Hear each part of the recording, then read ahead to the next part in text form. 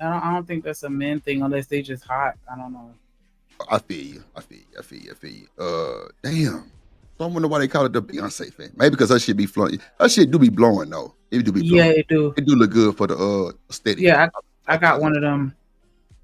That thing You be got one of them blowing. metal That's why I motherfuckers. thought you could. That's why I thought you heard it because it be loud to me. But I don't know. Nah, I don't hear nothing right now. I don't hear nothing. I turned it off when I first came on. It was on and it was loud to me. Oh, okay, okay, yeah, Hold on, I'm yeah. gonna turn it on for you. Let me see. I don't hear nothing. I just turned it on. I still don't hear nothing. Oh, well then shit, we finna rock out then. See, in your StreamYard, it's a it's an option for you to reduce the background noise. That shit work. I don't hear Yeah, nothing. because man, I wish I would have known that. There've been plenty of times I wanted this fan on and I didn't Yeah. turn it on, thinking that it was gonna be too loud. Is it blowing your head? Oh, I see it. Okay, bit. I got you. I got. Oh, that motherfucker got that blow. That motherfucker got At that the whippersnapper. studio, giving a shout out to my dimple. You can only call me dimple, but so long. I promise you, Damn. I'm getting my other dimple, and you gonna have to add the S. But appreciate you. Not the is. Go Boss on and man drop say that it's $2 to contribute so I can get the S, so I can have two dimples, please. damn. Thank you. See, studio, this your fault, bro.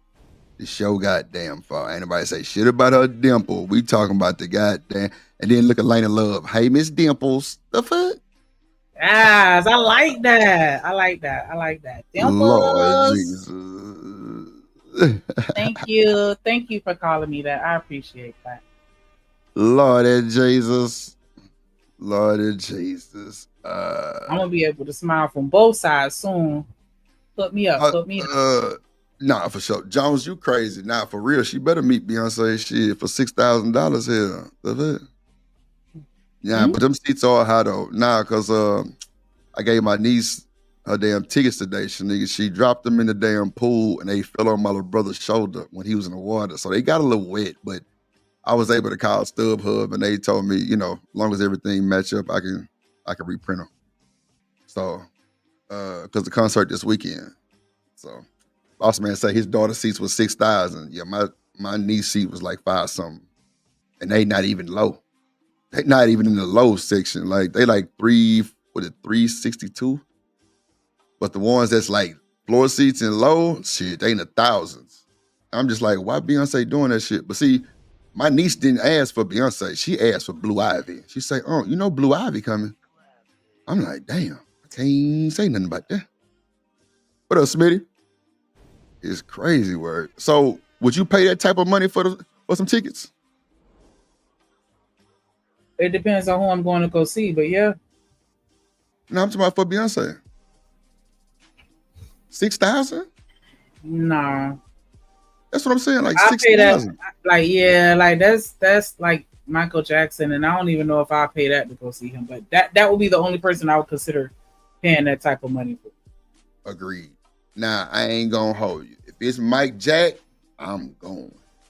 Cause I seen Prince before. My mama. My mama got some tickets for her and her friend, and the friend, I think they had to rush to the hospital or some crazy shit. It was wild. But she was like, "Man, you want to go?" I'm like, "She, hell yeah, I ain't doing shit. Let's go." Man, that shit was so boring. I mean, it wasn't boring, but it was boring, bro. Like I ain't like it. It was just I ain't know none of the songs. Everybody was up dancing and shit. I'm sitting there like the only young nigga in there, just like, cause I was like 23, maybe. I'm just like, the only thing I knew was Purple Rain, and I tried to sing to the rooftop. I ain't gonna hold you. I ain't gonna hold you. What up, Travel Watch? Say greetings, Dripper Shanika. Is the channel censored now? Just wondering. What you mean censored? Operation Dimples in full effect. I don't know. We might have to get out our pockets a little bit more for them dimples, man. Smith say thank you for the radio mode. Nah, for shit show. Yeah, man. I 6K feel for some like for six seats. thousand, like is that a meet and greet or is that just the seat only? Like, do you get a swag bag or is that just for the seat? I feel like is that VIP? Is that like what what all do you get for that? I'm curious to know. The S word. What's the S word? So the S word is usual and non-cursing subscribers is not okay. I don't understand what the S word is. Trevor One, you trolling me today. I would do it if my niece wanted to see Blue Ivy. Yeah, I couldn't say no. Not like she didn't say nothing about Beyonce. She said, I want to go see Blue Ivy, bruh. I'm just like, damn. I didn't know what to say. I swear to God, I didn't know what to say. I was like, damn, let me see how much the tickets cost. I thought they was a little rough. And man, shit. They was rough. They was rough. I can't hold you. But it seemed like everybody bought them up and just tried to resell them on StubHub. That's why I failed that too. If I would have went straight to the box, man, I'd have been way better probably. Who knows? But you know, StubHub let you buy tickets and then resell them. Ain't that some shit? I've never done any of that before. I always go through Ticketmaster. That way it That's be what I on should my have did, Shanika. phone. That's what I should That have way it did, be on Shanika. my phone because I be losing shit. Like, That's what I should have did, Shanika. I ain't gonna hold you. You're absolutely right. I should have went through the box Ticketmaster for sure at the goddamn stadium. This is at NRG, which is where the and Texans play. if y'all got Verizon, y'all need to check y'all app because they be giving out tickets and discounts and all kind of They little do. promos to a lot of concerts, Citibank and a do. lot of Yeah, people don't Citibank do really too. even Yep. check that.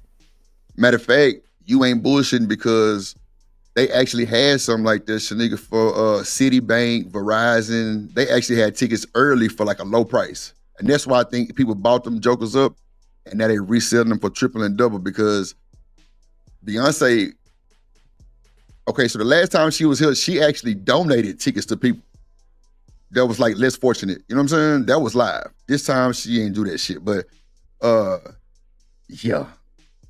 Citibank and Verizon did have discounts for early purchases and all kind of shit. That's a fact. That is a fact. Uh, privilege to go for free. I feel you, Johnson. Ain't nothing wrong with that. Yeah, she say, I'm talking about she ain't say nothing about Beyonce. She went straight to goddamn Blue Ivy. Blue Ivy. Oh, the S word. Shit. Oh, okay. My bad. I'm trying to. Nah, it ain't censored. I tell people don't say the B word. Travel One, the B word. So y'all don't feel disrespectful. I mean, disrespected. I'm sorry. Nah, not the S word. The B word. The B word is censored. Has y'all in the chokehold. Jones, then get out of here, please. I don't care. She do and did. No, my niece got me in the damn chokehold. That's who got me in the damn chokehold. My damn niece. Shit. God damn it. But nah, let's get back to this video, man. But yeah, 6K is wow, man. I don't think like damn Shanika said, it could be Michael Jackson. Yeah, Michael Jackson could definitely go with this. Yeah, 6K. I think I might have to go hit that block. Shanika, I ain't gonna hold you. I'm gonna have to go hit that block. 6K. Yeah, I'm going to see Mike Jack. That's facts. I might not have no place to come to, Shanika, but luckily I got YouTube friends. I can come pull up maybe. Yay or nay? Okay, well I can't stay over there then. That's cool. So when his travel occurs, yeah, travel. Not using the B word is respect. I mean, nah, that's for sure. I What you definitely talking agree. about though? What S word are you talking about? Shit, she thought that was censored. Nah, Shit. I don't know why she said that was censored. I don't know why. I don't know. But now the B word is for Google AdSense and for not disrespecting the women. And Travel One, that is a fact. I've never seen you curse. I can vouch for that one. That's a fact. I can vouch for that. I ain't never seen you curse. That's true. I can vouch for that. Yeah, Lena, she made straight A's. Like, bro, she's never made a B. She's never made a B. Like a C, none of that shit, straight A's. Like, I don't know what they were teaching them in that damn Montessori school, but I know my sister was paying a lot of money for her to go to school. That's a fact. from kindergarten up to she just turned 12 today. But they school is all year round, Shanika. They ain't got no summer. All year That's how round. all schools should be. I feel you. I feel you. Because it's like you think that would save a lot of drama and bullshit and violence and shit and these kids going the wrong way. You think so? Yeah, because they be bored, and when you bored, you get in trouble. Okay, so you know what? Let me ask you this, Shanika, because I think you can answer this for your boy. Do you think the women that let me not say the women, the parents they got these jobs that demand all they goddamn time. Do you think that's another reason why the kids uh might have went down the wrong path or too much time on their hand type shit? And because I know Yes. kids that's 12 years old that stay at home by themselves. Like my partner kids, they be at home by themselves for sure. Because I go ride by just to make sure everything's straight. Because they stay like on the other side of the neighborhood. I just drive by just every day. It's a habit. It's a habit. Like his kids are straight A kids too. But do you think that's a big deal? Also, parents working all these hours to provide for their family. You said, do I think it's a big deal? Yeah, because the kids are now by themselves, or you know, ain't no time spent with them, right? Do you think working all these hours play like a major part in that? I mean, If they have a yeah, I think job that that's okay, go ahead. my personal opinion. Is yes, I didn't mean to interrupt, but my personal opinion, I do think that it affects you because, and that's why I think that is better. Again, just my opinion. Oh I think shit. it's better to have the kids like super young Oh shit. because by the time you get so heavily invested in your career, 9 times out of 10 you're gonna choose your job over that child. Like if you have a super important meeting and then your child got some kind of random event, like a lot of people prioritize where they get their money from. You said that's what And happened. then when you never home and both of y'all out working, even if y'all have regular jobs, by the time you get home, both of y'all tired. Who want to help the kids with their homework and do all this other stuff that you have to do in the house? And that's why I always felt like it was that's why I understood why they had the family structure of the woman being at home, not to diminish her role or make it seem like she just needs to be barefoot and pregnant all the time. But it's good to have that one person that's always available. The school randomly call because somebody gets sick. It's good to have that person that can jump up right then and go out to the school. Or for every event, somebody, at least one person, need to show up. But if both of y'all at work, Shanika, it's a toss up. BJ say BJ say I spelled happy wrong on the thumbnail. No, I didn't. You did. Well, it's You right there. done the not the picture thumbnail, but the title. Oh shit. Yeah, I must have been well, I was. Oh shit. It's now watch this. Look at your keyboard and look at the S and the A. I'm changing it right now, but I definitely was typing too fast. That's a fact. My bad, y'all. Lord Jesus. Yeah, that S and the A sit right there by each other. I got you. It's switched back. My bad, y'all. He say drip since ain't nobody gonna tell you. So the Y'all six good big thousand dog. dollars shout out to Stan. Shout out to Stan. Well, actually, shout out to everybody, but a special shout out to Mr. Stan Autry. Um, a $6,000 is ticket is a VIP ticket, and you get a front row seat, dedicated restroom and bar access, Oh, that's VIP hard. parking or rideshare voucher, limited edition VIP gift item. They don't say what it is. Official VIP laminate. Child. Fast pass for merchandise, so you get to skip the line and get your T-shirt.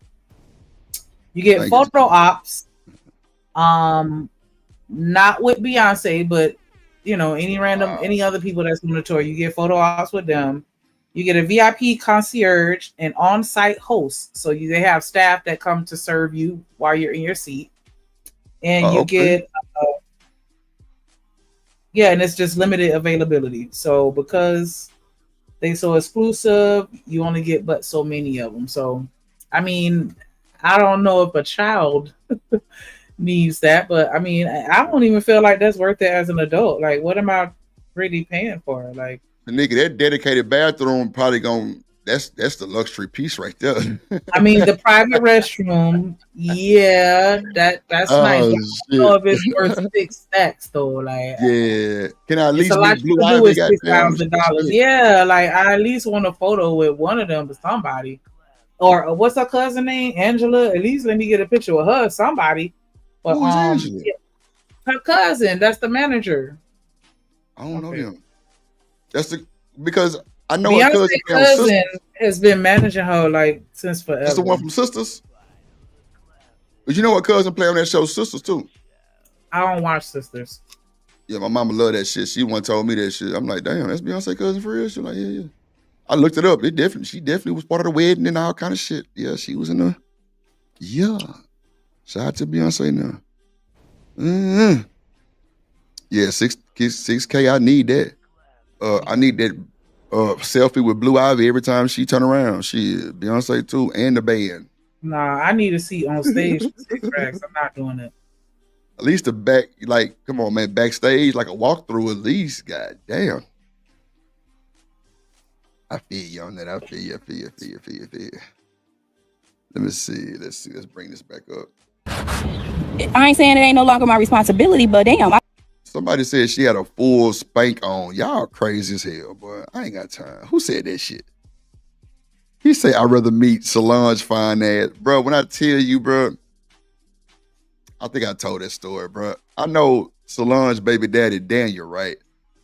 So I didn't even know he was her baby daddy, bro. Like my partner K Sitter used to make music and shit back in the day, and I was over there helping him with the drums.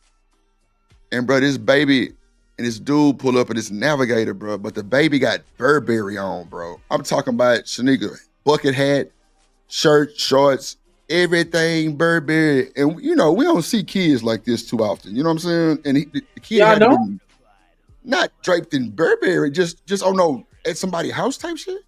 Yeah, they label whores down here, and that's the shit that used to drive me Oh, insane. Because I'm like, why? What's the purpose of this fucking 3-year-old with some fucking Balenciaga shoes like at yeah, that's church? Like, crazy. it's a waste. Crazy. But Yeah, yeah, I ain't gonna they lie. like that down here. They like that down here. Overdose. Oh yeah, see Houston. Now your ass be good if you get a Michael Jordan onesie. Hand Not, babies be yeah, dripped that's what I'm. out. Like, Yeah, Shanika, the baby had to be no more than 1 or 2 max, because he was in a car seat, like in a like a car seat, not like a booster sit up, but a car seat. yeah, Because he actually brought him in the house in the car seat, so I know you wasn't that old. You know what I'm saying? He was dripped in, you he had shouldn't a be gold one if chain you're in a on. car seat. He had a well, shit. You know, you're right. He might have been younger than that, then, Shanika. But bro had a little gold chain on, a bracelet. I'm like, who baby is this? And my You boy know K, what? he say, bro, go ahead. I'm so sorry. No, no, go ahead. You got it. Nah, I was just looking at Miss Bella because she said it be fake, and I'm like, a lot of times it do, but it depends on the person, not with all of them. Because I got a cousin, and nah, that shit don't be fake. They be, Man, I that done been to nigga. the mall with them. They dropping bands Well, I don't like, think bro shit was fake. Bro pulled up in that brand new Navigator and all kind of shit. Like, not saying that the Navigator is supposed to just confirm, but you just tell nigga swag. You know what I'm saying? Bro had a little something going on. You know what I'm saying? Like, this the same yeah, nigga that was in the Soldier video with goddamn Beyonce and them. Yeah. yeah. I'm gonna say my cousin, he be hanging out with G Herbo and shit. Like, so Yeah. they own that type of timing. So my bro was draped up and dripped out. And I asked my boy Kevin, I'm like, bro, who baby is that? Who is this nigga? He's like, but that's Daniel, that's Solange baby daddy. I'm like, wow. Who white baby is this? I'm like, bro, hell no.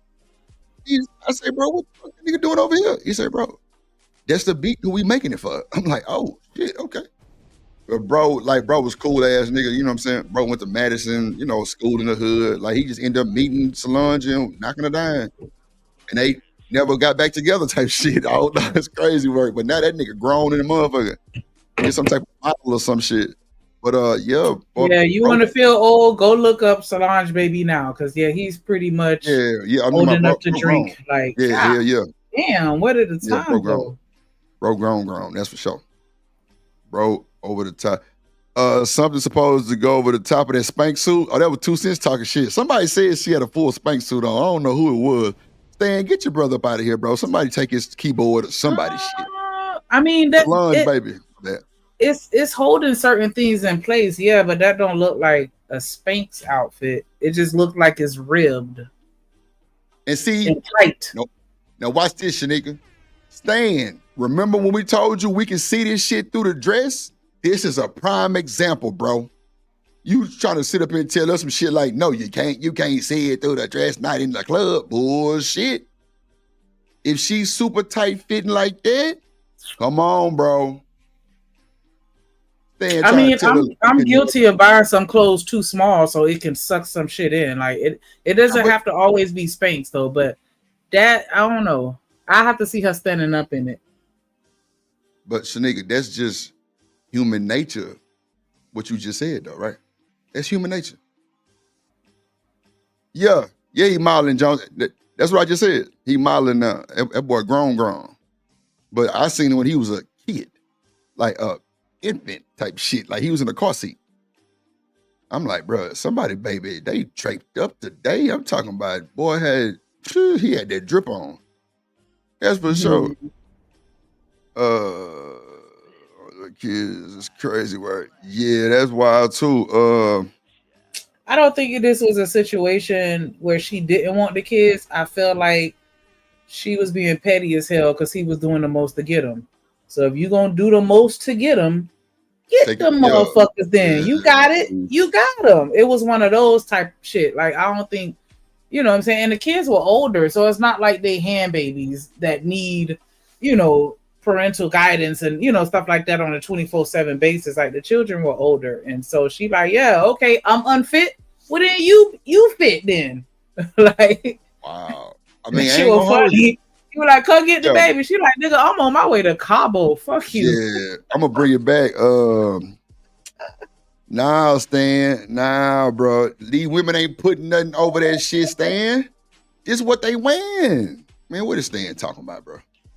I mean, these women not putting nothing on to cover that shit up, bro. Trying to do a lot to hide it, and I think Thank you, nigga, for saying that.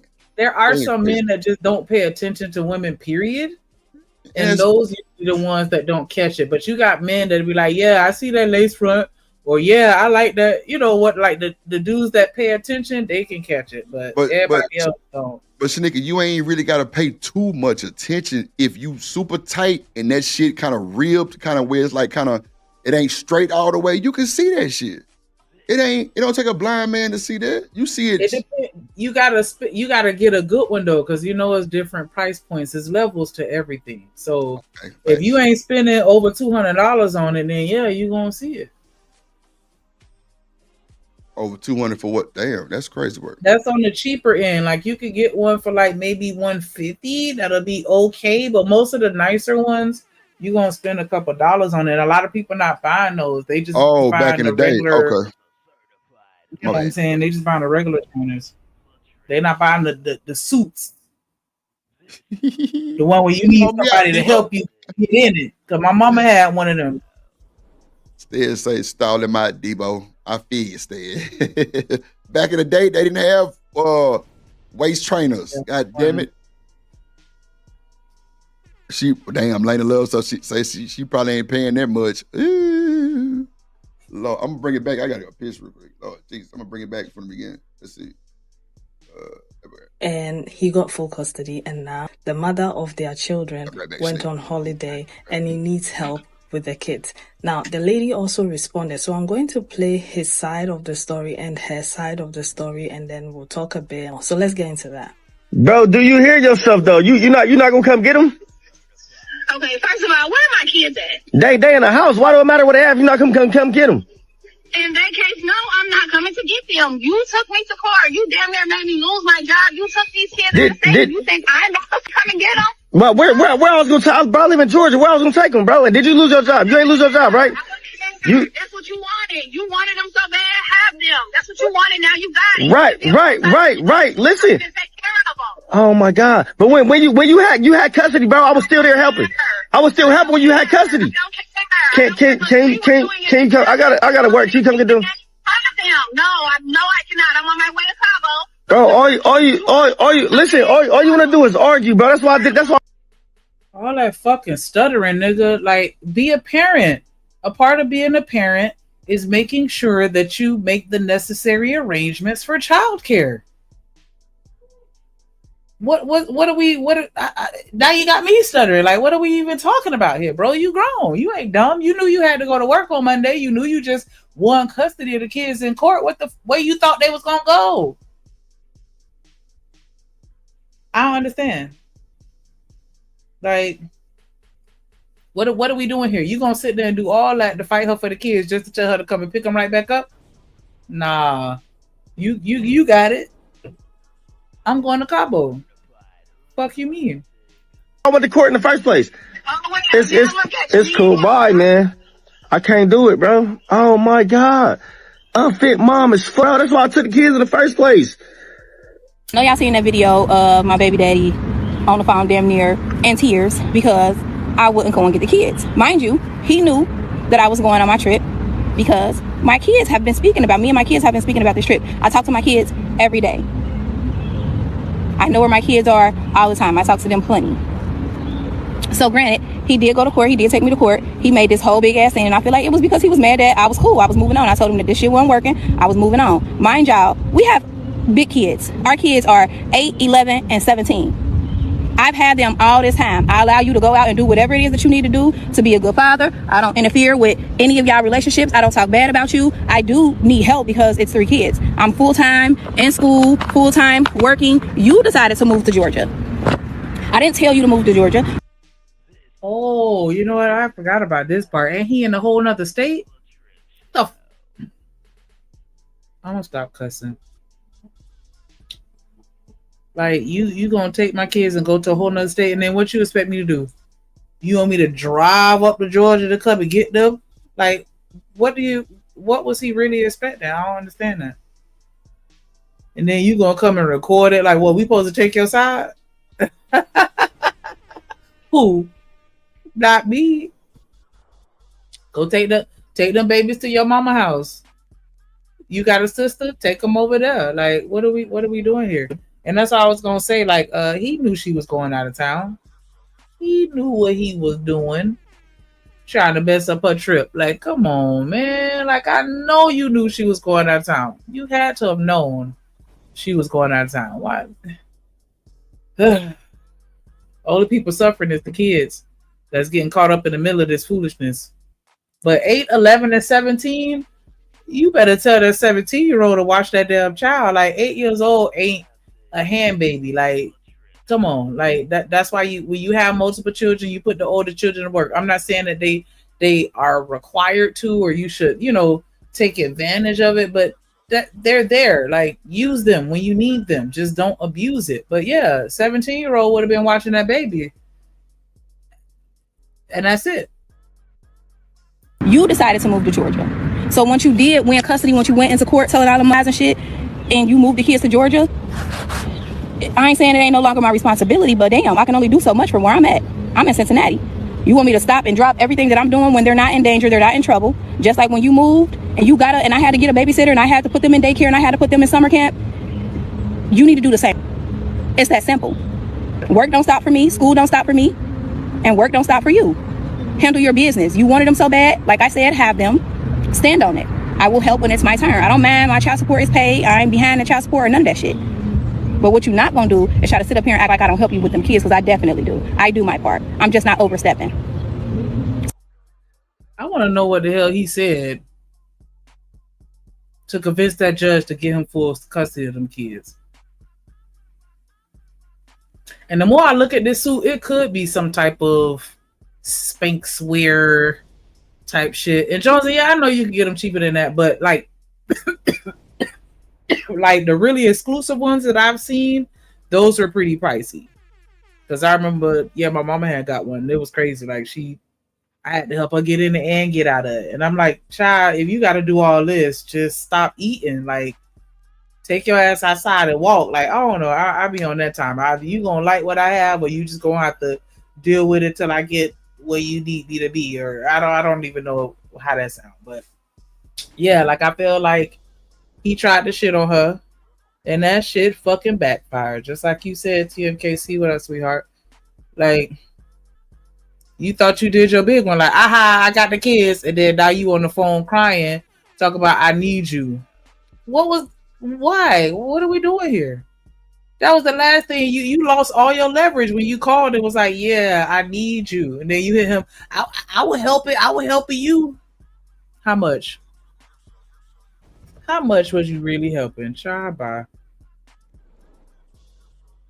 I'm not gonna say, I'm not gonna go that far. 2 cents, because I ain't gonna say she gave them to him. It sounds like she was fighting them, but I don't know.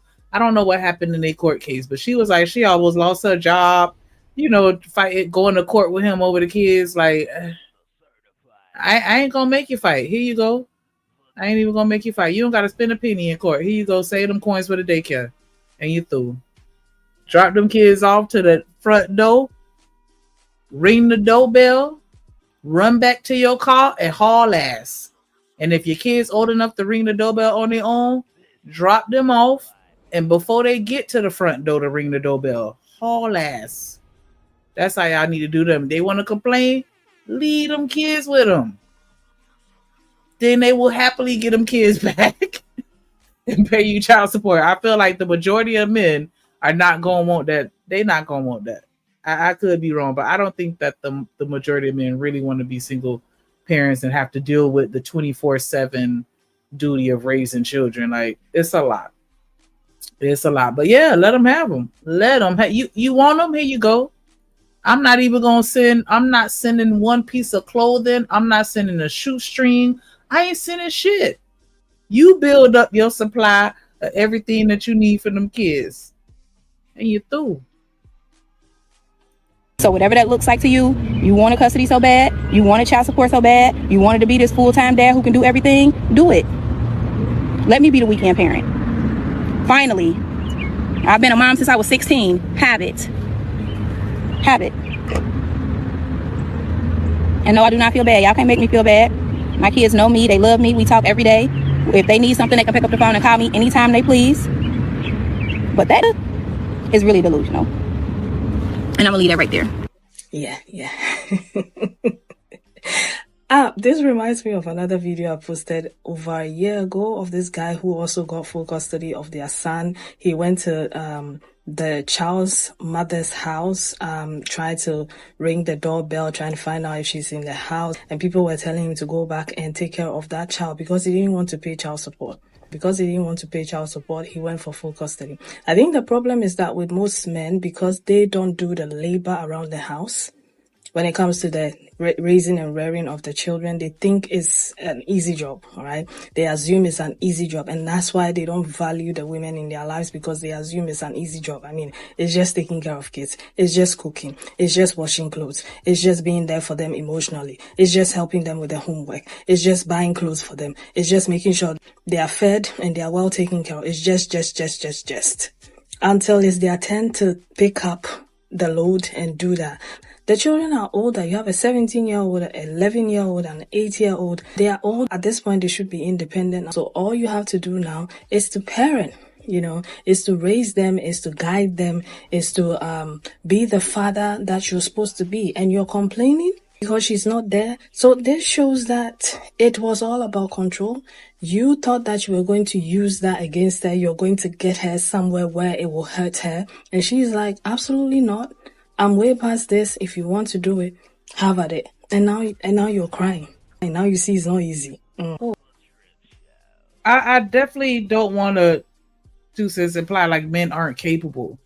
Men are absolutely capable, and I do agree that men make better parents. Y'all can stab me up later. I do think so because, well, I think that we both, are needed. You need the balance, but I definitely see the difference in the children that are raised by men versus children that are raised by women. I get it. I'm not saying that. What I said is, I don't think the majority of men want to do it. That's what I said. I ain't said that they not better or they suck. I'm just saying that I don't think y'all really want to do it. The majority of you, I just don't think y'all really about that life. Like I think you guys enjoy being able to lead a kid with the baby, and then you can kind of go back to being a bachelor living your best child-free life except for every other weekend. Like I think they I don't know. I don't know if I want to say the majority of men that aren't in their life is because the women are keeping them away. I don't know. That's I don't want to derail too far, but yeah, I think it's interesting this particular story, where we went through all that to go to court and then didn't have a plan in place as the leader, as the man, as the patriarch. He could have did a little bit better, but I think that's more so like a woman thing, planning and making sure that things are, the smaller things. Like men tend to focus on work and, big things and, little shit, making sure you got toilet tissue and all this other shit. Like I don't really think about that as much as we do. And then like she said, 8, 11, and 17, come on now. That's easy street. At that point, you don't gotta change no diapers. They know how to bathe themselves. They should know how to cook for themselves already, because my boys did. I ain't playing with you long. As soon as they got tall enough to see over that stove, okay, let's get the stepping stool so you can really have a good angle, and let's learn how to work these pots. Flip that wrist, whip the wrist, whatever they say. These little young niggas, yeah, they was doing their damn thing. Like my boys, they don't need no woman. And I'm not raising them to be like that mentally, but I'm just saying I raised them to where they can take care of themselves and they don't have to eat out every day and they know how to wash clothes and stuff like that. Like what 8-year-old don't know how to do this stuff? Oh no. I'm still curious as to how he won them kids, but that ain't my business, I guess, because I ain't gonna be able to find out. But we don't want to go to war, but it's necessary. Hey, I'm not arguing that because I damn sure don't want to go. Welcome to America. Don't sign me up for shit because I'm running. And I think first said they teach you how to hide. Good, because that's where I'm going to be hiding. Nah, I don't know. I want no parts of that. No parts of that. What y'all argue about, Chakra? You said baby boos definitely neglected kids. Hell yeah, they did. We was all at grandma's house. That's why it was different. That's why we all knew each other. Nigga, everybody was getting dropped off at grandma's house for the whole weekend. Like, damn. Like, some of y'all was never home. Never. All right, fine. Well, I was just responding to what Two Sis said. Like, I'm not gonna necessarily.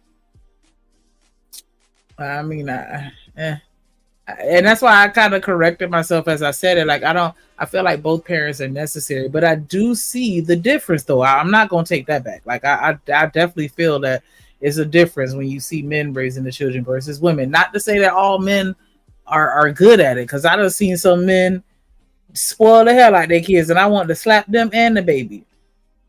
The little boy was at the stove just having the biggest temper tantrum ever, and his daddy was just standing there. And I'm like, if you don't man up and snatch him by his motherfucking, I want to grab both of their collars. I ain't even gonna hold you. So everything always depends on the person. Naturally, I think that we all kind of can understand that.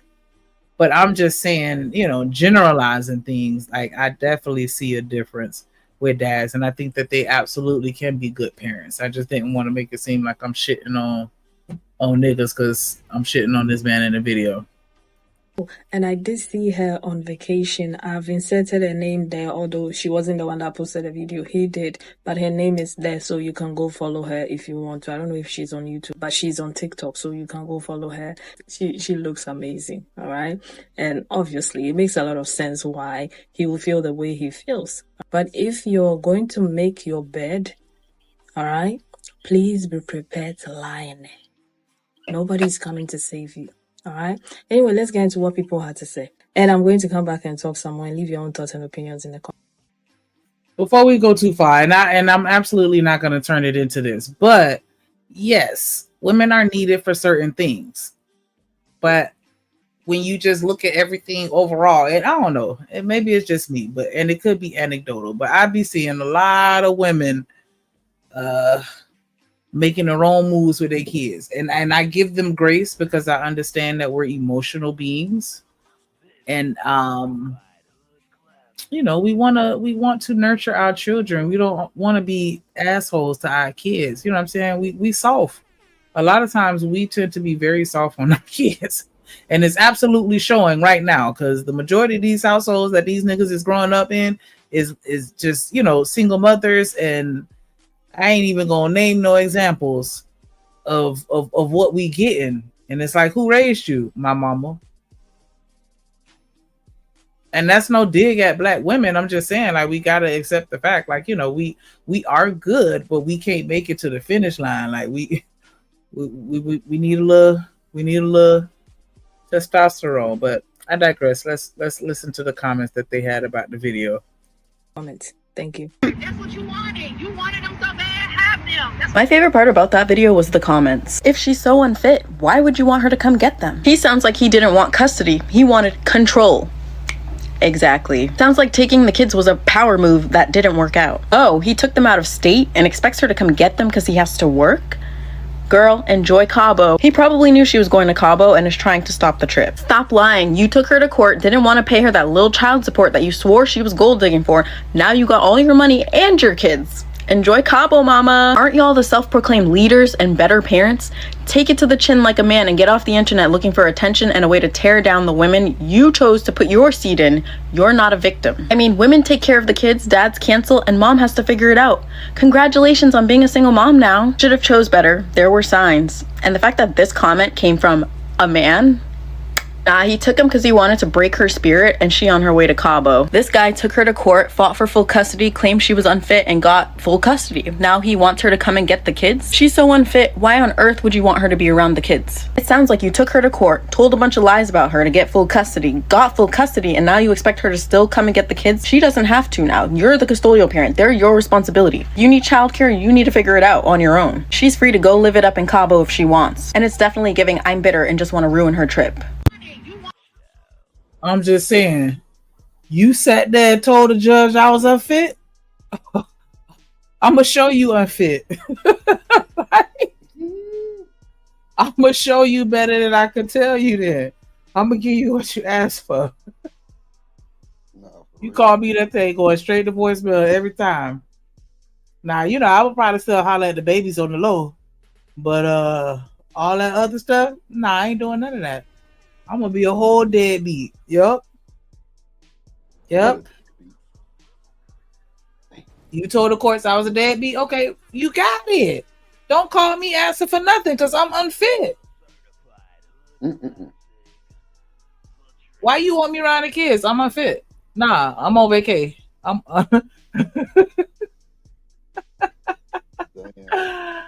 What you mean? Tell the entire story. He got custody, so obviously he was able to convince them that she ain't fit. That shit hit different. And now he's literally on the phone begging her to come and help. Like, what do you want? Here you go. More opinions. Wanted them so bad, have them. That's what you wanted, now you got it. Right. I love these types of videos. I love these type of videos because it demonstrates something that men don't think about when they decide they want to go for full custody of their children. They never ever conceive the fact that the baby mama isn't going to be in the picture. They always think that if they get custody of the kids, that the mom will come along and be there to help them out of every situation. Not the case. She's right. You took her to court. You damn near cost her her job. But now you want to complain and go on the internet and talk about how, oh, my baby mama ain't helping me out. My baby mama ain't helping me out. I got the kids, but my baby mama ain't helping me out. Maybe you should have chose better. Maybe you should have had babies with somebody who was responsible. But I've seen a few of these videos where the fathers get custody of the child and then the mother drops out and now they're all mad and pissed off. Oh, wow. It's almost like that was a pattern for us. What made you think you were special? You just another sole caregiver of children who now has to deal with the frustration of having an absentee parent. Welcome to the motherfucking club. Give these men. For every night that I had to stay up late because this little ugly crotch fruit want to throw up all over the place. For every time I had to get some oil and pull the shit out my baby ass because he was constipated. I'm not exaggerating, Drip. You sometimes you have to do that with your kids. You said oil? Yeah. What the oil do? It help you pull it out. I had to literally pull it out. Oh wow. Cause he was so my child. Anyways, like the laxatives, nothing was working. Stool softeners, nothing. I don't know what the hell was going on with that boy, but he just wanted to be a pain in my ass. Cause it didn't happen just one time. Like anyways, but for all them, man, what? Being a single parent is a very difficult job, and my hat goes off to every single person that does it, because for a long time I didn't understand until I got in that situation. It was like, oh, okay, now I get it. Because even when you got money, it still hit different when you by yourself. It's still gonna hit because money don't that don't. Shit. What, he didn't want to go to the restroom or something?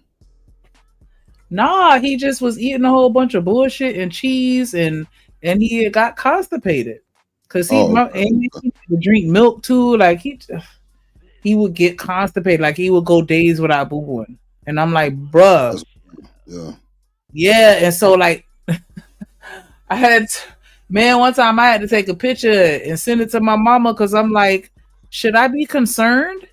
Is he getting fisted? Because it looked like my arm was in the toilet. Like child. Wow.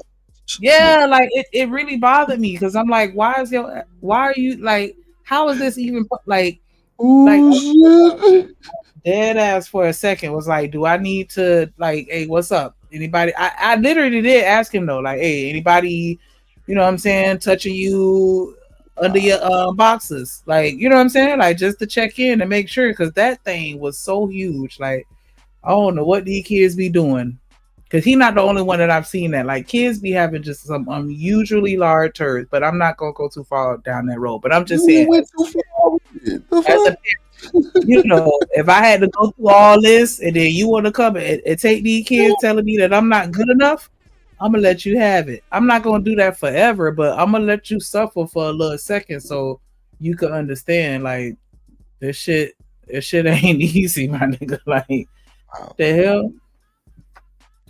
That's wild, nigga. I ain't gonna argue. Deadbeat. I'm gonna get me a shirt made. Damn. Not deadbeat.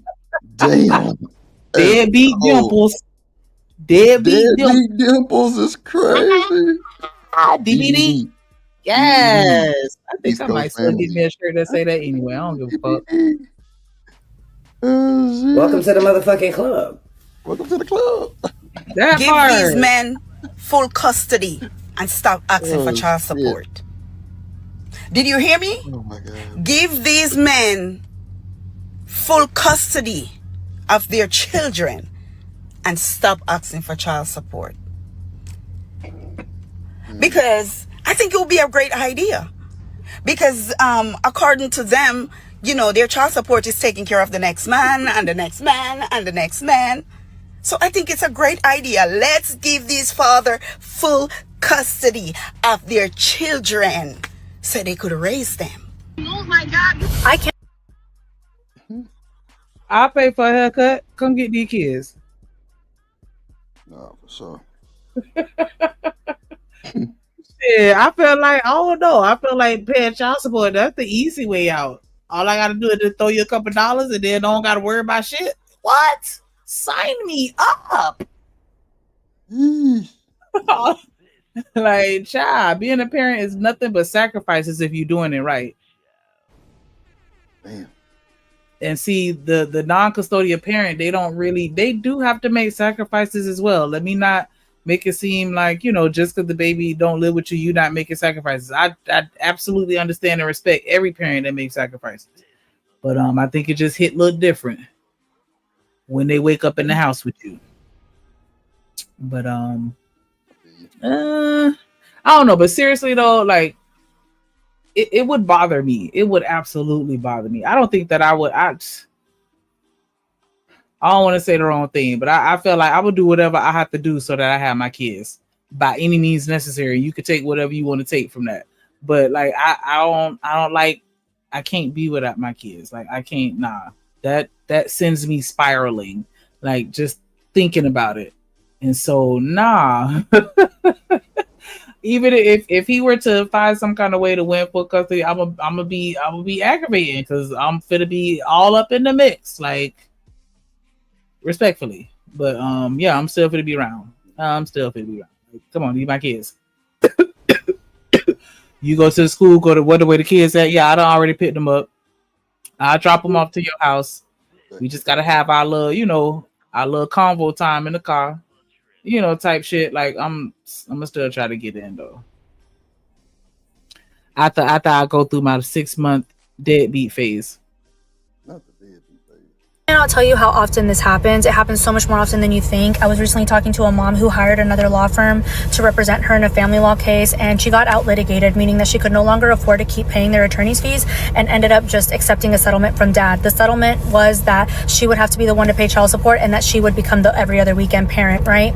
This mom is not the first and she won't be the last, and I've seen it happen in many cases where dad is now realizing that he actually got the shorter end of the stick. Yes, while he got off of paying child support, any single mom knows that the child support is nowhere near close to the financial obligation that it takes to actually raise children. So what happens next? Dad is asking mom to contribute more than her child support amount. He's asking her to pick up the children during days that aren't in the court order.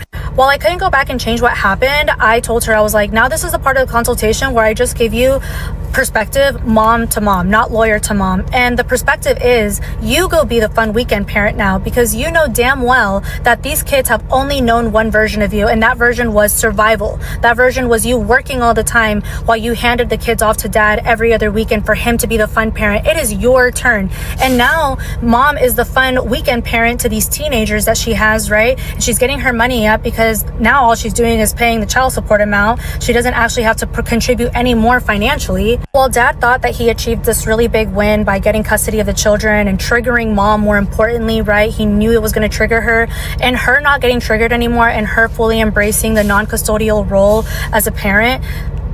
He was very upset about that. He was like, wait, so my plan didn't work? I completely understand the mom's frustration in this video where she's like, you took me to court, you wanted this, right? And dad's like, why isn't she doing more? Welcome to single motherhood. No, I cannot. I'm on my way. I know I was being facetious earlier, but I don't think that that's a good message to spread. Like, at no point in time should we be encouraging any parent of any gender to disassociate from their child and not take care of them. Like, I just don't think that that's ever going to be the answer.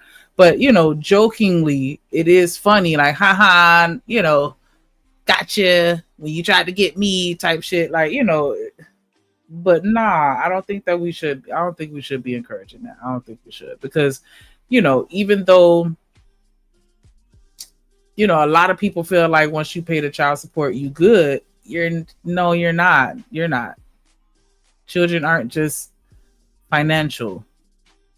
They're human beings. So the child support is to just help financially. And it's crazy because, a lot of people complain about the calculations. We need to be, they're calculated by the court. We need to take it up with them because they the ones who telling these niggas how much to pay. I'm not mad at the man. If anything, I'm mad at the person that set this price, the person that set these laws and statutes to let them get away with the bullshit. Like that's where you need to redirect and rechannel this energy. But anyways, but yeah, I don't think that we should be encouraging people to say fuck them kids for real. Like, but she in another state, so I don't know. That's kind of tough. I don't know how much or what she would have been able to do in this situation if he's saying I gotta go to work. Like, so do I, nigga. Like, what do you mean? What is she supposed to go there and rent a hotel room and then watch the kid? Like, what was she supposed to do? What was she supposed to do in another state, in Ohio? I don't know.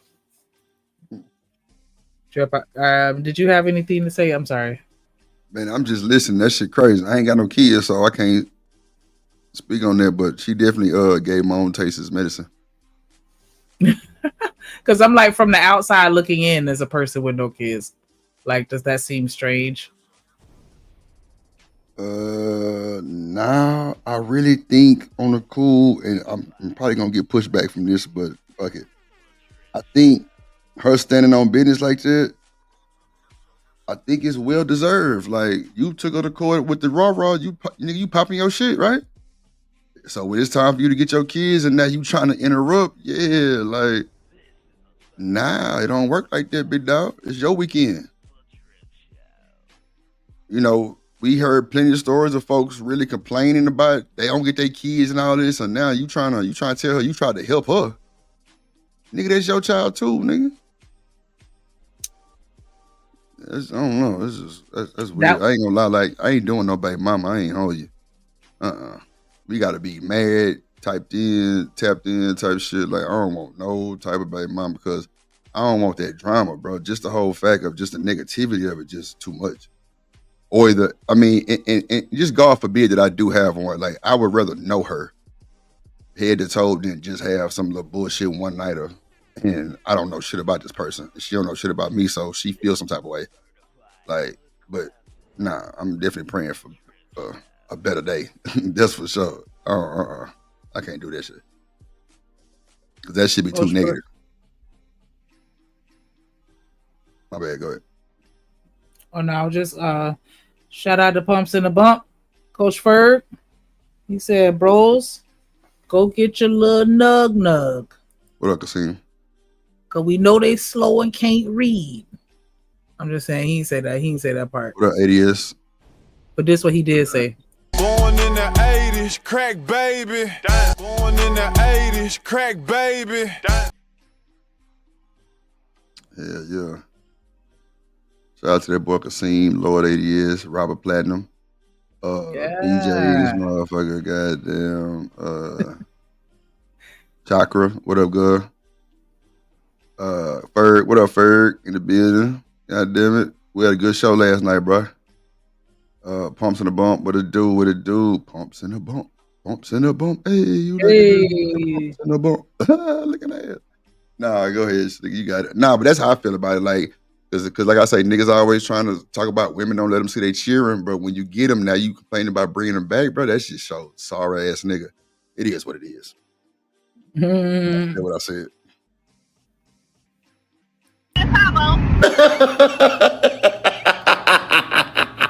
It's the I'm on my way to Cabo that takes me out.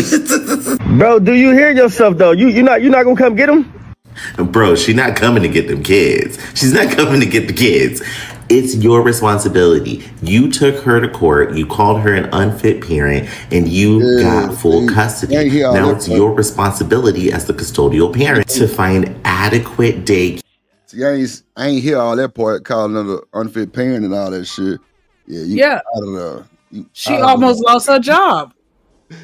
Stupid ass nigga. Nigga stupid, bro. Like, come on, bro. That's what make us look bad right there.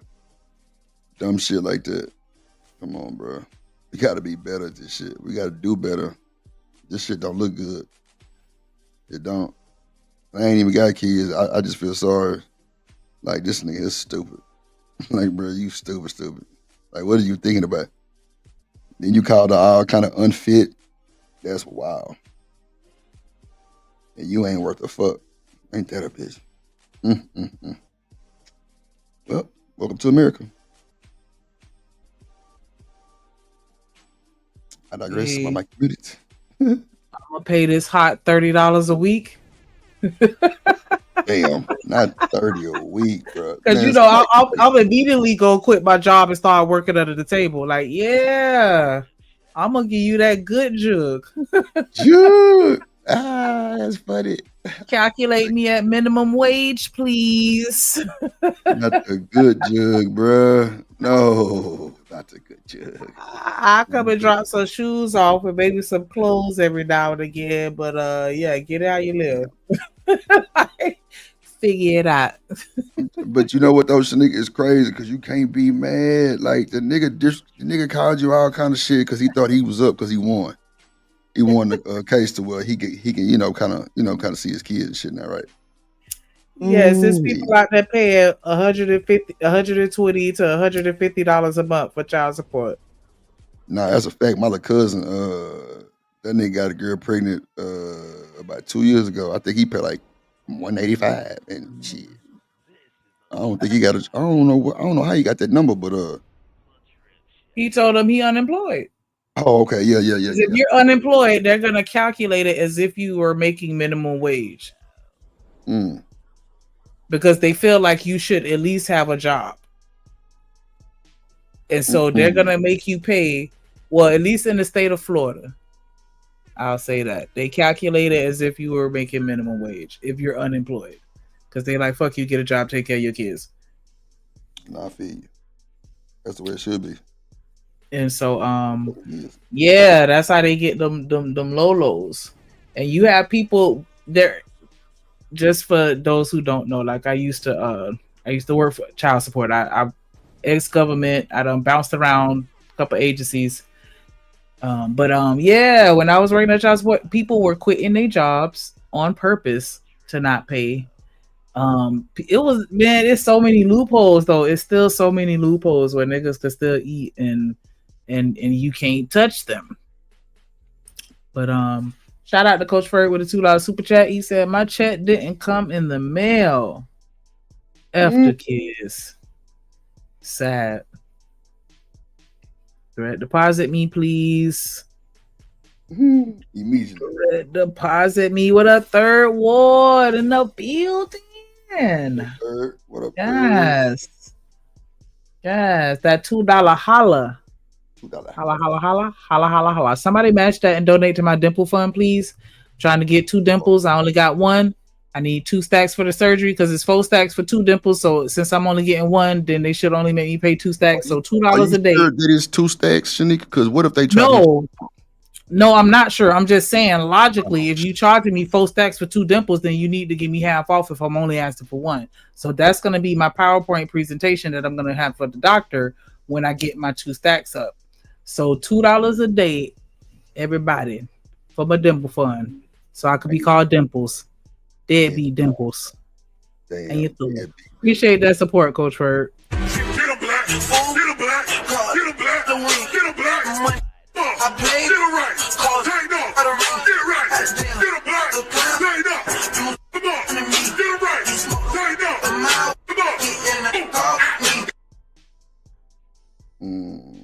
Yeah, shout out to Ferg. Born in the 80s, crack baby.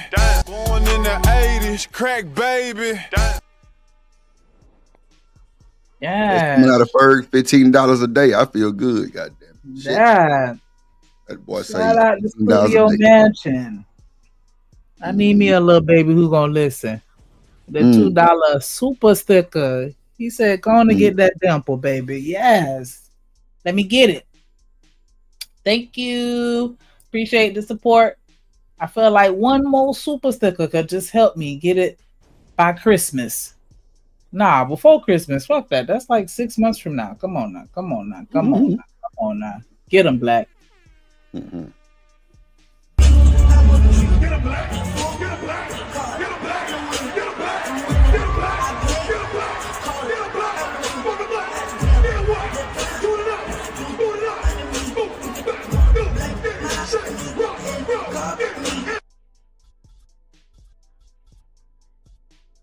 Call Neek.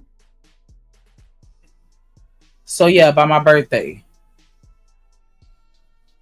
Yeah. Call Neek. What? Say get in the car, Neek. Don't get in the car. I say get in the car. Shit. Oh, my bad. Shout out to TMKC with a $2 super chat. She said for the dip. Fuck. I know that's right. I'm loving it. I definitely love the support every time. Running back.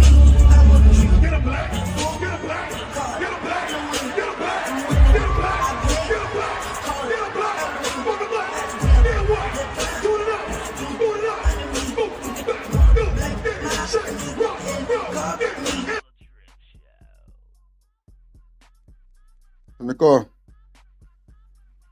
Yes, and then we're gonna run it back one more time for BJ because he slid in. Cause that's what he like to do. He like to slide in and slide right back out real quick with the 99-cent super sticker. Get a black, get a black, get a black, get a black. Get it right, tighten up, get it right, get a black, tighten up.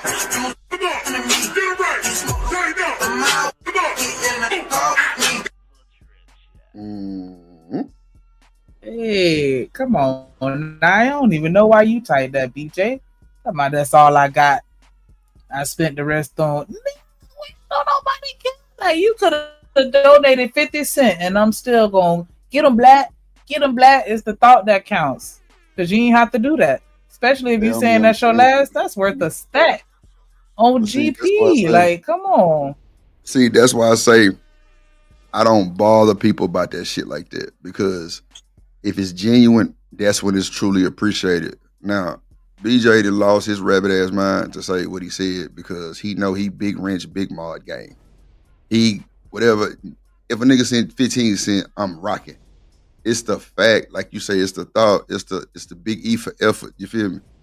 Like, nah, you ain't gotta do that, BJ. Like you big dog status over here, big dog. I mean, I don't know what to tell you, but it's just a genuine vibe. You feel me? It's just a genuine vibe. Like that's why I say I don't like pressing people.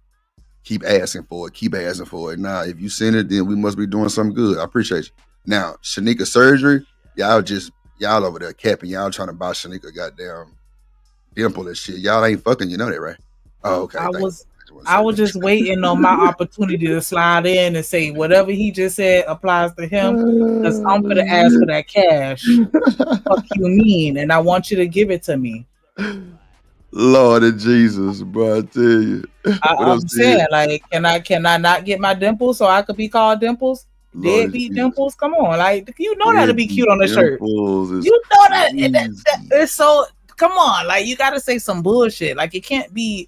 Yeah, I used to wear rude ass shirts all the time when I was young. Damn, what else just some fuck you. I don't care. Like just some rude ass shit on the shirt. Like just whatever. So yeah, deadbeat Dimples. And then when they're like, somebody gonna say it when they read, and then I'm gonna smile and I'm gonna show them the two dimples and be like, yeah, you like that. You gonna show them the two dimples? What you gonna do? You gonna smile at them? You know you like that. What if that dimple don't work? Girl, you know you like that. What? What if the dimple don't work yet because you fresh out of surgery, but they like your dimple? Then what? Oh, I ain't going outside till I'm ready. Going outside today. Yeah. I ain't going outside till I'm ready, Betty. Oh shit. Yeah. And I'm gonna just be laughing and smiling for no reason. And I'm gonna make sure to cock my head to the side and pull my hair back so you can see that dimple. You cock your head to the side. Just in case you missed it, let me run it back. Hee hee hee. Smile. Damn. Ain't nobody gonna say, "Hey, you too beautiful to smile." I ain't gonna get that shit no more, my guy. Like you seeing all 32 every day. Just permanent smile. Like, yeah, look at these dimps. Ow. Yeah, but yeah. I'm done deviating, but I definitely appreciate y'all for rocking with us and showing support. Make sure y'all hit the like button in case you forgot. Go check. Go look right now. See if you did it. And don't be petty and take the light back. Because I know y'all like to do bullshit like that. Like y'all petty as fuck. Yeah. Just looking at him. Like nah, fuck you. I'm gonna take my light back. Like, damn, take your light back. To remind you, because I got a Dr. Umar with it. Like, yeah, hit that like button. And then there you go.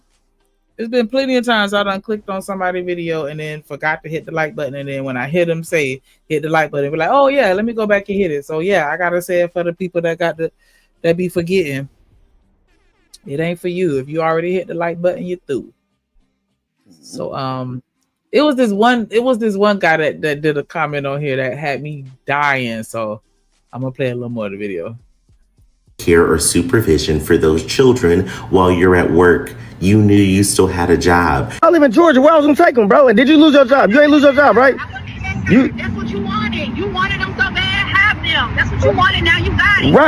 Right. This is what he wanted. This is what you wanted. You got full custody, so now you have the responsibility of full custody. It's crazy how y'all think even after a woman is finally able to get away and y'all separate, that she still owes you something, that she's still indebted to you. Right, listen.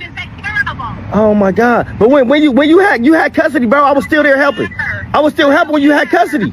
You almost cost her job going to court to take the kids from her and hold it in her face. And now you expect her to still come to you at every beck and call? You're not even together anymore. It's time for you to stand up and be responsible and handle the kids.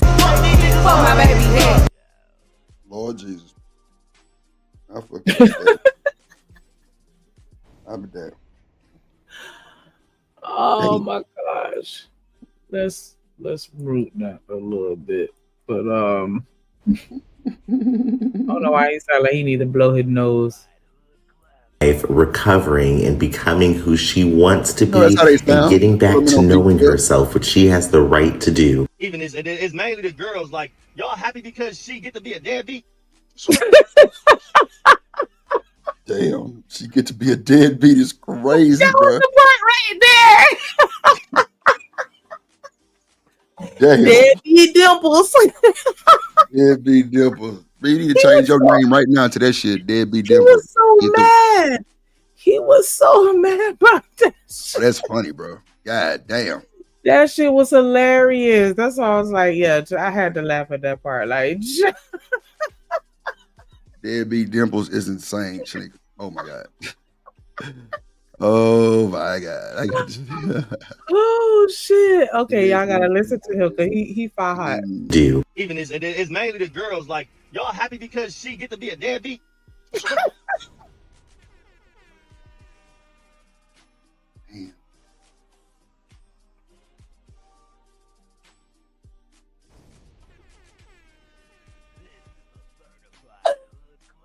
Oh my gosh. Okay, I'm done. Something wrong with her, guys. Something wrong with her.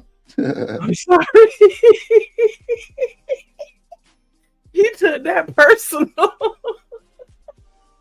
Shanika, look at your name down there. Oh gosh. You ain't shit. Like a motherfucker. Oh, what else, Chanel? Oh my gosh. That's crazy work. Y'all just happy she get to be a deadbeat. Oh, you don't like it? Oh, yeah. It's crazy. She get to be a deadbeat. Nigga, you mad? Shut up. Go wipe your ass. Hey. Oh, okay. I'm sorry. Just one more time and then I'm through. He just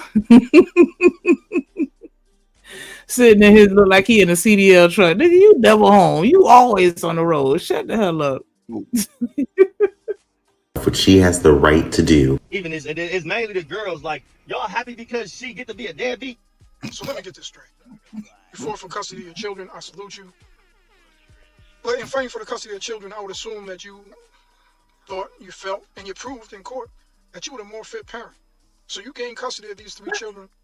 Now, she's in Cabo living her best life. You in a truck, figuring out childcare, and you crashing out on her. But come in close, let me tell you this. As someone who has one custody of their child, as someone who, this is not a badge of honor, but me and my ex ain't on the best terms. We had a custody battle, we had many things. We argued and fought over many things. We ain't never fought over no child support, even before I won custody. She showed me how much it would be online with how much I get paid. I agreed to it, I wrote it. Whatever it took to take care of my children. Outside of that, if my children needed anything, I didn't say, get child support, so I ain't gonna get your sneakers, or I ain't gonna buy your food.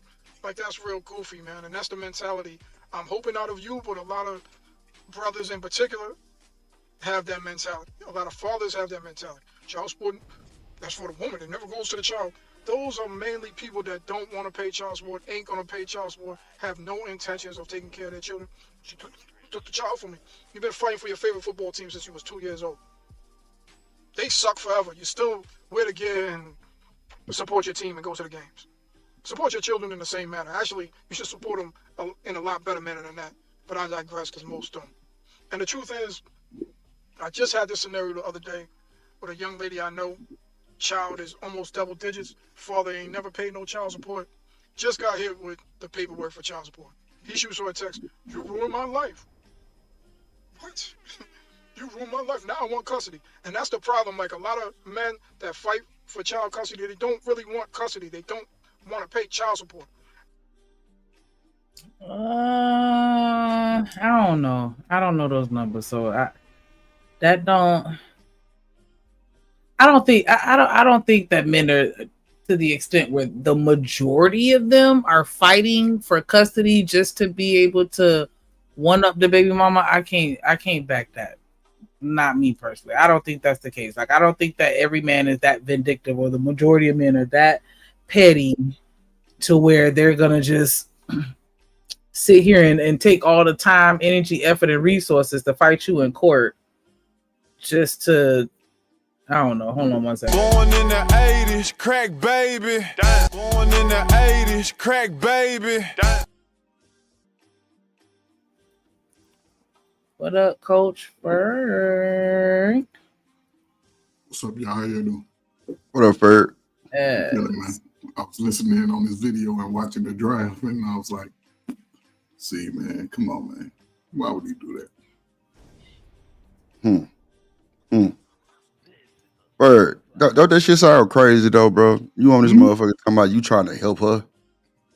You damn near cost her job and all kind of shit. Like, bro, are men really asking for custody for real, or is it out of hate? Like for real.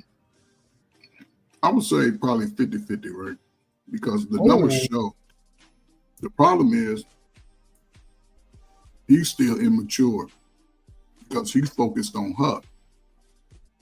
You see it on YouTube often. Instead of focusing on your child and providing the best for your child, maybe, even taking your kid, because you can take your kid on some of these little truck runs and, during the summertime, but, it's just a different thing. But he's focused on her and what she's doing. And that's where he's going to always come with his feelings about his child, and his child won't grow and prosper, and he'll blame it on the mother. It's not often, that you just get custody of your child, but when you do it, you have to just sort of own it, like be proud of it and focus on your baby. But what this dude's speaking is not true. Most men that have access to their children are very active, especially brothers. Now, there's some brothers that, again, focus on the woman. Now they don't really want to have no engagement, and that's the sad, but it's not a majority of those type of brothers. It's the dudes that's still sleeping with their friends and passing that bullshit around, ain't grown up. Because and I'm saying some shit up. One thing I always told young brothers, right? If you have a baby, regardless of what age, and when they track you to the baby, whether do DNA at age 0 or DNA at age 10, they're going to make sure you pay that money. And when you go get your Social Security and you kept quitting jobs and thought you was fly and shit, guess what? When you go collect your Social Security, they're going to take that child support out your check first. And if you ain't work consistently, you probably get about $400, with about 40% of that coming out for child support. And they're going to take it all the way to your grave. So, especially today, brothers ain't moving like that. They changing course. What up, Daryl, Stan, JD, King Rooster, Eyeglass. But yeah, in Florida, they'll take up to 45% of your income. And that's pre-tax. I ain't going. Don't do it. That's what I say. Yeah, I think it's better to just keep them people out your business and figure out a way to do it maturely between the two of you. That's it. Because it's just, nah, man. I remember I seen this one video. The lady and her mama damn near beat the man up because he had to cut the baby's hair. They just going at him and just giving him a real hard time. And then she like, yeah, take the truck, baby, and bang it against Daddy's car. Like she was just doing the most. And her mama was right there. And then he finally got mad and started snapping on her like, yeah, and I know your husband cheating on you. That's why you all over here. And I've been like, yeah, he just it was like, yeah, that was crazy. Like, and then you just see the two little boys just standing there watching. And you can be having a great relationship. I assume that you got a great relationship with that other person, right? Until they see you with another man or another woman. And don't let your girlfriend do your daughter's hair. Then all hell break loose for the next 20 years. You wonder why you're going down because she's over there just preying on you. Or he's over there just trying to make your life miserable. But most fathers, they get their child. And that's crazy to me because you have to do girls' hair every day, unless you doing some type of braids or whatever. But for the most part, you doing their hair every day if you want them to look cute. And it's like, why wouldn't you want somebody else helping you? If you gonna go ahead and style it. It ain't permanent forever. Like as long as you ain't cutting their hair or what I'm saying, making a permanent change, or not even permanent, but you know what I'm saying, long lasting. Because hair grow. Like, as long as you're not putting no chemicals in it or cutting it, I don't care. No weave in the baby's hair. Can't put no weave in the baby's don't have them looking super grown or crazy. Like if you actually know how to do hair, have at it, sis. Please, can I come drop her off on the other weekends that ain't your weekend, and I'll just pay you to be her stylist type shit. Like, give me your number so I can send you a Christmas basket type shit. Like, thank you. No, nigga. Most women ain't going for that. But I feel like you gotta know, have a somewhat of a relationship with them too. Like, cause I'm gonna want to befriend you to a certain extent. You feel me? Cause I don't just want anybody digging in my baby head. So, I'm gonna have some questions and concerns, and I'm gonna want to converse with you. And and if I feel like you cool and you care about my baby because you care about her daddy or whatever, hey, have at it. Because I don't think everybody hate they stepkids. I think that some people really do throw a genuine bond with them. Yeah, that's true. If they have it's different. People sort of separate relationships when they got kids, and you can't really do that. It can't be me and my wife and my son and everybody got a different relationship. It has to be one relationship. A lot of these guys going into these situations, they leaving one, trying to get into another. They go from house to house, woman to woman.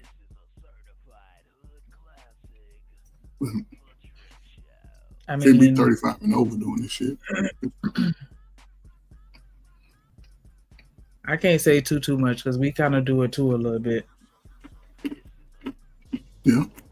I got a couple homegirls. I don't think I've ever seen them single.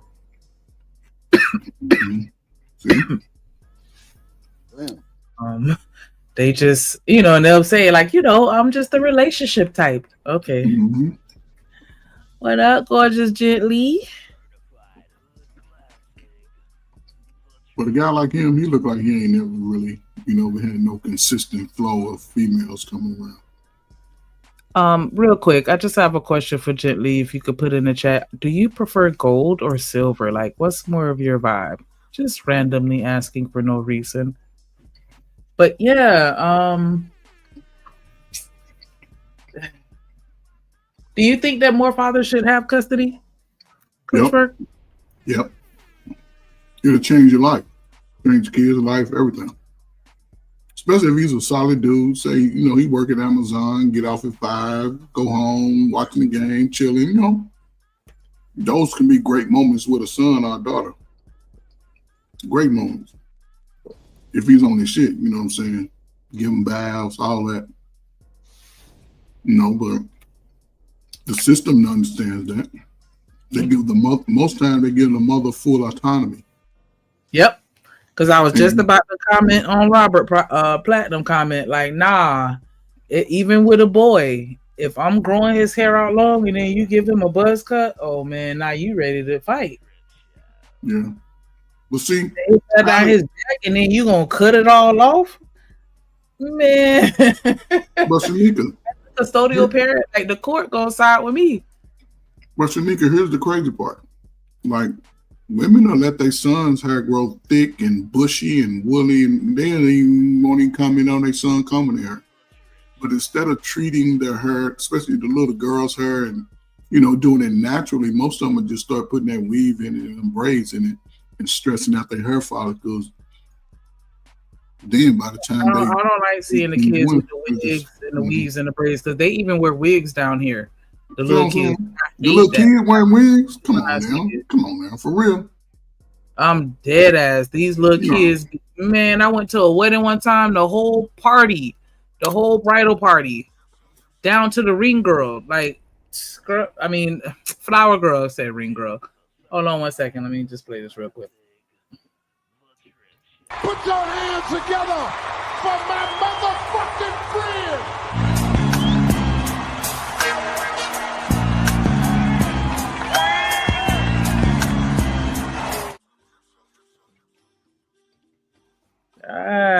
Yes. What up, Mr. Seven? Look, not showing off plates. Hey, talk. Yeah, you can't do that no more because that was a little low key erotic. Like that plate was sexy as fuck. Like I'm attracted to the food. Oh, you are? I want it. You mean like that? Oh, what we got tonight? Hold on. I gotta get a good look because that looked like some good. Hold on, real quick. Okay, go ahead and tell me what I'm looking at because sweet potato, Mediterranean curry chicken with sweet potato and cantaloupe with rice, sticky rice. Ooh.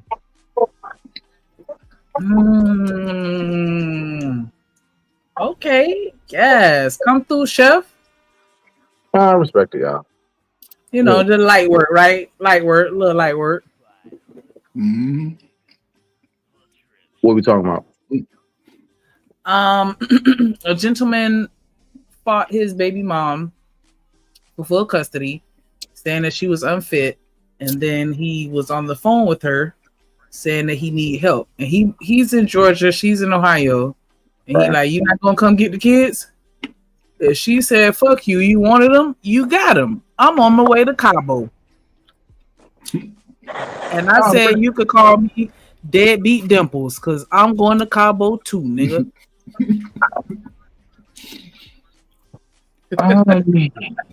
All right, you know what? I'm gonna go ahead. Hold on, because this TV too loud. My bad, y'all. Hold on one second. Yeah, I'm gonna just go ahead. I'm gonna take the safe route, and I'm gonna say, fellas, get out of the crack era of the '80s and pick better. That's right. Go ahead, Ferg. You got it. I digress. My mic is muted, and I plead the fifth. No, 1, 2, 3, 4. Feel. Born in the 80s, crack baby. Born in the 80s, crack baby. Shanika, why wasn't your ass trying being a comedian a couple times? You're funny as hell. You know what's funny? If any of you niggas ever heard me, I shit you not. I'm trying to tell you. Don't y'all remember back in the day when they said, what do you want to be when you grow up? And all the kids raised their hand. I shit you not. The very, very first thing I ever wanted to be was a stand-up comedian. And that failed quick. That went out the window real quick. So we went on ahead and switch modes and shit, you know what I'm saying? But at one point in my life, I'm dead ass serious, yo. Like I really, because I don't know, I just always found, with my little bam ass, I always got a natural little knack to make y'all laugh. Even when I'm being corny as shit, it's like that shit funny as shit though, even though that nigga is just dead ass wrong. But I digress. I'm like, it's needed. Rock out. I think you should try to tap into that because, you're a different person now. You've experienced different things. I know you got a whole bunch of funny life stories that you could tap into. And I think you got the voice for it, for sure. Mm-hmm.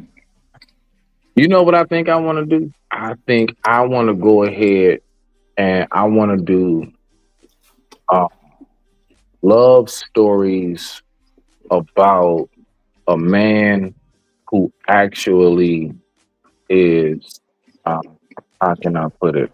I guess you can say funny. That's right. Funny love stories. I actually been thinking about that. That's right. That's right. I just want to go through all of my like worst like dating moments and shit, and then I'm just gonna put that bitch in sequence. So you trying to be a producer of a rom com? I'm thinking. Listen, I've been thinking about a lot of that stuff. Listen. Let me tell y'all something. I'm the guy that has so much, and you know something, Shanika, you spoke about it. Actually, I heard you say something about this. I'm that guy that has so much like creativity. I just don't have the right team around me.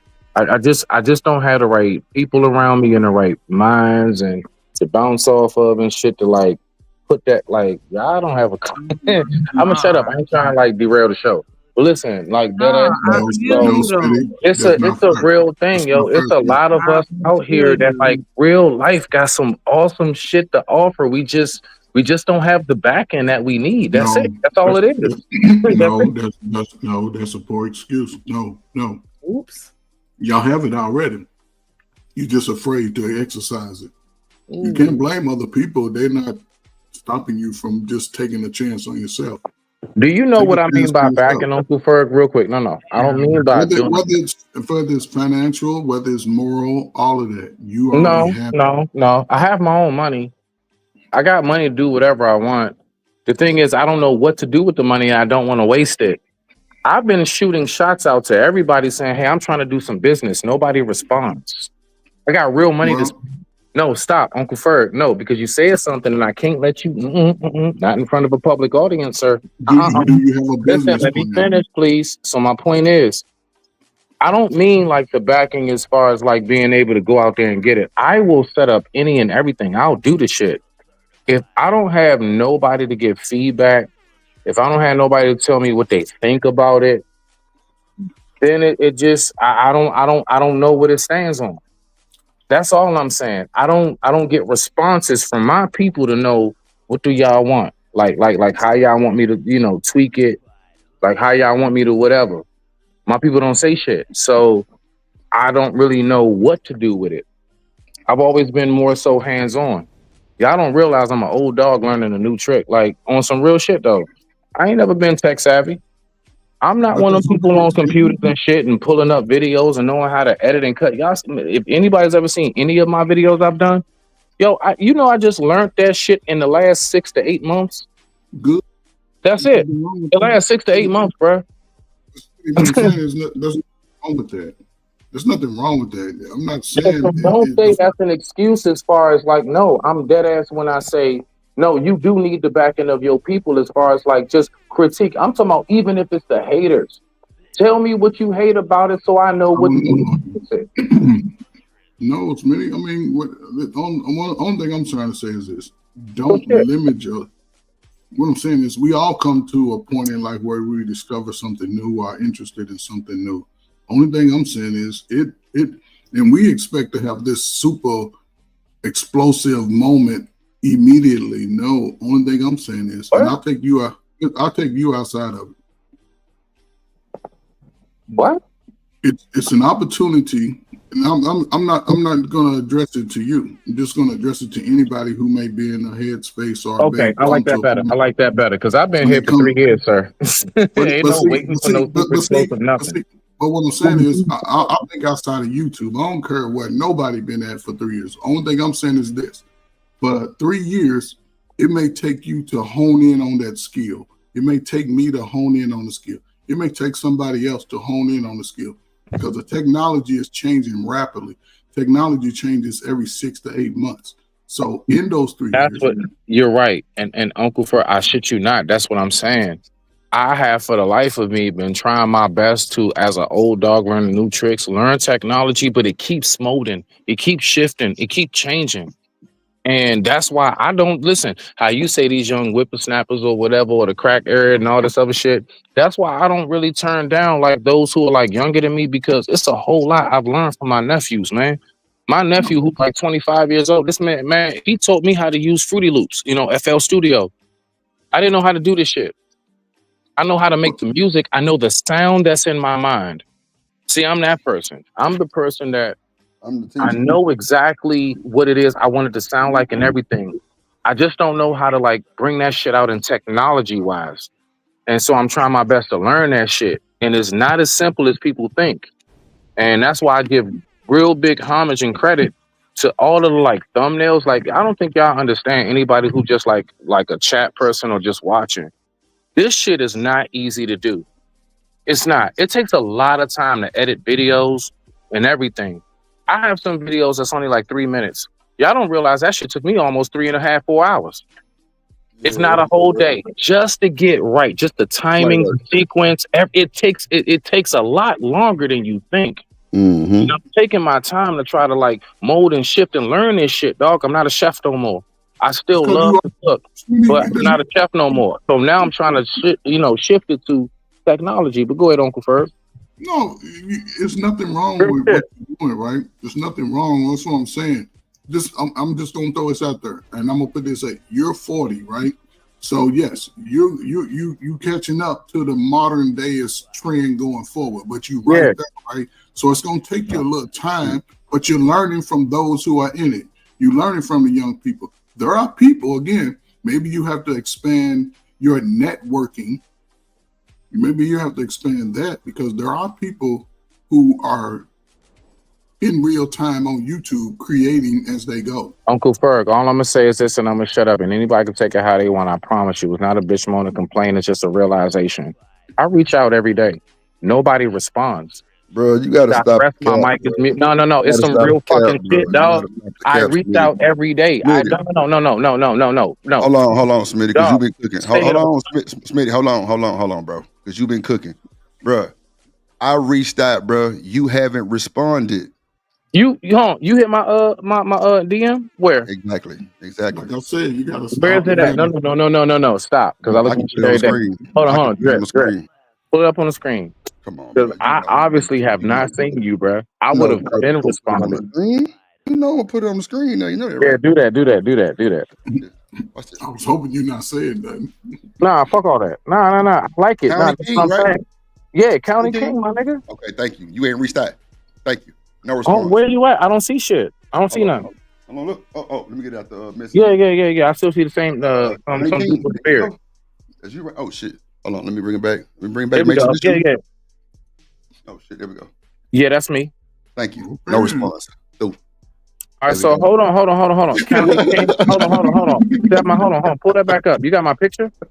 Yeah, it's your picture, bro. It's you. And you went to my DM. Look at you saying my DM. That day that you told me to hit your DM, I did it that day. No bullshit. That's a fact. One thing I'm saying, Smitty, man, listen, you right there, right? Keep doing what you're doing. It might take you some time to catch up, but if you do it for another year or so, you'll be proficient and efficient, and you'll be able to rock and roll. But just don't forget those that helped you. Help somebody else when you get it. So that's how you get blessed. You say she ain't cut the acre on her. You better not cut mother nigga hair. But see, women won't cut a boy's hair, but you tear up a little girl's hair early. Uncle Ferg, we are taking this shit to somewhere different. We're taking it somewhere different. No, it's stop. I say, Uncle Ferg, I started with you on Dee show. Now let me just say this, all right? And it's some real shit. My platform, I say it 24/7, is set up for women who are tired of men who are shitting on them. You can come talk and speak your mind. Fellas who are tired of women shitting on them, Drip, you even seen it. I know you seen it. I put up the whole segment when you was talking about anybody shitting on black men and black women, get them the fuck up out of here. I posted that for a reason because that's my mindset. Okay? The fact is that my platform is there. Anybody who wants to just simply just talk, whatever y'all want to talk about, I'm right there. What I'm saying is that you have one of your own who is right here for us, only for us.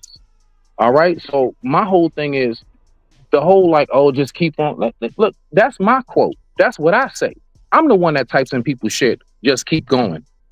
That's what I say continuously. I'm the one that comes to people chat and say, life loves me. That's why I love us. Somebody tell me where I'm lying. Okay, that's what I do 24/7, dog. The fact is that I'm, if you produce something and if you make it clear, hey, this is for my people, this is for y'all. Like, it's not for me. I had a near-death experience. This shit, my platform is not for me. My platform is for everybody who wants to just fucking speak their mind. Excuse my language. I'm sorry. Mm-hmm. If you want to say something, you got something you want to speak, you got something you want to tap in on, hey, you can say that shit and you can say it comfortably. I don't even like the word safe space because it sounds soft, but it is. It's a safe space. I don't play them games. Ain't nobody gonna be shitting on black men. Ain't nobody gonna be shitting on black women. And we're gonna go ahead and we're gonna have some good dialogue and we just gonna go ahead and kick the shit. And I'm gonna go ahead and I'm gonna kick rocks and I'm gonna go back to my life and do what I do. And y'all gonna go back to do what y'all doing. It's real simple. It's real simple. Mm-hmm. All right. So I mean, I don't know how we got this far on this shit, but yeah, nah, dog. On some real shit, Uncle Ferg. Don't listen. I know everybody has seen and heard me say that shit a million times. What's My that? platform is not for me. It's for y'all. It's for y'all. It's for us.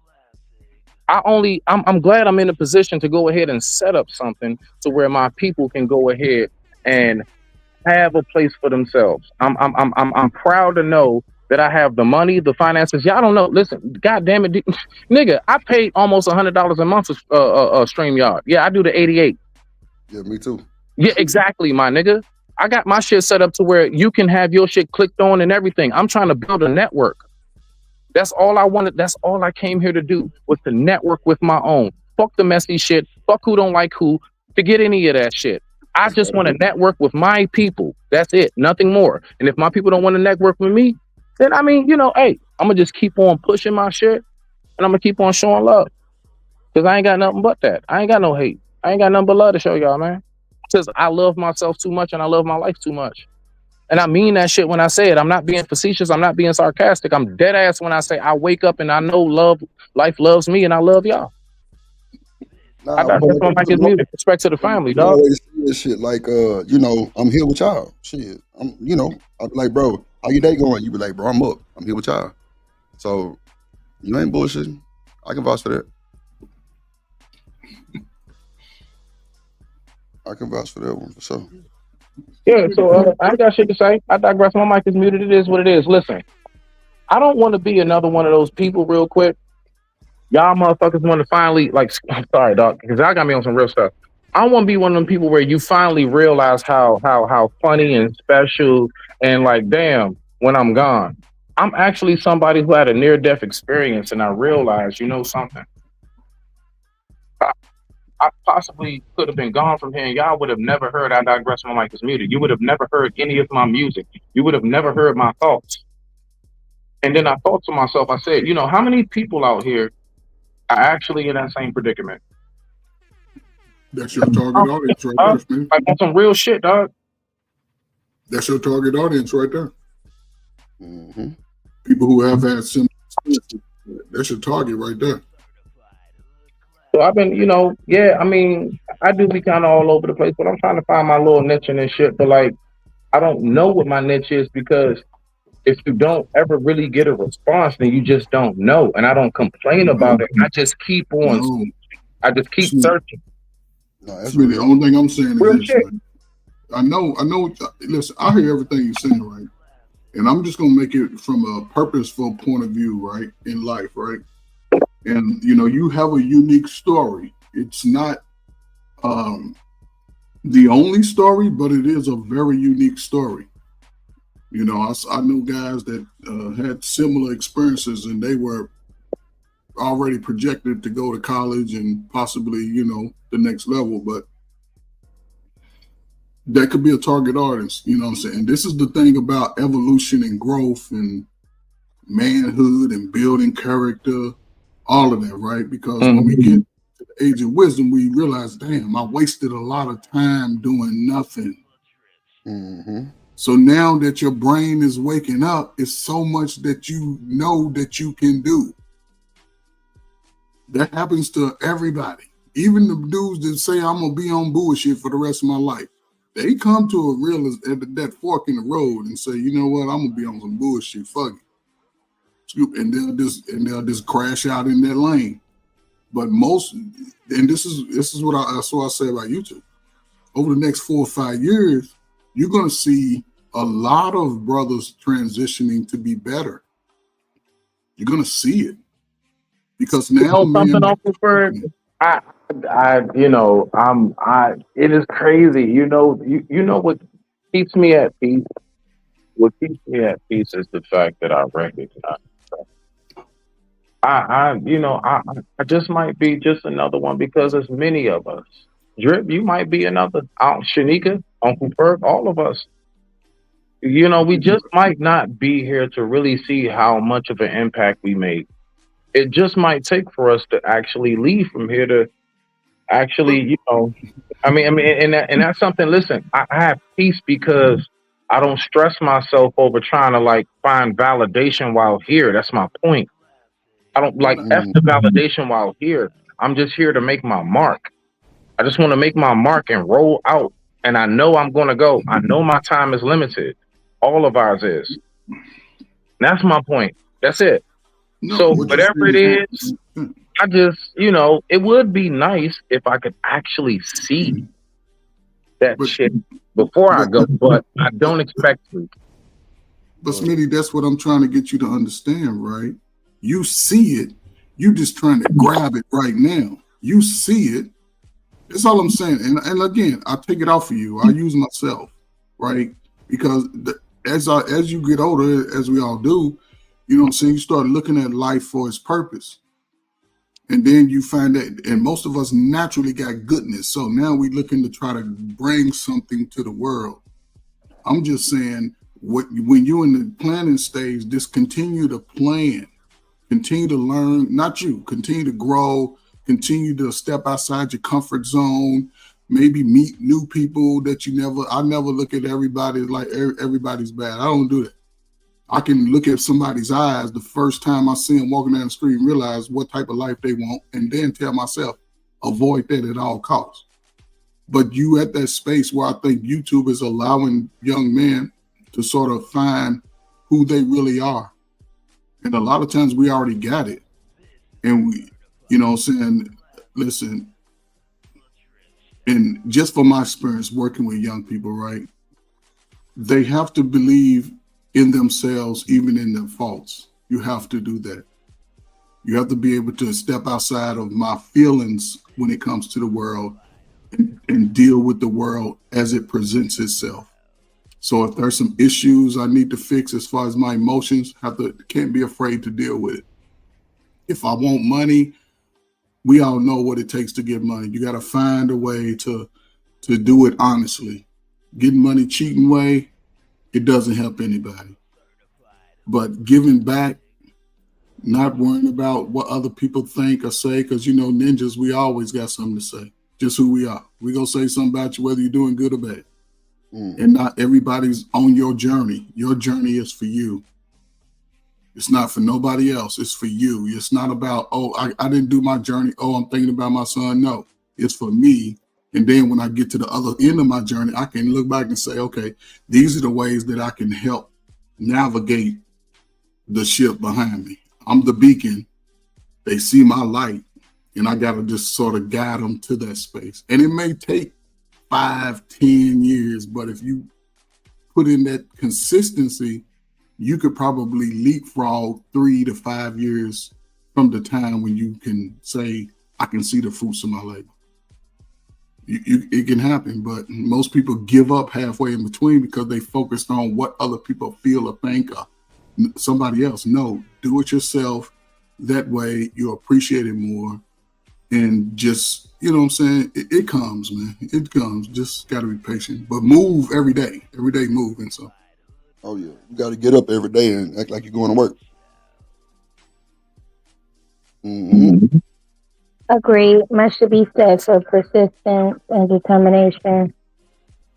Who was it? Oh, that's what's her name? Bright. Bright Light. Hi, everybody. Peace, Bright Light. Bright Light is funny. That's funny. Bright Light. That's wild. But nah, I'm with y'all 100%, man. Like, ain't nothing gonna come to a sleeper but a dream. And I'm sure we've heard that 50 million times. You know what I'm saying? So, Amen. you know, we got to do something. We got to make this shit right. If not, then shit, what we gonna do? Because all that old rapping and capping ain't doing nothing. Shit. Telling you. People out here sloppy, man. They moving real sloppy, man. Real sloppy movements, man. But hey, some people cool with the sloppy movements. Hey, I'm not. no question. Hey, let me ask you a question. Do you believe that overall, out of 100% of us as Black people in America, do you believe that majority of us actually love and want to see the best for our own, or do you think it's rock out? I digress. My mic is muted. Now your shit kind of went out a little bit. What you said Yeah. again, Smitty? My bad. Kind of went out a little bit.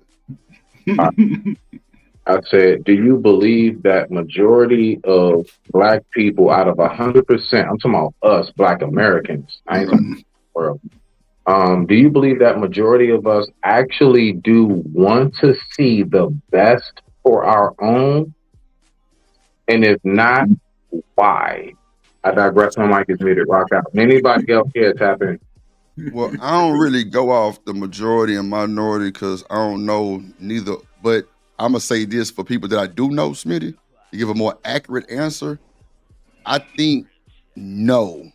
And the reason why I say that is because we only out for ourselves. That's a fact.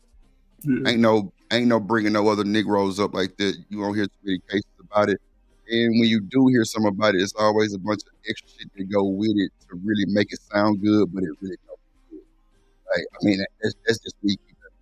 I ain't never seen too many.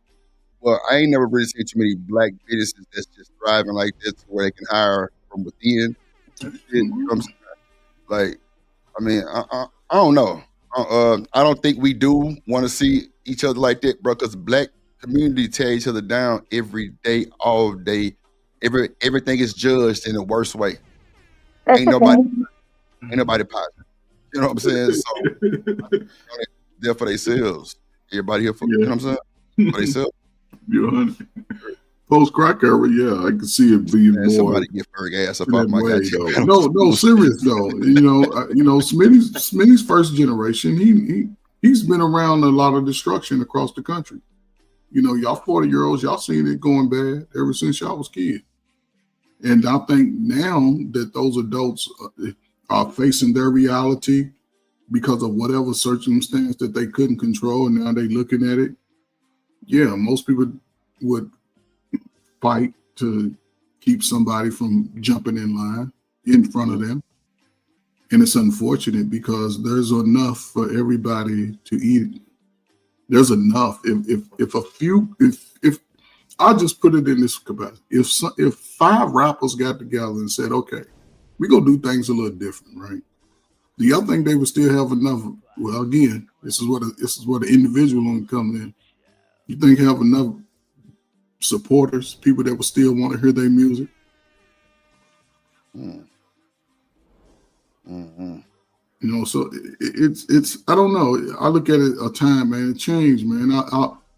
I saw it and I seen the devastation, and I work with the devastation. I work with the mothers and the fathers, you know what I'm saying, and the children, and just seeing that and the time and the trauma that they went through, and young men being put on medication, and they're grown and they still haven't been taken off of it, so they still got a diagnosis that hasn't been cleared yet.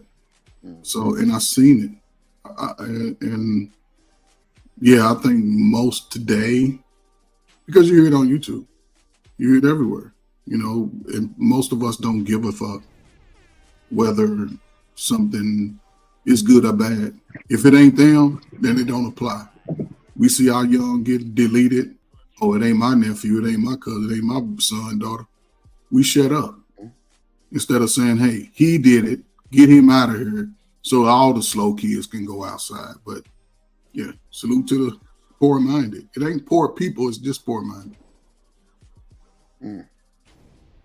Crack girl shit, huh? Go ahead and say it, Ferg. Go ahead and give it to me. Yeah, I mean, I feel like we can be better, man. The crack era in the 80s. You know, like Drake was kind of on money with it. Go ahead, Damon. Yeah, Drake was kind of on the money with it. You know, it's like niggas really only care about their own families for the most part, and then the niggas and the women that be trying to do that community shit, they be out there by themselves. They don't really get the support. You see what happened to Black Lives Matter, right? Mm-hmm. You know what I'm saying? The only thing it took was a little bit of propaganda to turn niggas against them. So come on. It's like no matter what niggas do, yeah, bro, I don't even want to speak with my own personal experiences with this shit. You feel me? But on the flip side of it, frat, yeah, you do have, you know, organizations that do represent community, right? The Divine Nine, the NAACP, et cetera, et cetera. But a lot of people, like, they don't have massive community support like they should. You feel me? For sure. And even with, like, because you mentioned YouTube, bro, I can't even tell you how many times I done saw niggas say they Christian or they for the community, and they do some shit against the community, right? They get they fucking repercussions. And guess who they go back to ask for help? Same community that they wouldn't even give nothing to. Come on. You feel me? So, like me, bro, like that's part of the reason why I don't do the simp guy shit no more.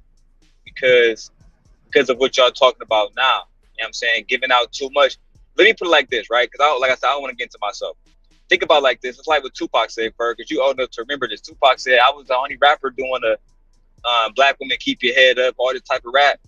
My old girl lied on him, the nigga got caught up, nigga got shot up, all that shit, in the wheelchair all fucked up. They abandoned that nigga. Right?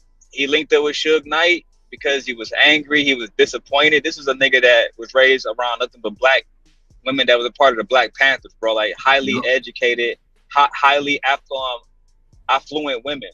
But that didn't matter to the generation that Tupac was growing up in. He had to suffer like the rest of us suffered.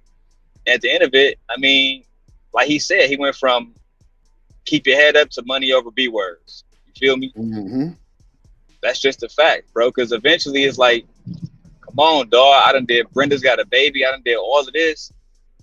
And y'all out here still rocking with niggas like Diddy and R. Kelly. You see what I'm saying?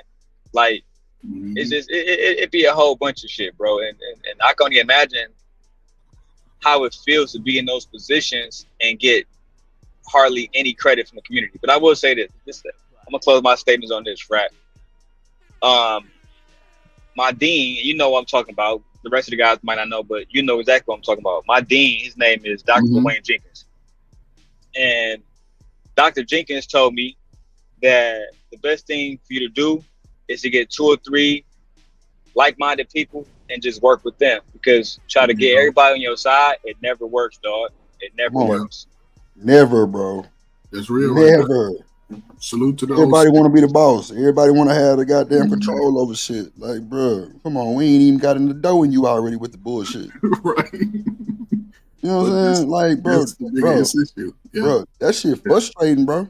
Yeah, it is. That shit frustrating, bro. When you trying to build your shit, bro, you trying to build your shit like that, bro, and you got a motherfucking nigga that's just, he want to go against the grain all the goddamn time and like come up with his own shit and the shit don't work, bro. It just be crazy, bro. Like, stop the bullshit. Stop the boo-boo, bro. Like, Drip, let me turn my audio off on my navigation so they don't interrupt us. But, bro, I know you cool with Nidish. Next time you talk to the nigga, ask him. When I used to come to Fight Club, bro, I used to try my hardest, Drip. I put this on Aegon, nigga, to not be on no drama. I be talking about, you know, a black man, instead of talking about black women tonight, let's talk about how we're going to, I don't know, fix black man mental health. Let's fix the homicide rates, et cetera, et cetera. You know what I'm saying? Bro, niggas, they not even interested in that talk, bro. They not even interested. What I see is a lot of niggas on here that never been in the streets. They adapt the culture, bro. They adapt the street culture. And they start acting like they in their 20s and shit. That's why I said the OGs. I told Angry Man and Izzy this directly. I said, a lot of this shit is y'all niggas' fault, bro. Because y'all gave these young niggas a choice. back in the days, OGs ain't give young niggas a choice. There wasn't a choice of being respectful in a neighborhood. You had to be respectful, right? Because the neighbors can beat your ass. Anybody can beat your ass. You know what I'm saying? It was a community like that. But nowadays, bro, niggas can get away with anything on any block, bro, without any repercussions. And they wonder why we don't got no order. No, bro. Somebody gonna have to put belt to ass. That's just what it is. Yeah. See? And that's where that comes you sort of tied it back to the conversation, right? Shanika asked this question, like fathers, could they have more?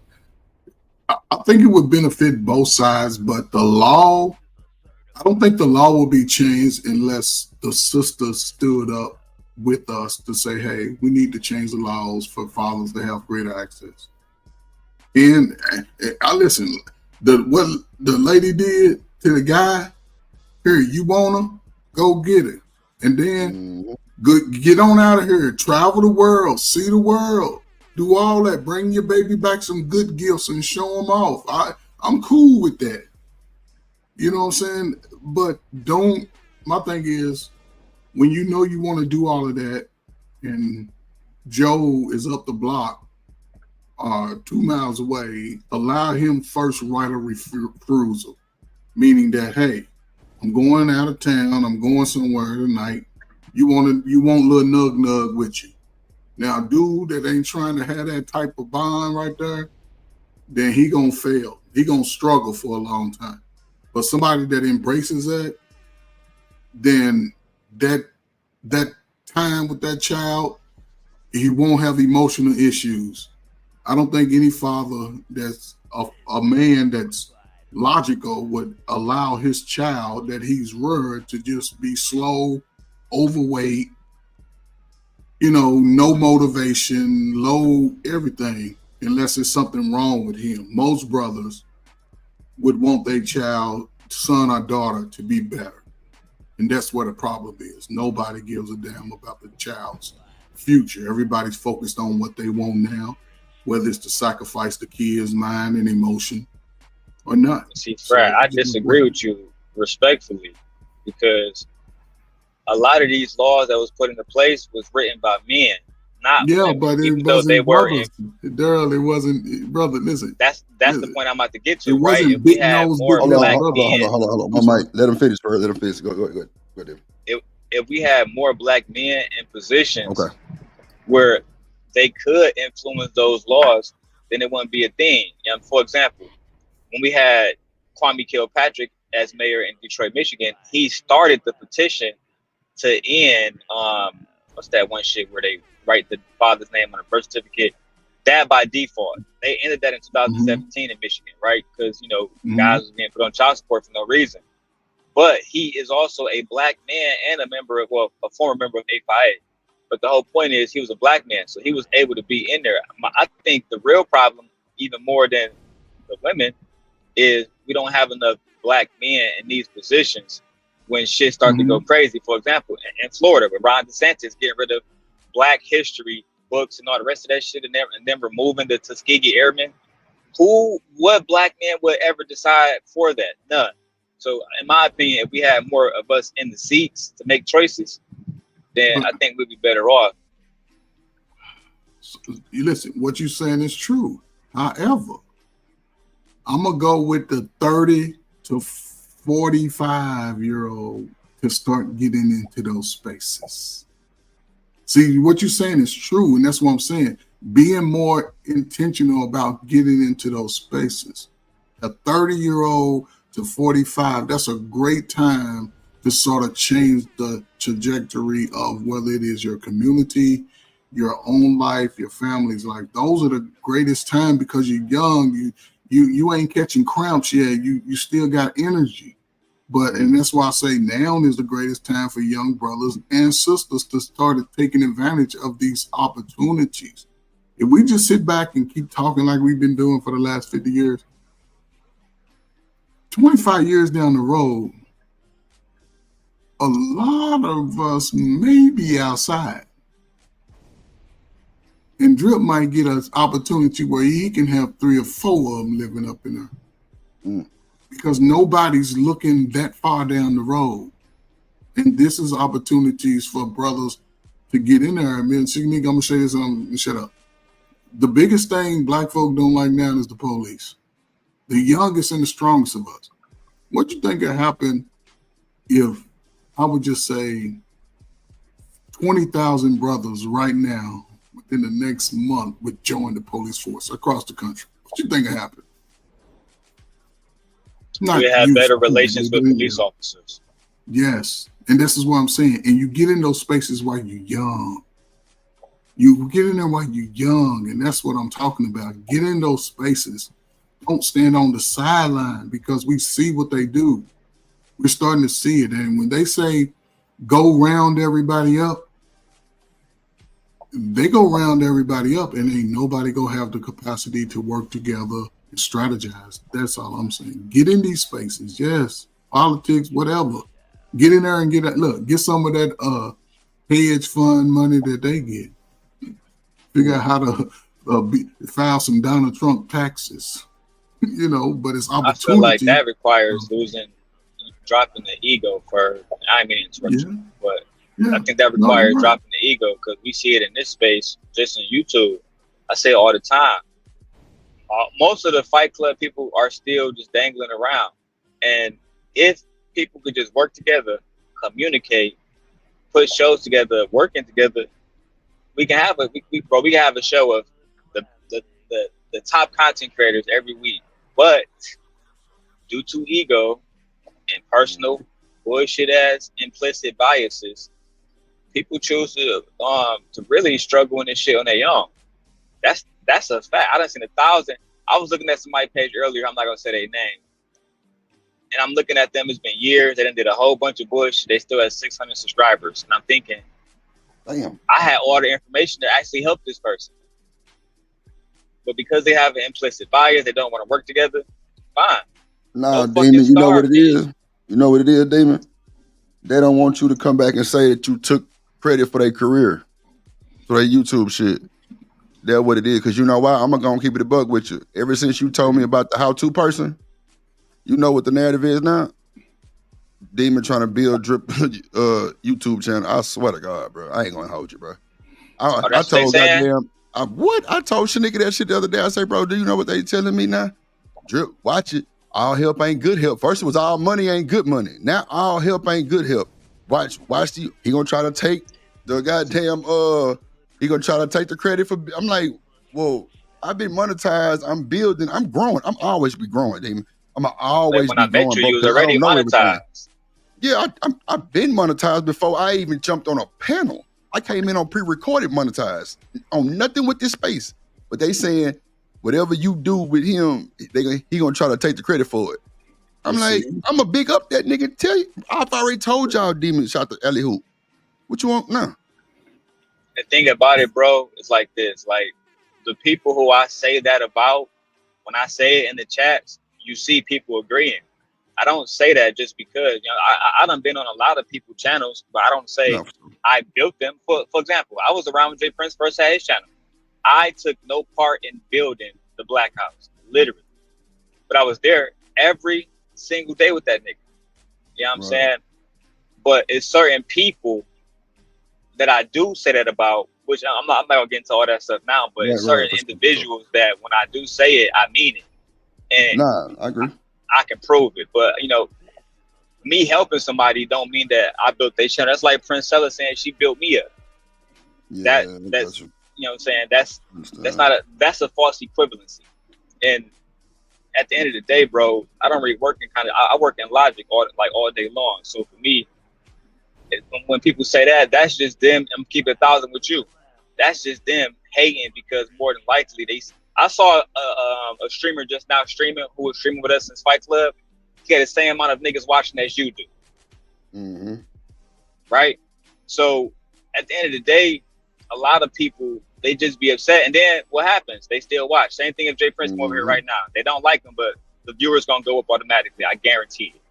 Oh, bro, I always say that. I say every time JP come. Well, lately, it ain't been doing, but at first, when he first started coming, it'll jump up 30, 40. Bro, When I went off on the musty A-Rab, bro, I had 110 before I even started talking. Bro, they love drama. Yeah, you know what I'm that's saying?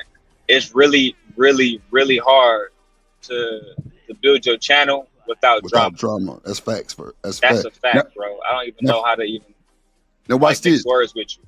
No. On your shit. Watch this. Remember when Smitty asked me that question? That's why I answered it the way I did.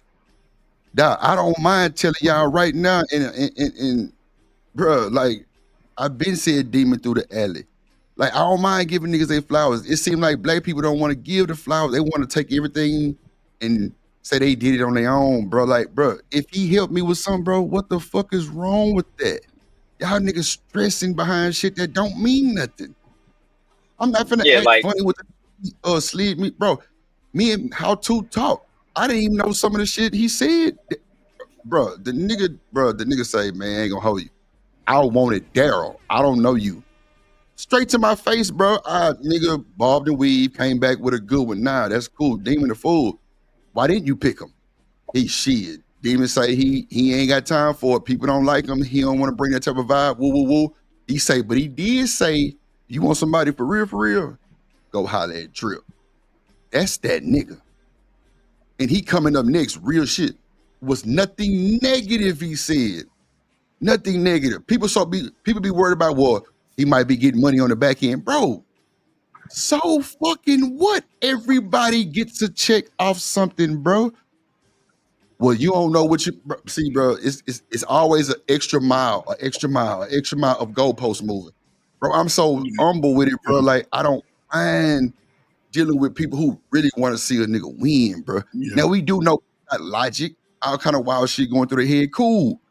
But if God put it in work and make it happen for me, bro, can't nothing stop me, fur. I strongly believe that, bro. That's what I say. And this is what I learned about us, right? And I learned this as a kid. Listen, we always want, like, okay, we know each other, right? But we don't know each other. Let's just say I don't predicate my friendships off of your friendship with somebody. Right. I've never done that. You know what I'm saying? I know we cool and all, but I ain't gonna stop talking to somebody because y'all fell out. Because y'all in your feelings. Because see, I don't approach friendship with feelings. Come on, bro. And I'm gonna ask you, man, why you mad? Mm-hmm. Now somebody says, you know, as far as my friend, somebody say something behind my back, then I don't care. I don't care.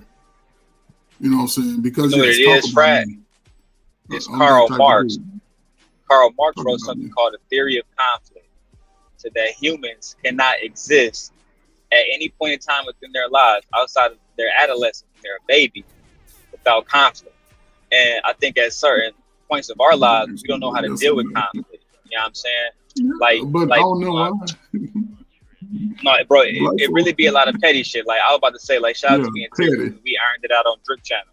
Mm-hmm. But when me and Tierney had that misunderstanding about what happened with Tommy, when Sotomayor came there that day, it was a complete misunderstanding. It was conflict, and we both mishandled it. I was just like, well, fuck it, I don't care. And she was the same way. So it was either one of us actually tried to really handle it. You know what I'm saying? That's another reason why I actually rock with Drip, is because a lot of people, if they had me and Tierney up there together, they would have tried to spark fire to the shit. Yeah. Exactly. You feel me? And I'm the type of nigga, I'm gonna go for it. I'm gonna say, fuck it, let's ride. But when you have somebody that's trying to be a problem solver, that's completely different than 99.9. You keep going with the 9% of these niggas. You feel me? They just not gonna do it, bro. And then as far as the niggas that email Drip, you would think that email him and say, hey Drip, I got an interview for you. Hey Drip, I got an opportunity for you. Mm-hmm. But this thing, a lot of them people can't give opportunities because they not made. They didn't make it themselves. That's just what it is, bro. That's not me talking shit about them. That's just the fact. Whatever opportunities they claim they can give Drip, he can give his fucking self. Mm-hmm. That's the facts, right? Whereas somebody like myself who's been around long enough, I have whether people like me or not, I have a lot of connections in YouTube specifically. That's a super fact. I just got paid by Queen Sheba. I got paid more than most of these people make in a month on YouTube. That's a fact. It's just about networking, bro. I told Drip that when I first met him. It's about networking, interviewing, and staying positive. I mean, once you start going into that drama shit, it's no coming back. That's why you see niggas that got 8,000 subscribers with the same amount of people that Drip got watching right now. Mm-hmm.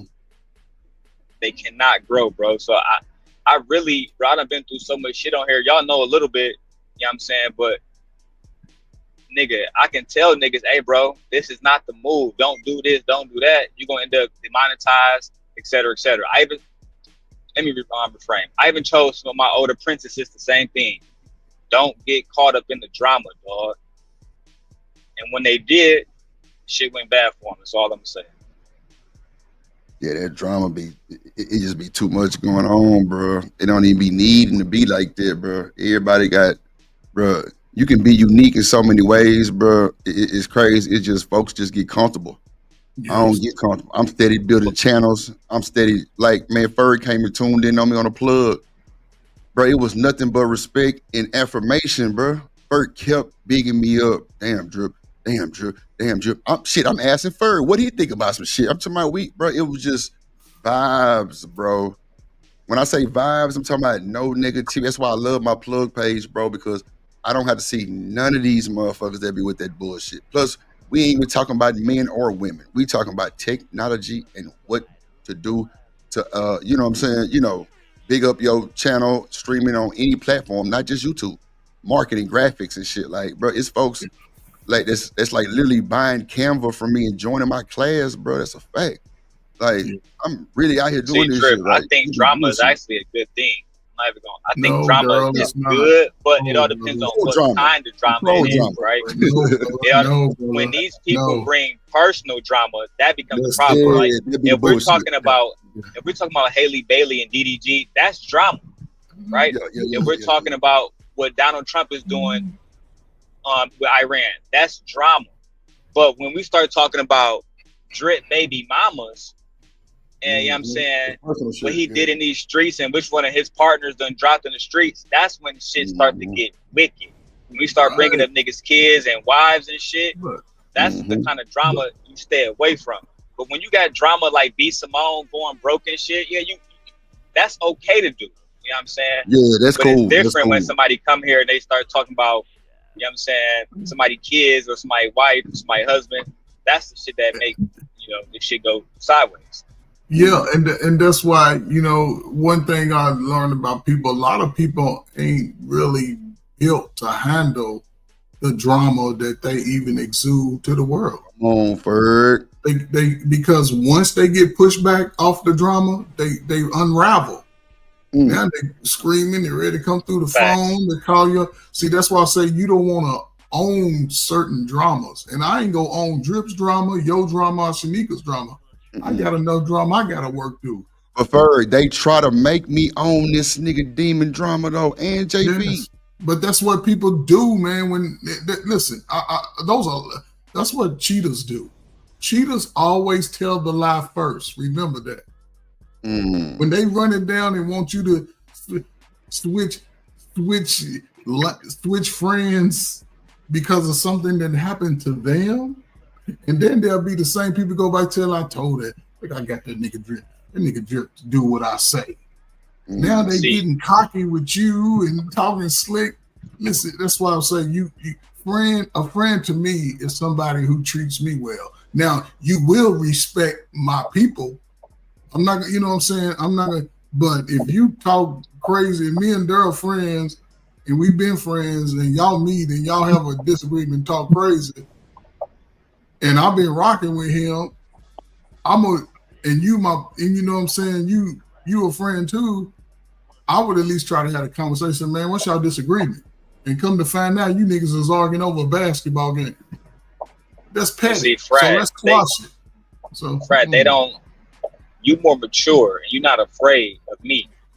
Neither is Drip, right? But it's certain people that even though they would not ever like to admit it out of their mouth, they genuinely fear me, bro. You feel me? No, and I believe him too. I believe him. Shit. Like on some real shit. You know what I'm saying? I'll be tripping. They always do this, right? I remember a content creator, I'm not gonna say her name, she's a bigger content creator, she's not even in our space. She did a show holding Lapeef and Anton accountable. You know what these niggas did, Drip? These niggas came to the show asking her to hold me accountable. She didn't even know who the fuck I was. They said, well, it's another young man in your chat right now named Daryl Long who does the same thing Anton does. Right? So she that's what they always do when they can't deal with me themselves, when they can't find a way to punish me themselves.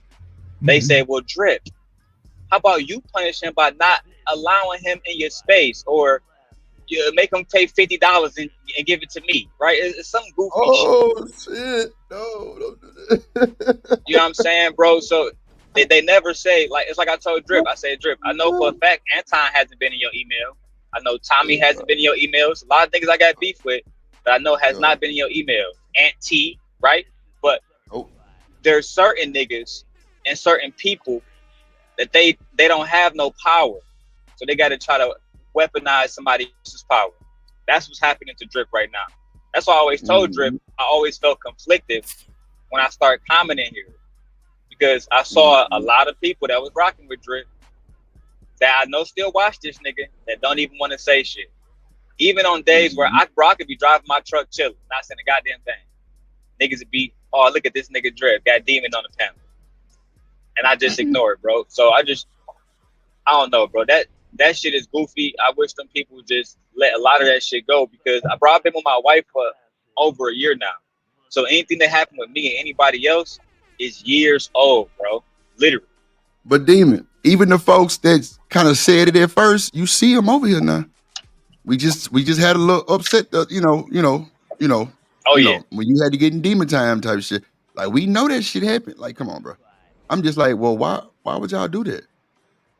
It's crazy because Demon was telling me in the chat. I'm like, nah, this nigga Demon playing with me. He got me fucked up. Drip, say that shit. I ain't know what the fuck you was talking about. Then I was like, oh shit, that's bro. I didn't even know who that was, bro. I didn't even know who the fuck that person was, bro. I didn't know that was them folks. You know what I'm saying? I'm like, whoa, wait a minute. That's who you? Oh, hell no. And Demon was like, nah, Drip, say that shit. I'm like, what is he talking about? Then it finally hit me. I'm like, yeah, y'all was telling folks not to come over here. The Demon and JP ass is over here. Like, it's fucked up. Like, bro, I don't know what I did, but, you know, Demon's scared a bunch of these niggas who don't even have interaction with Demon.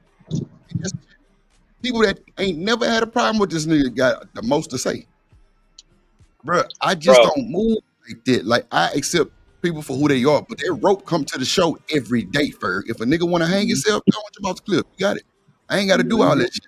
But the fact that bro respect me and I respect him, now they want to say that we working together, we paying each other. I'm like, it's always gonna be something, man. You can't please nobody. Please yourself first and spread it out if you can to those who are in line, are saying. That's why I always go to the young folk, because they bright-eyed, they looking for a way. For niggas 35 and over, YouTube is giving a lot of people life they never had. That's why everybody got a nickname. Everybody got an escape, because a lot of people never had a life outside of the space, and they finding themselves. And a lot of it's rooted in chaos in their own life. So they're going to definitely bring the chaos. They can't see you over with your graphics and shit. Who the hell you think you are? I've been trying to learn that shit for 5 years. I ain't figured that shit out yet. You ain't better than me. Is all I'm saying. That's the mindset people come with the space. So, shit. Let that shit roll off your shoulders, man. Keep looking to the sky. That's how I do. Fuck them. Feed them me. You got to, Ferg. I'm with you, though. I respect it all the way through. It's just sad that we can't never get no money on together, bro. It's sad, bro. Yeah, but everybody's rich. Everybody's rich, right? But don't nobody want to go and work a regular job no more, so everybody ain't equipped for YouTube. And again, it's a space where everybody can sort of just feed off that 24-hour clock. Everybody can do that. Right. You know what I'm saying? Different content creators, you know what I'm saying? I'm not in a position where the thing about it that I don't like, Ferg, and I'm going to keep it 100 with you as an OG, right? I would respect a lot of their opinions that they give to Drip if they didn't do the same exact shit that I do, right? That's the main issue I had. You you can't pull the trigger then act like you a victim. Yeah, you know what I'm that's saying? true. And that's the problem with a lot of people. I think you said it earlier, is they create shit, they create a problem, and then once they get some kind of backlash, that's when they go to, oh, Drip, Demon did this. Yeah, I'm gonna say, yeah, I did do it. Yeah, I did it. I do it again too. But guess Right? what? Because at the end I of the don't think that day, nigga no different. This ain't got nothing to do with me.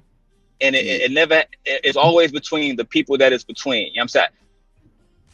Like if Drip had tyranny over here, I'm like, oh, let me email this nigga real quick, bro. I can't come up here with this nigga. Like, no, like that's between me and her. If a lot of people didn't bring that shit to him, Drip wouldn't even know about this shit with me. When I first saw this nigga over on Weem's channel, people was already coming to that nigga about me, and I didn't even come to this nigga channel yet. That's a fact. That's a fact. That's pure hate right there. That's hate right there. That's a fact, I bro. literally The didn't crazy know who thing this is, nigga was. I had to bro, it's the call same Weems. thing. It's the same thing with me. Demon didn't know who I was. Nigga was hating. And that nigga Demon tried to come with the same. I'm like, nah, bro, y'all boys, nah, nigga, you don't know me like that, bro. Like, come holler at me. Cause really I was trying to tell him something. But he was caught up with the other side. I'm like, fuck it. It's on you. And that boy finally kind of like, man, who is this nigga? Let me come over there. Then when he came over here and seen them women, oh shit, he wasn't going nowhere. I knew what time it was. And it ain't anybody him talking to him like, he seen a lot of old, you know, card rejects type shit. And they was, yeah, I mean, I ain't gonna, I'm gonna keep it a butt. Ask me, he'll tell you. Like, I ain't Go gonna back sit in the bus say, yeah, No, most of that tell nigga you. panel was old Simp Nation. That's a fact. Come on, bro, it's a fact. About 90% of that nigga panel. Like, The even when I fact go that I back and watch wasn't your old grifting, videos, bro, that's a shit, fact. this nigga Demon seen the squad. It should have been PTSD. Shit. The fuck? What Drip doing with all these motherfuckers up here? Shit. Boy, them motherfuckers start coming to a goddamn triangle, coming to the meetings every day, the AAA meetings against Drip. And them boys start running the whole coat. Nah, we ain't going over there. Fuck that. We ain't going over there. Daryl over there. Daryl over there. Motherfuckers was scared to, man, let me stop. You know what? I ain't got time. Baby, you ain't shit. It's all good. Bro, I really be, I'm in a real chill phase of my life now. Like, you know what I'm saying? Clearly, like, shit can come out of me anytime, but really, bro, I really don't got no beef with no content creators. A lot of the people who I really used to hate, I don't even give a fuck about none of that no more, bro. Like, you know what I'm saying? It's people that, because niggas know, I already slide on niggas, bro. It's a few of them I really want to slide on, like on some real shit. But, man, niggas got a whole wife and kid now. I got, you know what I'm saying? I got too much to live for, bro. And I'm more mature now. A few years ago, I didn't give a fuck about none of these niggas or nobody, period, bro, except my direct bloodline. That's a fact. You know what I'm But saying? brother, you know what's crazy though, right? You said that, right? Like you matured, right? And you know, whatever situations you had going on with whoever, right? You matured, but you gotta understand, not everybody is going to mature past that like you, right? Because like you said, people hold on, man. Come on, man. We see it all the time. People hold on some shit to go back to third grade. Man, the girls in the third grade, man, call me ugly, man. So I felt being ugly all my life. And that's the thing, though. You know what I'm saying? Is I understand it like this. They turn their back on Jesus, so who am I? I expect people to turn their back on me as I do things to prepare myself to be better. I never gave a damn. Then I'm cool with that, right, Ferg? But if you're gonna turn your back on niggas like Drip who haven't did nothing, then don't start spewing that black community shit.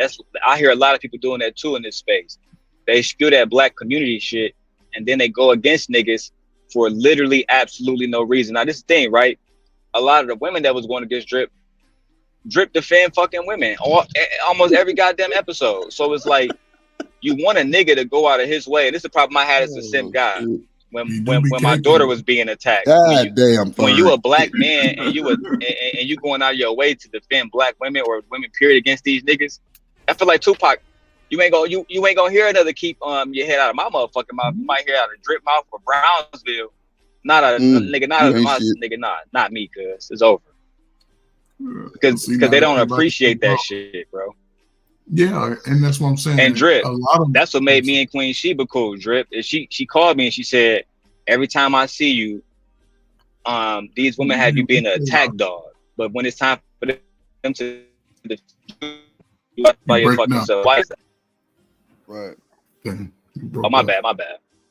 No, you had broke up, Damon. What you said? Pretty what says what you said?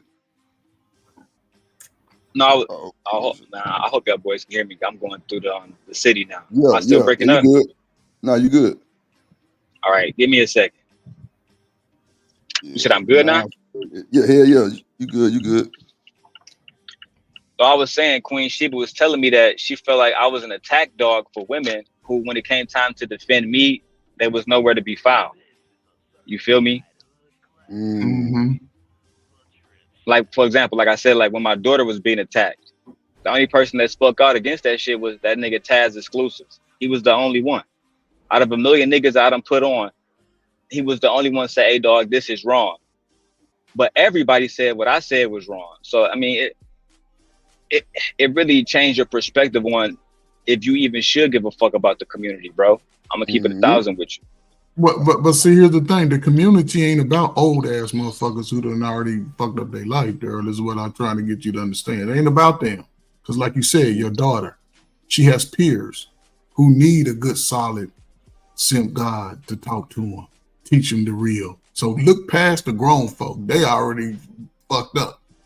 And who's the who? How can you change and I still be messed up? You ain't better than me. You got to stay down here in the gutter with me. So that's why I say to that aspect, I only look back to those who have no control of how they move within it. Those are the younger folk, the people that's how I look at it. I don't get it. Like I say, I don't give grown men money. I don't give grown women money. But a child, oh, you can work for it because I ain't giving it free. But then they'll appreciate it more. And I'm gonna show them how to do it first. You know, grown people, everybody's smart, everybody know every damn thing. I ain't met a person on YouTube yet that didn't make under $100,000.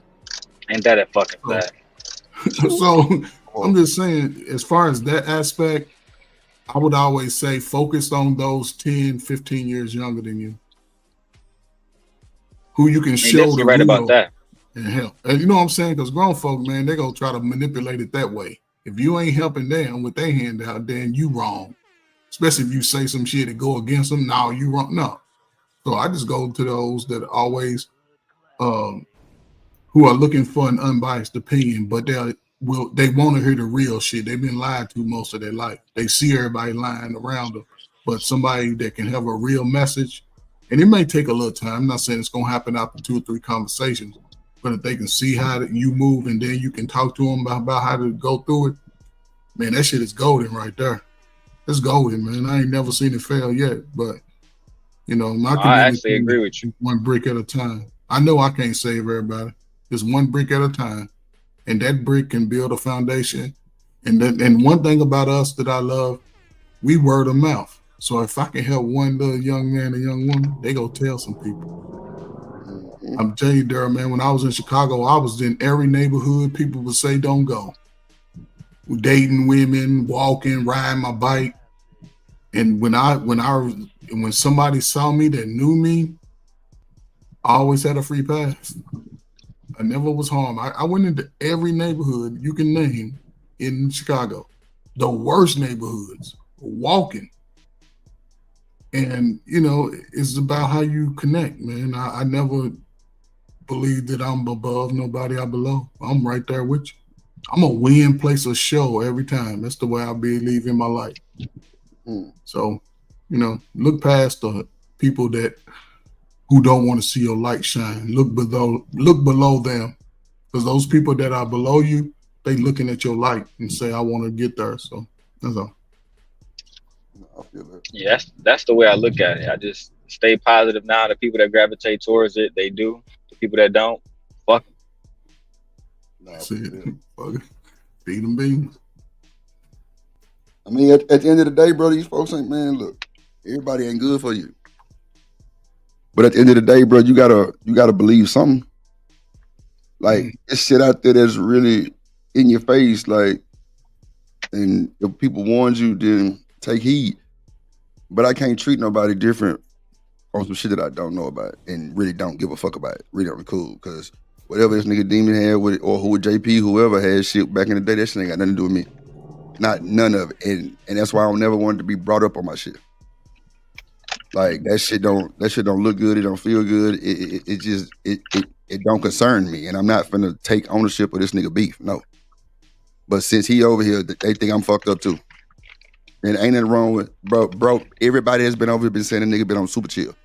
And the crazy thing is, it's only a few people that been in the chat that actually fuck with Damon. Like as far as like taunting them and shit. Other than that, everybody speak to the nigga and he be the big dogs. Your Emperor Kojaks. You know what I'm saying? Like, I don't know. Daryl, I'm gonna say something to you, right? The first time I saw you on a panel, you was going off on somebody. I'm like, man, who is this dude going off right here? He was on everybody. Man, and then I ain't see you no more. I ain't see you no more until I saw you over here. I'm like, okay, he finally came back, but you was on a whole different vibe and energy the whole time. I'm like, I'm telling you, man. The thing about it, bro, is like I can't to the you phasing out. And black culture was trash and shit. Oh, hold on, my bad.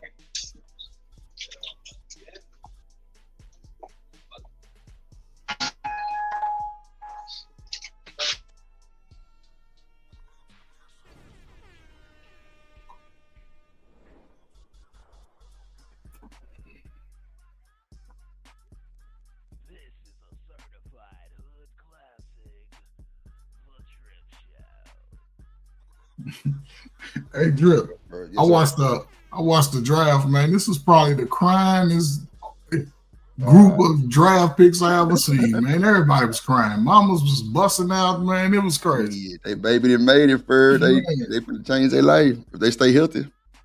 Boy, they was crying. Them kids gotta stay healthy, man. That's what it be about. Them niggas get in the league and fuck up and been in tore some shit, playing around with the bullshit. Yeah, because they outside with Dre Michelle and shit. That's why they got rid. Oh, that's why they got rid of your boy Green.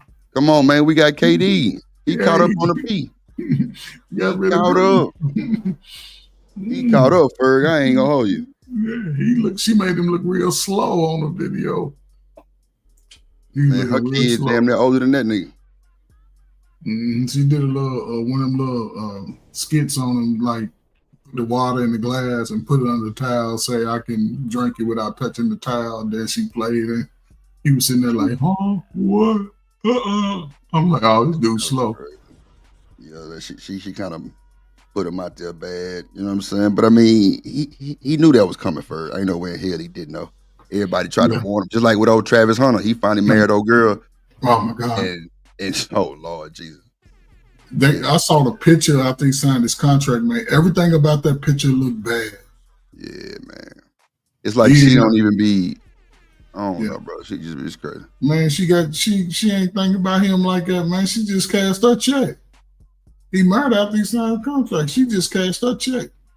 And and the sad part is I hope his mind is strong enough to endure it and live through it and not do something to hurt her or himself. That would be the scary part to me. Because he has so much potential, probably one of the most dynamic football players in the last 30 years. And he could be a mega star if his personal life is together. Because most guys that do well in the NBA, most of them are married. The dudes that be still hitting the club and turning up, they be having problems. That's even in football. You look at the Super Bowl winners, most of them be married. Yeah. So for do you think that women can be a distraction to these damn NFL, NBA players, the professional athletes? A woman is a distraction to every man. The right woman to distract any man. Well, it ain't got to do with the leagues. A woman distract me. Well, I mean, I'm just saying. Okay. Well, let me like rephrase that question. The performance. Yeah. Okay. And not just a woman, but going out every night. You know, a lot of them like to get out. Shoot, they're in new cities, man. Where the spot at? Let's think about it. We got a game Friday night, and we're gonna be here till Saturday. Hey, what's up? Where we going at? That's what they do. And that's a wear and tear on your body. No, that's for sure. You know, a lot of them drink, smoke, Yeah, they do. You know what I'm saying? So they do. I don't know. They just make reckless decisions, and the women know who these guys are. Come on, man. Yeah. Technology let them know, but hey, somebody get the rubbing on your shoulders and back. You know what I'm saying? You get on. What up, Kane Hitter in the building? You done gave him a little drip. Next thing you know, you on YouTube talking about how she treats you. But I'm telling you, that's what it be. But you know she came over for that, right? Come on, man. You ain't think about Drake putting no hot sauce in it. That boy wild too. I ain't gonna hold you. That was crazy work. I'm finna swift dip this convo. Watch this shit. We finna raise the roof real quick. Oh my Jesus. Let me see. They sent me this shit earlier. I ain't played. Hold it down. Go ahead. So I'm pretty sure you are married and your wife was not a virgin when you met her. So you were having sex with your wife. You just didn't know she was your wife. And I'm pretty sure if you spoke today of her, you would say she's my wife and she's done nothing wrong. And I'm pretty sure she gave it to you before walking down the aisle, right? So I think that I will never tell. I do think that there's an in-between because I think Callie spoke of it and we see a lot of that today. The girls who just don't care, they're just giving it. Look back, he's smoking weed though, man. Okay. Oh shit. Here we go. Right. There's some of that. There's a lot of there's actually way more of that than we'd like to believe. Well, then you sure? I'm not. That's not what I'm speaking. That's not what I'm speaking against. I'm just saying. But there are also women who get in a relationship with you, who trust you, who want to genuinely be with you, and yes, they may give themselves to you before marriage, and they probably shouldn't because it's you, and they really want to be with you. You have that person. I would assume that will be your wife. You understand what I'm saying? So, I understand that women should be virgins. And absolutely they should, but sometimes it just doesn't work out that way. She's really into you. She really wants to share. Yeah, it's not the end. Women need to be virgins. That's what she said. That what we do? She's making no sense, bro. Shanika, where you at? You there? Now the only way that's going to happen is if fathers were waking up and going to sleep with their baby in the same house. For the most part. Come on. We've been under this spell for 50 years, bro. We've been under it. None of my sisters got pregnant before they graduated high school because my daddy was there. And her daddy go check every dude that's coming over and looking at his child. Simple. I don't know, man. Yeah. But, yeah. Are you a virgin if you ain't had sex in 5 years? No.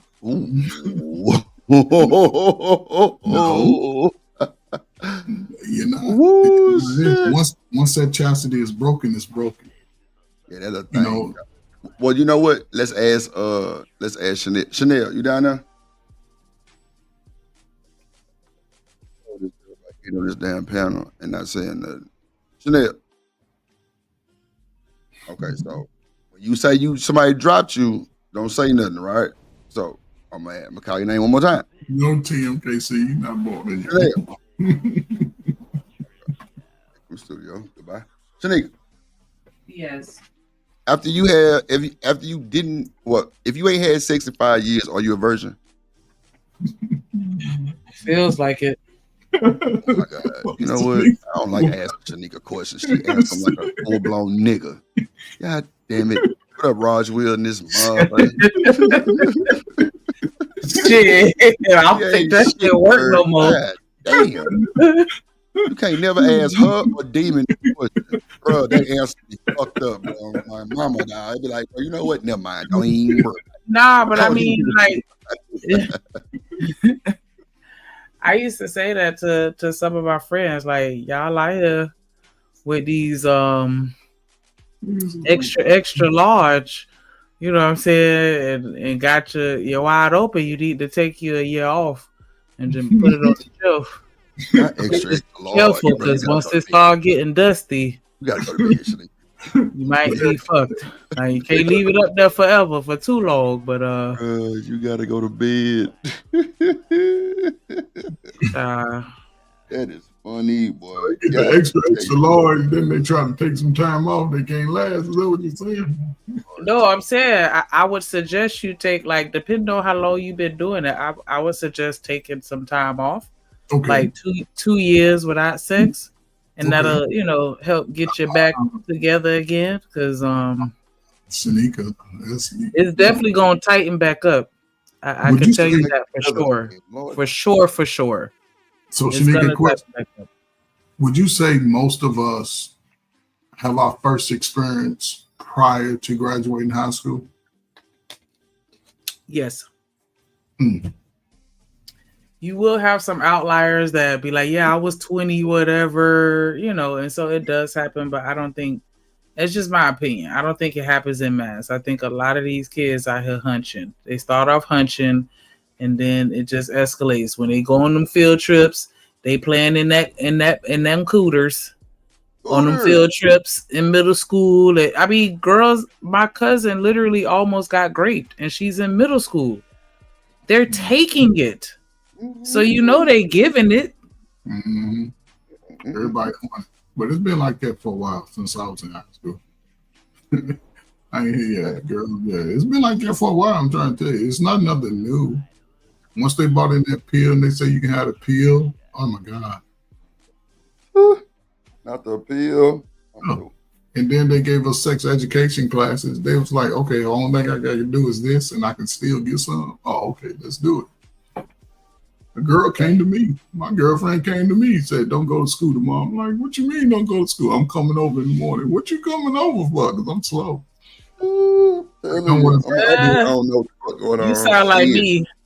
Old dork. Yeah. But she came over and man, we went 5 years strong, man. I'm talking about, hey, I swear, I used to count it at one time. And I'm talking about within probably a 2 to 3 year span, man, it was probably maybe 3,000 times that we end up for real. Somebody come boot furry off the pedal for free. Shit. Her grandmama, listen, her grandmama, okay. Oh my God. Really quick, it's crazy. Me and her live next door. So my mother really didn't like her, and her parents was like, man, no. Because they say me, I play football and basketball, so I had a nice little physique, right? Her grandmama lived around the corner. Her grandmama never came upstairs. So it was like a whole apartment upstairs with a kitchen, bathroom, bedroom, everything. Man, I used to be up there, I swear, 10th grade year. I ain't had no curfew. I used to come in the house at 7:30, 8 o'clock in the morning on Saturday after a game. We used to be around the corner. Man, I swear I thought I was a grown man in my own apartment.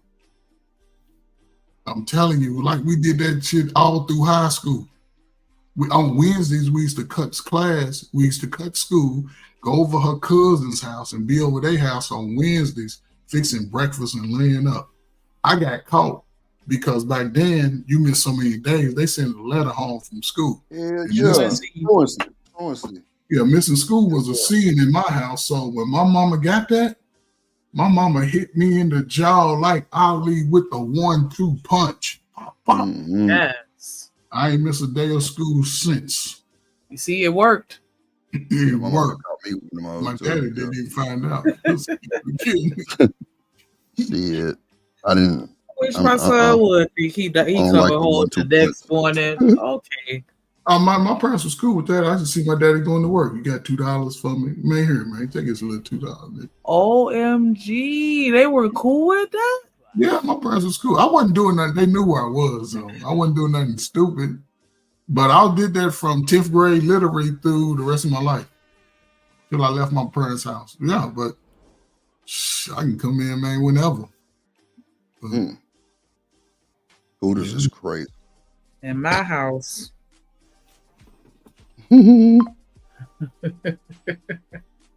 What going on in your house, Nick? That code ain't working. You didn't lock both locks on they funk ass. I got a smart lock, so that code will be reprogrammed. Play with me if you want to. You better go ahead and get you a permanent room wherever you stand at. Like what? Staying not all night to the next morning? And you're a child? Yeah, I was doing too much. But I get boys, y'all get way more leeway than girls or whatever, and it is what it is. But hell no, what the fuck? You out here at somebody's house laid up, walk around in your drawers with no shirt on, like you pay bills? Nah, absolutely not. Cooking breakfast laid up like y'all grown? You know how many TikToks I see of women? I mean, excuse me, not women, but mainly, but parents that let their children do shit like that, and it's wild to me. Like, she go in the room, they laid in the bed under the covers watching a movie. Okay.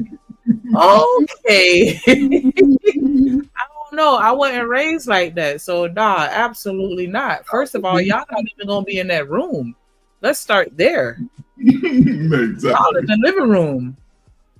And I'm gonna make sure that I have a reason to walk past y'all every couple minutes. Cause you're not gonna have too much time to be in him making babies in my house. Absolutely not. Go sign we you a couldn't lease. even close the Lay door. up there. We couldn't close the door, Shanique. Yeah, my boys don't close the door either. They get a face space. That's what they call it. If I can't stick my face in the door crack, then it ain't open the jar enough. The only time they close their door is when they get out the shower. Other than that, they know not to close that door. Don't play with me. Face space? That's a face space. Yes, I want the space to be wide enough where I could poke my head in and see what the hell going on. They know. Stop treating kids like that's fucked up. What? Nah, you're not gonna see me on the news. Like, I didn't know he had he was crafting up a bomb in his room. Nah, you ain't gonna see me. I go through all their drawers. I'm not playing with them, and they know I do it. You better be good at hiding if you don't want me to find it. Because why is this food in my darn dresser that I paid for? Get the hell out of here! Nah, we're not doing that. Yeah, I mean, I did it. I mean, it was cool because when I look back on it, man, my parents, I promise you, they never questioned me. Like, boy, you standing out all that. Only thing my daddy used to say is, boy, where you been at? Around the corner? Yeah. And he gone to go to work. Make sure the grass is cut when I get home. And guess what? The grass will be cut. I ain't want to hear that shit from I don't know. I guess you had to be real mature to where they, had I a was level real of mature. trust in you to where they knew you wasn't going to just be doing the most. Yeah, I was a middle child. I was a loner. Like, you know what I'm saying? I did things on my own. It's crazy. It's a crazy story. Drip, I don't know. Y'all was kids. I probably wasn't around. We used to have things in the neighborhood called pitch, hit, and run and hot shot, where you would start at your local park, and then if you win your park, you go to another park, and they call it the region. Then you just go to the state. So at 11 years old was my year. I got the plaque for basketball, hot shot, and pitch, hit, and run. Right? So I used to tell and this is crazy. I used to be like, Mama, today I got to go over to this park, over to the University of Louisville, blah, blah, blah. You can drop me off. She like, drop you off? I say, yeah, you drop me off and I'll be good. And she would just take me and drop me off, and I'd be out there by myself. Everybody else got parents. I wouldn't even be tripping. Just had to. And most of the time when she came back, I either had a ribbon, a plaque, or a trophy. It was crazy. I'll tell you, I'm talking about miles away from the house. Man, I used to ride across the bridge on my bike at 11, 12 years old over the Ohio River. You talking about scary? Shit. I look at that shit down driving the car like, man, I used to ride my bike over here. And I used to go to the stockyard, and we used to grab the goolers by the horns and shit. We was young too. I'm talking about young. Fucking with shit.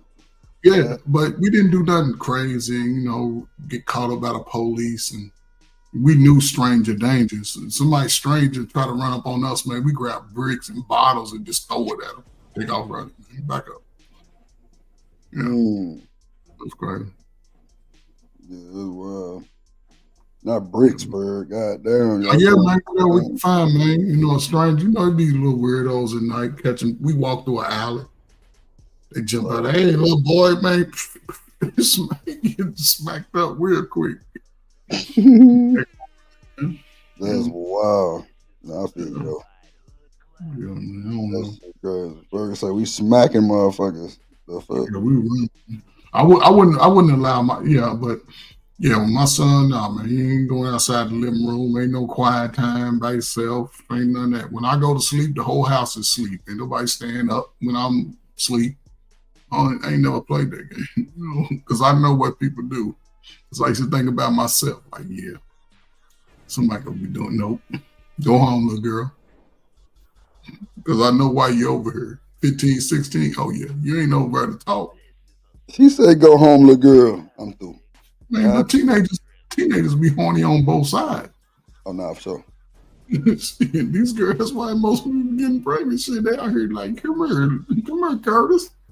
You cute. Not Curtis. Oh, Not Lord. Curtis. You know, Keisha like you too, but since I'm here, I'm gonna go ahead. Same news, man. Why you think we still have babies? My generation had some of the highest abortion rates ever. Because people were still trying to hold on to that dignity and they didn't want to embarrass their family. And they would just get an abortion instead of letting people know. I can see that, Bird. Yeah.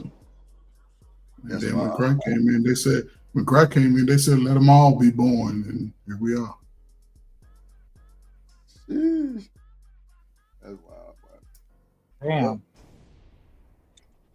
So what's the clip about? Drip? Nah, play that boy. I was watching it. Shit, we got derailed. Go ahead,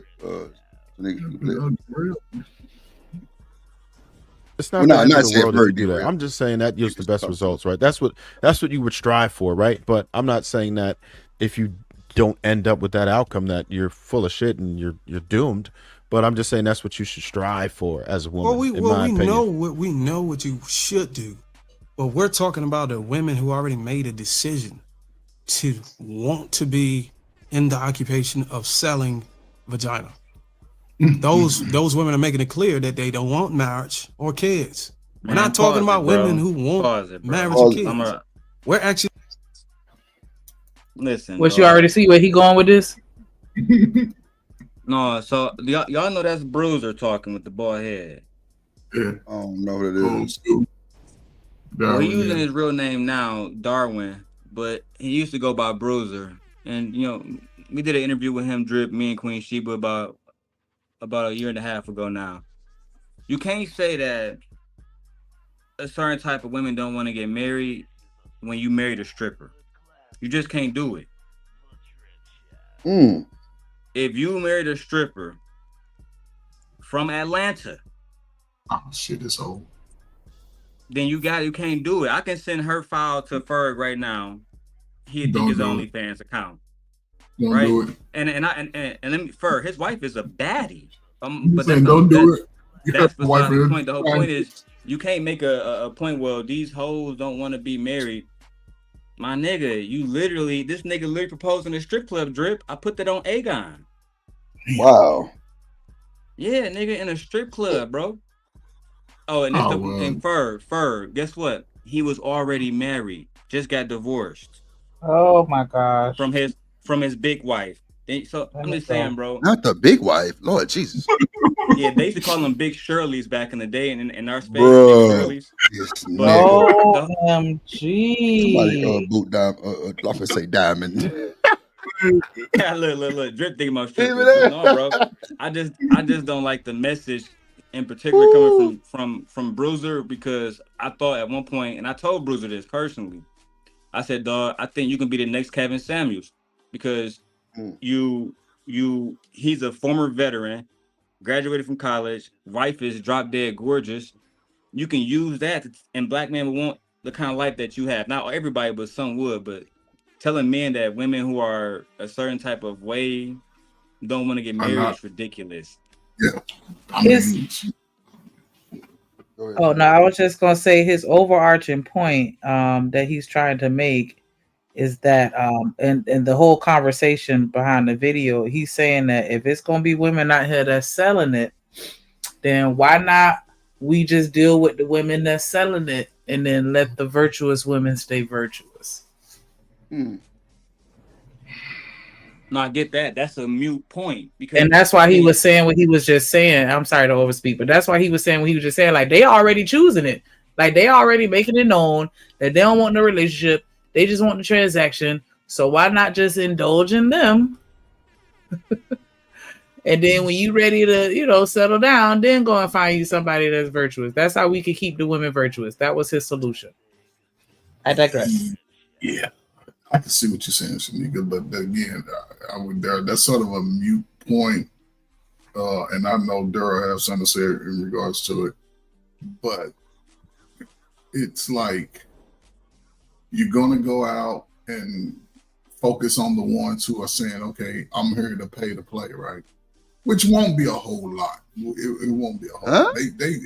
No, it won't. They couldn't play that game. Women, they talk a big game when they come to that cake, but they can't play that game. Because now you dealing with Johns that just coming to John you up. Ain't no going out to eat. Ain't no rubbing your back. Ain't none of that. They can't handle that shit.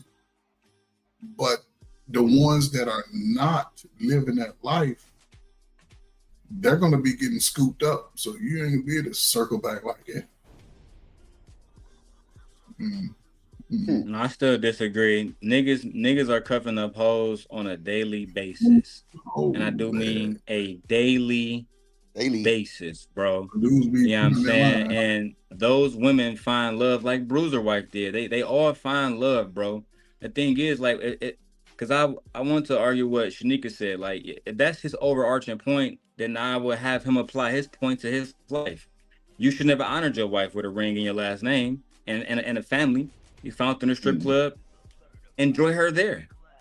But if she can add more value to your life as a wife and a mother, who is to say that the next stripper or prostitute can't do the same thing for another man just like you? That's the problem I have with it.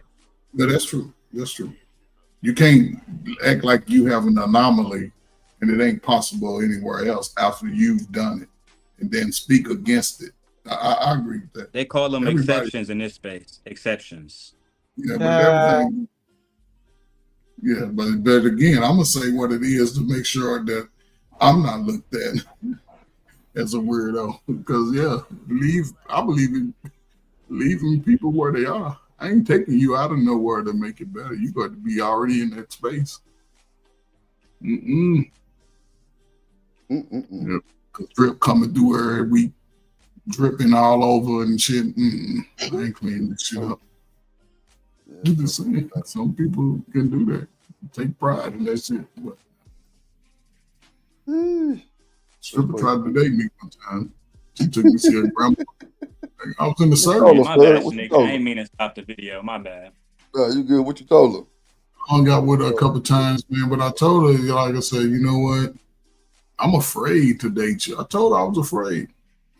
Damn. She's like, why are you afraid? I said, you look at your lifestyle. I said, I'm a protective type of possessive guy. I said, the fact that I said I couldn't do it. I couldn't do it. I couldn't be coming to her waiting on you and waiting on you get off, and you know what I'm saying. You come into the car sweaty. You know, I couldn't do it, man. It's just couldn't take a hold of my mama. My mama would have cussed me straight, and my daddy probably would have tried to hit her. My daddy would have said, "Oh man, is that what she is? Come here, girl. Come here, little baby." Yeah, I couldn't have did that, man. But she was a good person, though. I thought she was cool. She was a good person. I respected her. I ain't cuss her out and call her, you know. What you told her then, bro? What you told her? No, I'm just saying, you know, I was like, shit, we're on two different paths in life. I feel. I feel that. Go ahead, Sneaky. Play a little bit more. Telling you to leave them alone, period. These women don't want to, they're obviously not participating in the occupation of selling vagina. We're saying, we're talking about women who are selling it and they're blatantly selling it. They're on OnlyFans. The only men that are really upset with this is the ones who can't get it the regular way and the ones who can't afford to pay for it. Y'all do realize that that's illegal in like pretty much everywhere outside of Nevada, right? Like, you can't really do that. That's illegal. Weed was also illegal in most of the damn country, and y'all, they ain't stop y'all from doing that shit. Are you telling me just because? Yeah, if y'all want that jacket on you, that's fine too. Trev, we live in a nation where men and men can marry each other. I'd be damned if I even pay attention to saying that it's illegal to toss a woman $120 to do whatever. Whenever we live in a society where men and men. Whatever. He'll take which ones? Huh? It depends on which you one. really Some of playing these- Russian roulette, bro. God damn, you ain't even getting. Well, It you depends know on what? what you. $40 cooch. That could have been $120 is not premium. That could have been oral. That could have been just oral, $120. Trav. That could have Both been of just those numbers oral. are really low, you guys. Like, Yeah, I know. That's what he's I saying. know. He's saying those They talking shit, but a lot of these hoes out here ain't getting but $150, $200 per.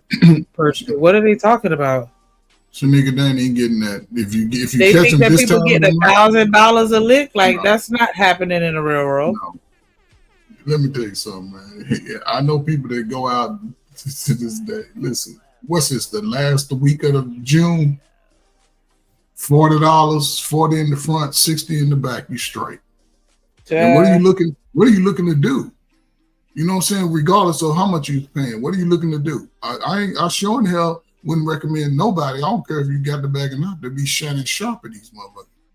You come in with your 40 here. What you hear? I got 15 minutes. Handle that. I'm out.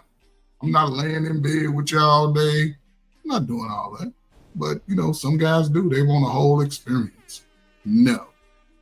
Put it in your close your eyes, because here it comes. That's all I can say. Yeah. Close your eyes. The whole experience. Yeah, that's what they pay for the experience. I ain't got number $27, 22 cents. Man, and 32 cents. Matter of fact, I lost a 32 cent in the car, so 27. But that's what guys are doing. They bring in the hoes to the house, and that's what you don't do. You keep them out there because that's where they want to be. And then you start trying. Then they start getting mixed up because then if they meet a good woman, they still want to have the little other one on the side, and they bring it up to the house. Then that shit start clashing. Yeah, so, because most people ain't moving. Bro, let's keep it at 100 too, bro. Because I've been listening to these niggas while I'm setting up this new TV and shit. These niggas hoes, bro. These are the same men that would tell women, when these women say, we want $100 date, they gonna say, no, it's too much. Y'all think y'all getting some quality coochie for $150, bro? Let's keep it up. Let's keep it a buck, bro. I'm not even gonna ask a woman like Shanika what she smashed for that. I think that's damn near disgraceful, bro. But most of these dudes, they cheat, bro. If a woman literally says, give me $150 to smash, they gonna call her a hoe. She gonna get shamed. And these niggas gonna turn around and still low key. This is the crazy thing about it, Ferg. All these niggas trick, bro. Like if I was on some super messy shit, I can prove the same niggas that said they don't trick, they always tricking, bro. I got a clip of the president. Shout out to JP. When he put a nigga card, he put a nigga card that's a big name in this space. And I had to clip it. He said, man, we got proof of you flying out these women and tricking and paying prostitutes. And he did. And it's the same nigga that was telling other black men not to do it, bro. So the same way they say don't deal with baby mamas, these niggas deal with baby mamas. Bro, it's all cap. Everything these niggas saying right now is cap. So they be faking the fuck out here, man. Come on, Ferg. You ain't know that? On my mama, bro. I mean, oh my God. So these dudes ain't not saying nobody on this panel, but dudes just out here lying on their shit like that. Every day. Blew my mind, Ferg. Every Blew day. my mind, bro. And I didn't even notice they had Orissa up there. Dr. Lady O. She go way back. Man, that's what I'm saying. Can't let Daryl give commentary on nobody's shit. This nigga it's under the jail. Yeah, I don't even, because some of these people, I know everybody up here, bro. I know Marcus M. White. I know Sweeney. He a barber. Oh, Lady Di. She got 9 kids by her husband. I know all these people. Okay, she got 9 by her husband. That's good. Fuck it. You got by her husband. Yeah. She do. She's a good woman, low key. Okay. Smitty, you there? Okay, you there.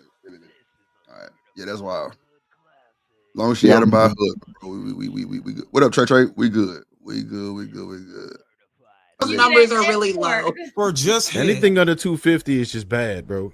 I know. I'm saying. Well, I'm just saying. And I'm not even a trick, bro. Wait a minute, Darwin. Did you say for just head? Like Shout out to that boy Dante with the $10 holla. That boy say, "What up, G? What up, boy?"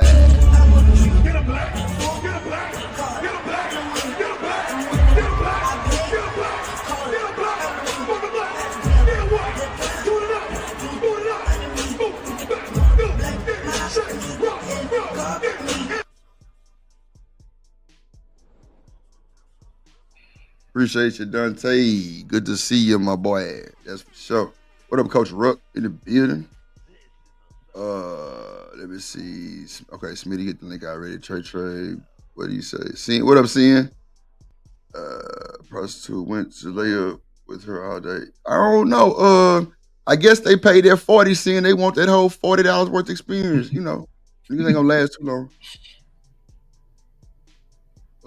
Type shit.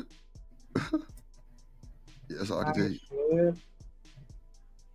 Go ahead.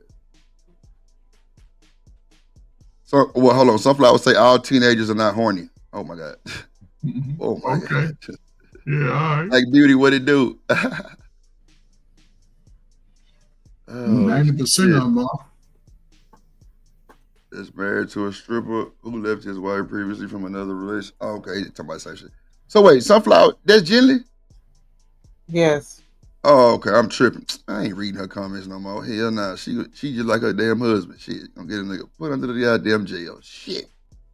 Ah, Lordy Jesus. Okay, go ahead, Sneak. My bad.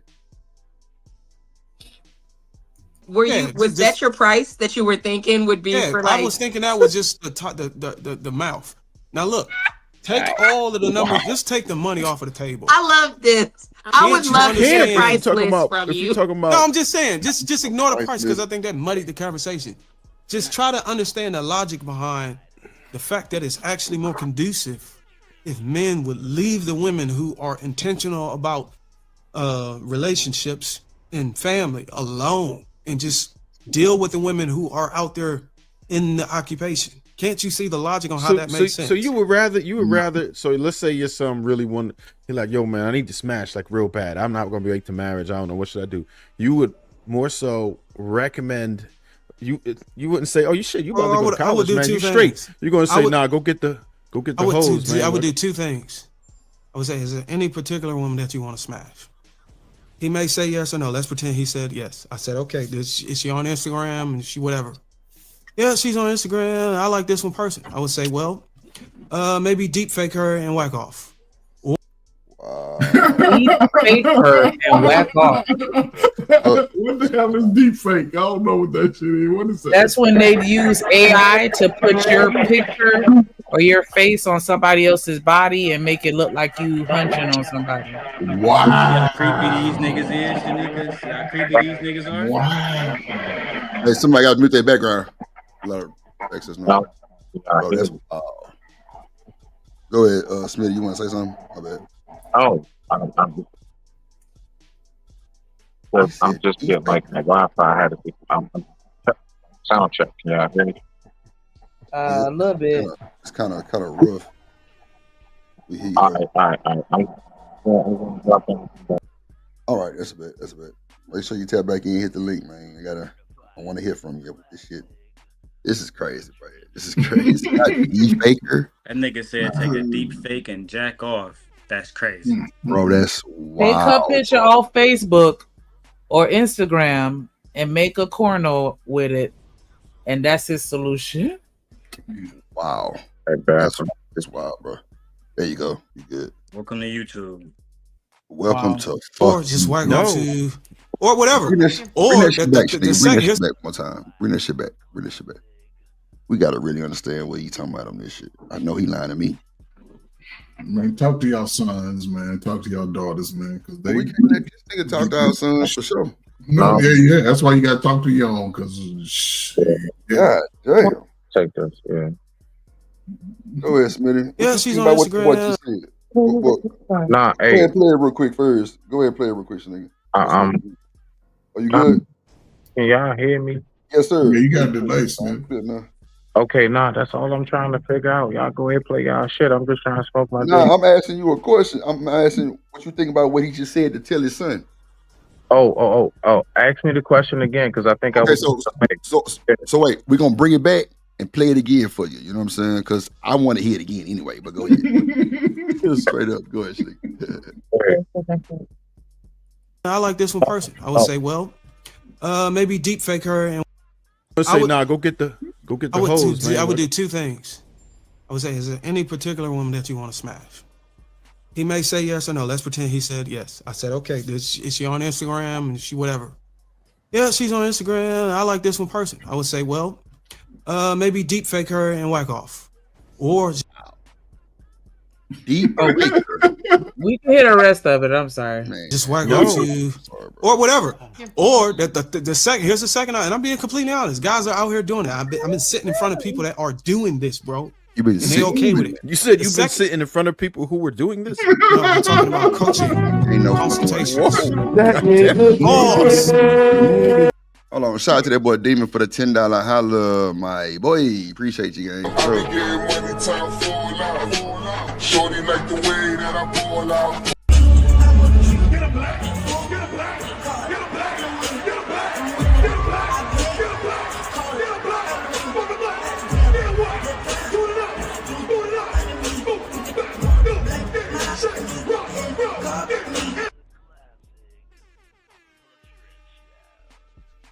And you, ooh, appreciate you, my boy. Go ahead, Shanique.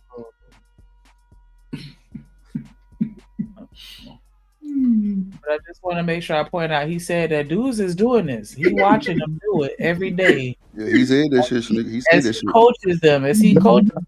This is a thing. Y'all mischaracterized what he said. What up, Dante? Deep fake her. Take her picture off Instagram and use AI to get what you want to see, to get you where you need to go. Child, bye. Goddamn. So, what up, Dante? Everybody? What's going on, baby? Good to see you, my boy. What's good? Same old. Try that. Not going, brother. No, go ahead, Dante. Go ahead. This might be on delay. My bad, though. Yeah, you hold on real quick. Let me let Dante. Let me. Shit, I can't get my words out. What the motherfucker just said. God damn. No, y'all good. Go ahead, Dante. What's good with you, my boy? Oh, man. Just woke up, man, and just clicking on these YouTube streets, man. Man. So this stuff. I don't know if you heard what he just said, Dante. If you heard what he just said, how do you? Yeah, I heard. Man, these are these same dudes that be having conversations about black women like every damn day, and to come out of the cup and the stuff that he just got through saying to come out of his particular mouth. That's why I say it ain't always good to take these dudes for face value, because these dudes on here that come on these panels like Daryl got through saying, man, these dudes is just they fake. It's just this is fake, phony. Just they live double lives. You just can't take dudes for face value nowadays, especially on the internet. Mm-hmm. Yeah, Dante been fighting against these manosphere dudes even before I got here. That's a fact. Goddamn Dante. Shout out to the. Hold on, let me tell you real quick. Shout out to the $10 holler from the combat vet. She says shout out to the drill and the panel. Appreciate you, combat vet. Let's celebrate you.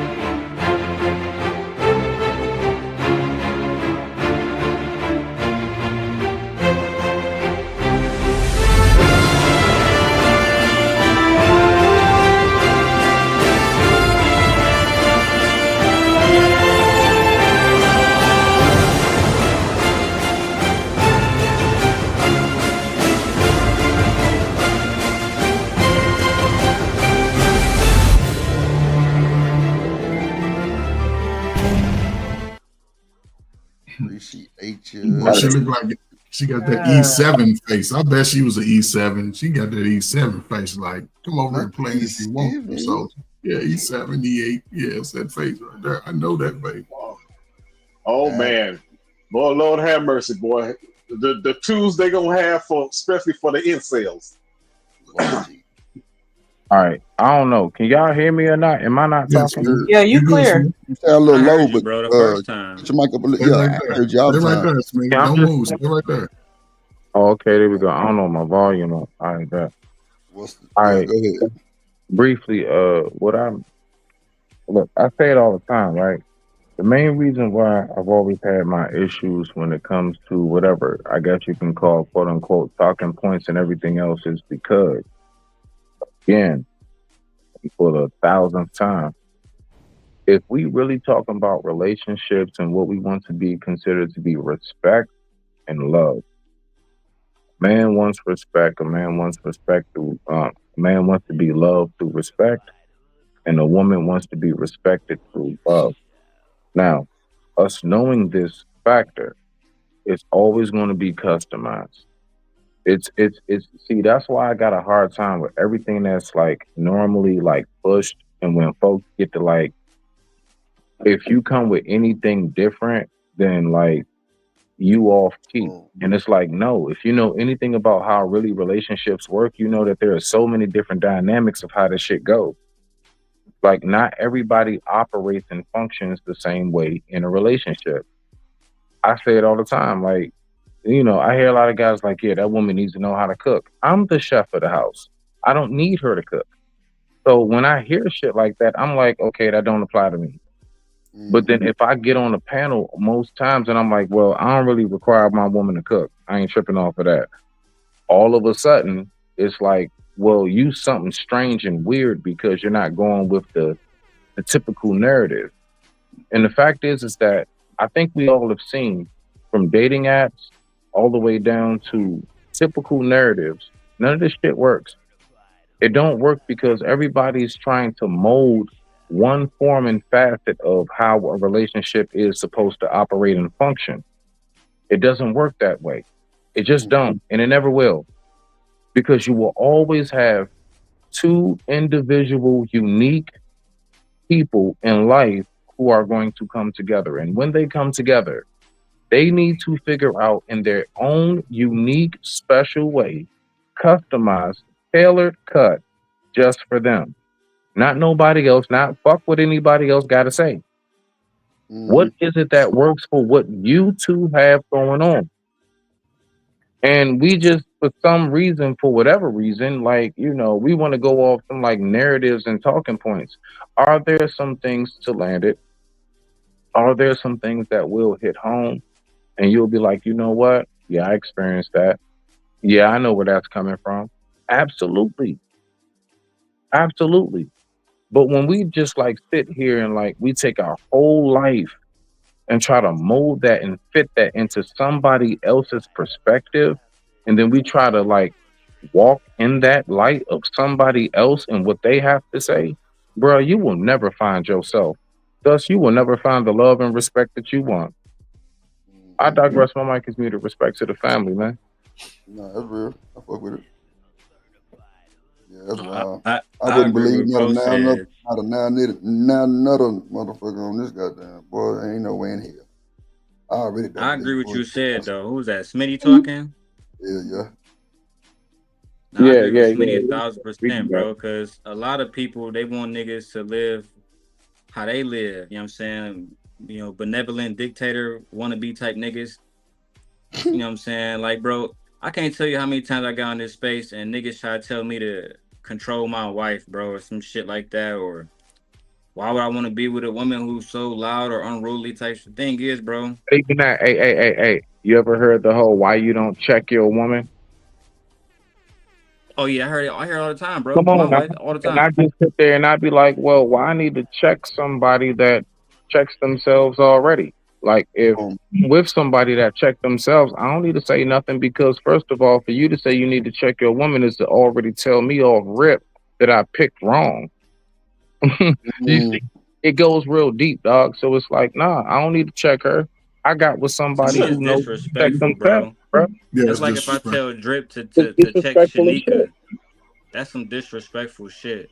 I'm gonna automatically feel disrespected. You feel me? That's like, again, going back to the situation with me and Tyranny. I felt disrespected when Tommy told me to check her. This is my co-host, nigga. I ain't checking Jalen, shit.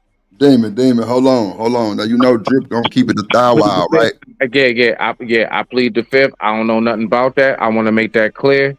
This is Daryl talking. I gotta say that shit, dog. Go ahead, rock out, my nigga. But I ain't got nothing to do with that. I don't know nothing about it. Rock out, my Nah, hold nigga. on real quick. I got you. Hold on. David, so look, you remember when what up, Miss Joy? What's going on? Oh Lord, he said, here I go about to cry again. Lord Jesus.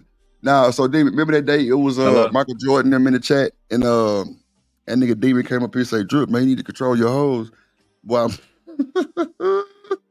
boy, I'm trying to tell you, boy, that internet saved boys' live, bro. Cause like I didn't know what the fuck was going on. First of all, it was an uproar in the chat. You know what I'm saying? And you know who Michael Jordan is, right, Drip? Right, Damon? Okay. So the nigga was like, nah, Drips, people keep timing me out. You need to control your hoes. I was like, nigga, control what? Demon was in the back of the goddamn chat, bro. I went, nah, bro, that was foul. That was foul, bro. I'm like, nah, we can't do that. We can't do that, bro, because I didn't even know what the fuck was going on.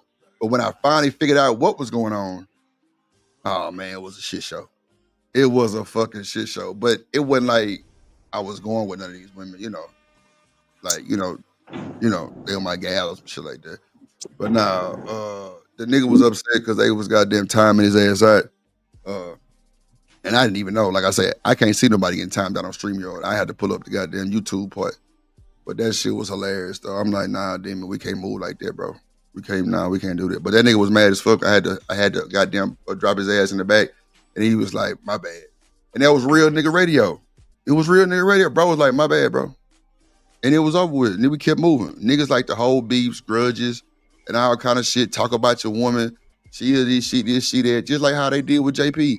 Bro, gal spoke up for herself. Or bro, wife spoke up for herself. I respected it. Because at the end of the day, they did mind it out to the point where it was a cool conversation. But, I be thinking niggas who be having too much pushback like that, bro, they really ain't got nothing going on. Or they ain't really had access to women like that either, bro. But niggas weird. They don't. The same niggas that'll tell you to check your wife. These the same niggas that scared to turn their television in their own house. Niggas weird, man. Niggas weird shit. Go ahead, Damon. My bad. Yeah, you good. Yeah, that's wild, Dante. I ain't gonna hold you. These boy wild. Go ahead, there. Nah, look like he got dropped off or something. No, there. Oh shit. There you go. But a lot of damn, my niggas bad. new. I ain't couldn't even see myself, bro. That's crazy. No, there you go. You good.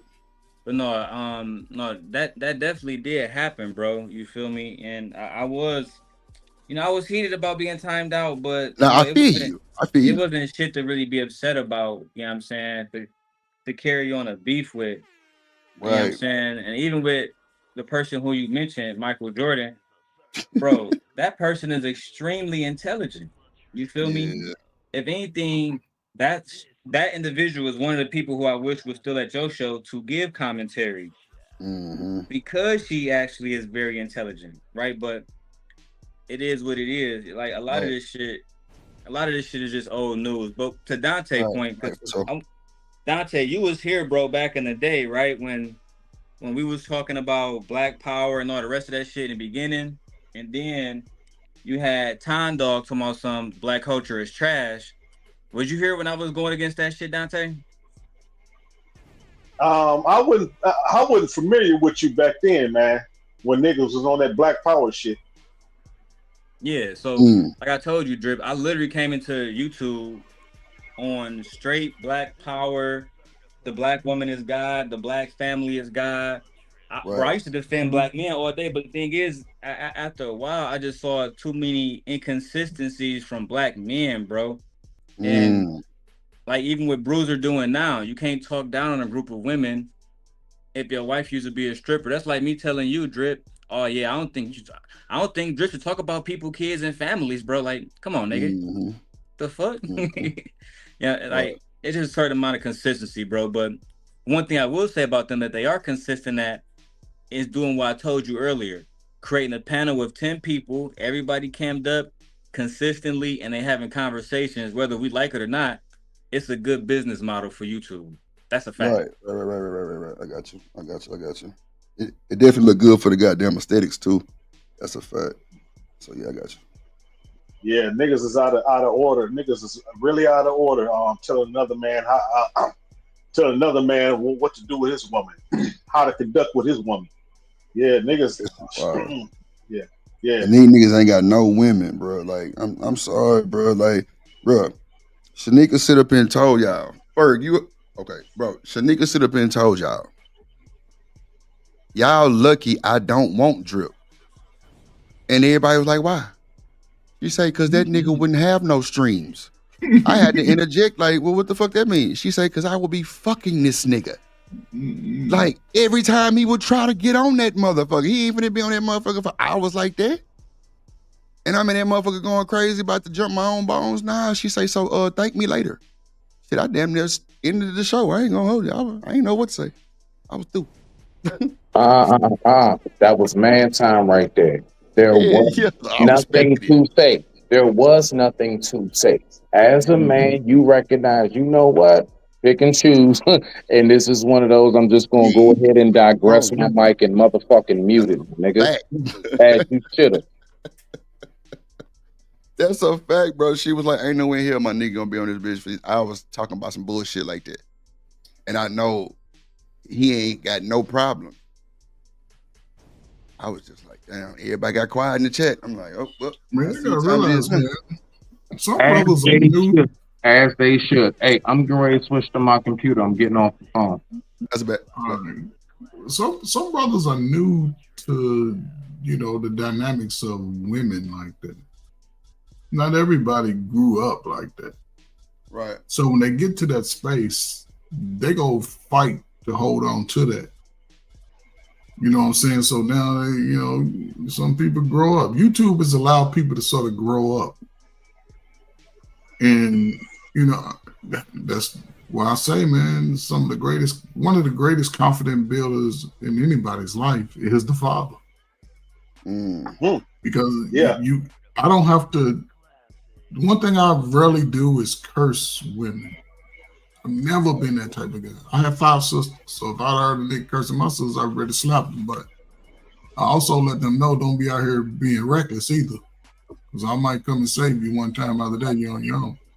But you know, it's a different mindset. Guys are more emotional now. They lead with their emotions. I would have never done this in my dating game. In my dating life, I would have never been in this type of space talking to people. Never. I've been outside with them. You know what I'm saying? So it's just weird to me that here we are, not strong as, you know, young, and everybody, we got DNP arguments when we still throwing our musty ass selves around in the streets. People still out here doing. They doing worse shit than y'all aunties did. Y'all aunties, you couldn't go behind them in the cheeks. Now, niggas, you stay right in front. Now they busting it wide open for you, your musty friends, your cousins. Yeah, everybody. Niggas running up behind each other, standing around with shirts off and shit. You couldn't get no group of dudes standing around with their shirt off together. Nigga, if you don't get your titties away from mine, nigga, if you don't put your shirt off, it's just a different energy, man.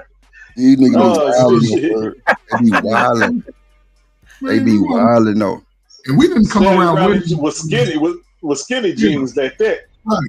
And we didn't come around women until it was time to sort of party. Other than that, everybody stayed in their own little lanes, and they, you know, women over and men over here, regardless. And this was since I was young. I mean, I remember being a teenager. When I saw my girlfriend, we was on some spend the night time. We didn't hang around each other all day. I did boy stuff. She did her little girl stuff. And we used to have dances doing, you know, high school dances all through high school. Yeah, we had that shit too. That's when we was with you. Other than that, Shakrita, you can't hang out with us. Go on. Not Shakrita. Yeah, we used to be with you. You had your own week. Over and smoke over. You ain't over here. You wasn't in the barbershop conversations. YouTube has put all that together. And now it's showing how a lot of people have been broken for years, but they have a voice now. And I can get you to side with me because my feelings was hurt. When your feelings hurt too, our feelings was hurt. And y'all can't dismiss it. Damn. Nah, you ain't bullshitting. Yeah, and the direction of the culture, man, really did change some of this shit around, man. I gotta go back to blaming the. I gotta go back to blaming the hip hop culture, man. I know we all. I know we all don't want to go there, but I gotta go back to that. I know you know we've been hearing all this talk about blaming the hip hop, blaming the music, whatever, and they said that ain't the cause, but it do play its part. I ain't gonna say it's the blunt blame for it, but I'm gonna say it plays its role because man, I'm old school. And back in the day, we did at least slow dance. We did at least dance with a woman. Now nobody dance the club no more. They walk, they stand around trying to look cute, holding the glasses. You holding they drink or whatever. No, it's just different, man. It's different. Dante, crack changed the game, brother. Crack era. God damn. You say you old school. I would say you in your late 40s, 50s, right? I'm in my early 50s, 53. Okay, there you go. Early 50s. So you saw the destruction. You saw when the boobies and dresses start coming out. You saw the freak Nick. You saw the freak Nick evolution. You seen it. Crack. Damn. Born in the 80s, crack baby. Born in the 80s, crack baby. That's funny, bro. That is funny. Oh, but you can tell the emotion, how the emotions shift. Somebody doing that. And then, again, it has nothing to do with no person. But when you see people who are born in that time, a lot of them have a issue with controlling their emotions when they have conversations. When people don't align with them, they crash out. They ready to cuss everybody out. That's because the family got dismantled during that period of time, and then that's where everything, in my opinion, went wrong. Because once we lost the family, we lost the neighborhood, we lost the community, we lost everything. Yes. If you could sit there and watch an old lady struggle with some bags coming out the store, and you don't give two fucks because you minding your business. No. And then she's scared to even accept your help because she thinking you gonna try and knock her upside the head because these YNs don't have respect for the older generations anymore. Like we're cooked. Yes. Sin 7. It's not me. It's you all, the young adults who fight about relationships and money and dumbass kids. That's the problem, Sin. I'm trying to say, no, y'all gotta get past the sin. Unless you married and got kids and all your friends, but now everybody's individuals. I can make it all by myself. Matter of fact, about $20, girl. My man, let me hold something. Because I spend all my money on dumb shit. Now I'm begging for the rest. And my mom and daddy mistreat me. So we can't live like that, man, and expect to. No, we can't, man. You talking about go on, sorry about that. I apologize. I just wanted to give some quick pushback to you, Dante. I don't think that hip hop did it though, because hip hop wasn't all just popping coochies and all the other stuff. Like we had good music too, and they were actually telling stories. And I blame the culture and the community because we started to gravitate more towards the degeneracy. Can I first of all, to the extent where if somebody come out with a good rap song, it don't even get no airtime. Yeah. All right. So first and foremost, and see, this is how mixed up we even got terminologies and just, what I find fascinating. I'm just gonna say it. How much us as Black people have allowed the others to even get us to go back and forth and dispute about what the hell we've always known as ours. Come on. It fascinates me, dog. Now, first and foremost, to say hip hop destroyed. No, if anybody knows, if you're old enough, Uncle Ferg, crack babies. Okay, now, hip hop once upon a time was everything we knew that had a jazzy feel. Hip hop once upon a time was like it basically was like poetry. Poetry to a beat, bruh. Like literally, hip hop are the days of like the Mos Defs, the Talibs, the Commons, the Black Stars, the Outkast. Yeah, Outkast is Southern hip hop, not Southern rap. It's Southern hip hop. That's why they were so iconic. Outkast was the first version of the South bringing out hip hop. It's not the same as rap. We have hip hop, we have rap music, then we have gangster rap. They are all three different categories. So even down to when we just, me just listening to this as somebody who does music as well as loves music. I don't like songs. I love music. Let that sit. And, I just, it kills me, man, because it's like, no, it hasn't. Like, I'm trying to figure out, like, for example, even down to, Uncle Ferg, let's just be for real. We want to say hip hop or rap music so bad.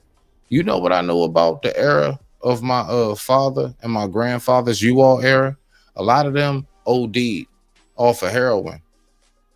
A lot. It was a lot of badass drug addiction. It was a whole bunch of depression. So no matter whether it's us killing ourselves or whether us offing ourselves. Forgive me, us offing ourselves. You know what I'm saying? As far as like self-deletion or us doing it to each other, the fact is that there has been a let's say a death culture that has been derived all the way back to the days of Otis Redding. So we're not gonna play these games. We're not gonna act like all of this shit just started with us. No, it's a whole bunch of artists that, listen, it might not have been the gangs and the guns and the violence, but you keep talking about crack babies. We need to talk about them heroin babies. We need to talk about them dope fiend babies. We should talk about that because that was huge during the James Brown era. Huge. That was huge. Charles couldn't even go on stage without doing Delphonics, Temptations, okay. Delphonics, Temptations, okay. Isley Brothers, all of that era. Heroin was absolutely treacherous. As much as you keep talking about crack, now that's during your time, sir. Yes, and that's the time. Now, I digress. And that's the time when deletions among Black brothers and sisters started to rise to the capacity. Yes, those people that were on drugs and the people that were on drugs, I don't fault them. I fault the brothers and sisters who sold it to your grandmamas and your cousins. That's the fault right there. It's not the person that was on the drug. We clearly see how it destroyed. And for the most people that were on drugs, most of them were functional addicts. Most of them still went to work. And most of them understood that I don't want to put my children in it. I'm going to go off and be in this trauma by myself. And that's the difference. Now what we see is what? We see everybody's, I don't know, all the kids be around when y'all smoking the blunts and the hunts and all this. The kids ain't separated. And I'm just saying, listen, this is just the time. Y'all didn't hear people talking about, oh, my daddy ain't treat me like shit. My mom ain't. Now what are we talking about? And to the kid, my daddy wasn't shit, and my mom wasn't shit, and I went through all this trauma, and but the kid right there looking at you. Yeah, but see, Uncle Ferg, listen. I correlated to a time. Go ahead, D. Go ahead. You got it. Go ahead. So if I'm keeping 1,000 with you, I just can't relate to that, right? There's something even my wife can. Did you sell drugs? I'm about to break it down to you, OG. Right? Don't incriminate yourself, Damon. I'm about to say I would never answer that question, but the thing is this, right? The thing is this, right? My father died last September, and my wife, she was around to hear a lot about my father and my family. We don't mix words, bro. None of us. Babe, wasn't you there with my cousin Denise? When my cousin Denise said that part of the reason why she stopped going around my father was because he was too violent. And he came home one day when her and her husband, my cousin Jeff, they was all living together. That he had 2 women tied up, kidnapped. Yeah. He said she had to move out that same day. Yeah. So like I grew up, bro. I grew up with very, very, my father, first of all, was a good man to me, a great father to all of my children. To all of his children. However, he was also an extremely violent man. You understand me? I grew up. I tried to tell Time Dog this when he was saying that niggas bringing all the drugs in. No, bro. If there's a certain amount of families that control everything, and those families work with the other families, Italians, the white families, Polish, et cetera, et cetera. This is all 1,000% fact, right? I'll tell you something else, for my brother ended up getting arrested in Kentucky for trafficking heroin. Him and my cousin, they tried to call them niggas kingpins, bro. You feel me? My brother did 3 years, bro, for 3 months. Drip, we ain't know where this nigga was at. We couldn't get in touch with him. Couldn't, and the feds didn't even tell us they had cuz, bro. You know what I'm saying? So I'm trying to tell you, right? Like, for a lot of us, bro, me, my cousin Frost, his dad got shot up, bro, right? I mean, not right in front of us, but right in front of us, like we outside, niggas pull up, niggas shoot the crib up, we walk in, his daddy dead. This is 100% facts, bro. My grandma, his the nigga I told you, my uncle Sherm, he got shot up, and my auntie Ann, I had Michi meet my auntie Ann, bro. Her car got blew up right in front of my grandma's crib, so we was always tied into shit. Even this is the only time I'm ever gonna speak on this. I remember I was talking to Lil Meech, and niggas was on here doubting me. I showed my wife. I showed who Drip called Michael Jordan. I showed her too. I said, I've been knowing Lil Meech since he was a fucking baby, man. You understand me? And at the end of the day, bro, a lot of niggas, even people like himself, they grew up with a lot of different type of niggas around them. You feel me? Even when his father was in jail, it was killers around him, bro, at all times. It's like, that's why I told you the other day, dog. Even with Lil Meech, he went to 50 Cent for mentorship so he can get out of that shit and do what his father wanted him to do, which is focus on his media money. You understand me? You know how easy it is for a nigga like him to go into the game and get 50 cities under lock at any time? Just on the fact that his pops, it'd be too easy, bro. You know what I'm saying? But he's gorgeous. But he's ruthless, low key, because he didn't grow with his father, and ever since his father was in jail, his mom had to struggle. The world shitted on his mom and his father and his uncle Terry. But the whole thing is this, dog. If we don't have real OGs, and I swear to God, I can't overstate this shit. When I say real OGs, niggas not in the street. Niggas not teaching niggas how to load up clips and, you know what I'm saying, turn 1 into 2, then it's always going to be fucked up. Because when I grew up at, I can go in Detroit right now. I'm going to find more OGs like the ones I'm talking about, like my father, than OGs like you. My father, bro, he had me and my brothers outside. He was already married to a woman. My wife know all of this. We've been going through probate court and all kind of shit, right? So I'm trying to tell you, dog, like even after he passed, it took so much money and so much time just to get his estate under control, because it's vultures that's coming for everything. Houses, money, bro. You guys, my wife, the niggas stole the boat and they stole the Chevy Silverado, didn't they? Yeah. So we dealing with demons 24/7. And what I had to do, I had to go to Detroit and go into straight demon mode. But then I had to come back. Say, you know what? I'm not even moving like this because I'm about to kill niggas. You feel me? But that's how we raise, bro. That's all I'm trying to tell you, bro. It's like, that's why, that's why I don't fuck with this beef on YouTube stuff no more, because you don't really know what niggas has been through and what niggas mindset is. You feel me? Daryl, I can understand, but that's not how you were raised, though, right? Because the person you are is not how you were raised. You went totally opposite of what you saw from Pops. Not initially. I went to college at 23, bro. No. What I'm saying is, as it pertains to out of that shit out of nowhere. I literally, I'm gonna tell you this first. I'm gonna tell you this quick story. I literally went to college at 23 with about $53,000 on my account, and I had nothing. Everything that I was doing in the city, I just dropped it, bro. You know what I'm saying? And I'm gonna tell you why I dropped it. the girl I was with at the time gave me an ultimatum. She said, it's either Detroit and you don't have me, or you go to college and we can be together. And I wasn't about to lose her. So the streets had to, but initially, man, I would have robbed you, robbed whoever I wanted to. But the point I was making with that, right? Okay, you saw it. Yes, you fell into it for a bit. But you said something very dynamic in regards to your pop's relationships with women, is what I'm getting at. You didn't follow that same footstep based on what you heard, because he still was a good father to you. See, he still played father to you despite what he did to other people.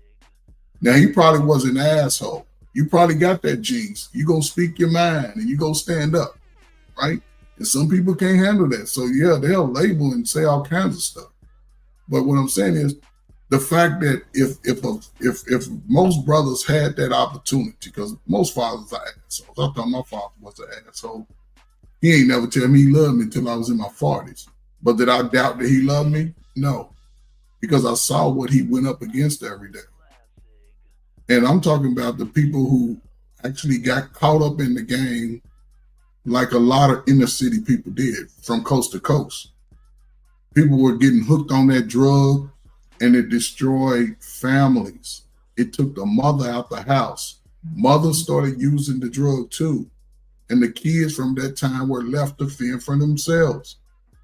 And when you start looking around like, damn, my uncle's on it, my daddy's on it, my aunties, that became a problem.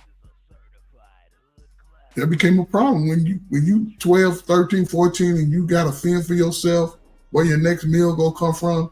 That has long-term effects. And this is the effect that it's having today, because most people who had those type of experiences, they struggle with building relationships. They walk around the world in their feelings. You understood. That's why you moved a little different. You had hustle in you. You hustled. You saw people hustling. So I'm a hustle.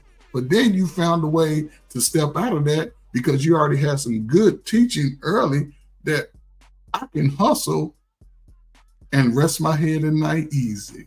I ain't got to hide for nothing. I ain't got to look over my shoulder, because you understand and you transition from that. You didn't stay in it. I'm not saying, look, if you go from 25 to 35, give that shit up, because you cannot go into your 40s thinking that it's going to be smooth sailing when you're cheating life. It don't work. Yeah, niggas don't have them kind of runs no more. You feel me? It's an in and out game. You feel me? Yes, because somebody go snitch on you and don't have no unity and commitment to the side of nobody but themselves. That's all I'm saying. It's everybody, like I said, I used to see my father drunk. My father peed in my furnace vent one time when I was a teenager. He was so drunk. I saw my father stealing money out of my drawer. You know what I'm saying? But to what Shanika and what they was talking about, this Henry, and I think that was Smitty or somebody. I would blame these niggas that Shanika got on the screen more than I would blame hip hop or them drug dealers, because these be the hoe ass niggas that sit by and don't do nothing. I tried to tell them before when it was like, we don't like drug dealers, and go smash on them niggas then, bro. Them niggas right on your block, bro, every day. You see them niggas, go smash on them niggas, bro. Make sure them niggas, if you really don't want it on your block, let them niggas know it and then enforce it. But instead, we want to enforce hypocrisy on women.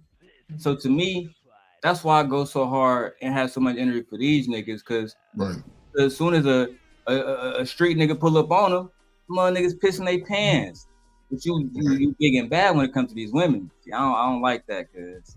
But see, it's the main thing that it is what I notice is, we talk a lot about accountability, and I'm a very, very firm believer in when one takes care of his home and the rest follow suit, the entire neighborhood is upkept. So I don't need to go knock on my neighbor's door and be like, you should cut your grass, it's starting to get tall, or you should straighten up the stuff in your yard. The fact is that I take care of me, I take care of mine. You know what my neighbors do? The exact same thing.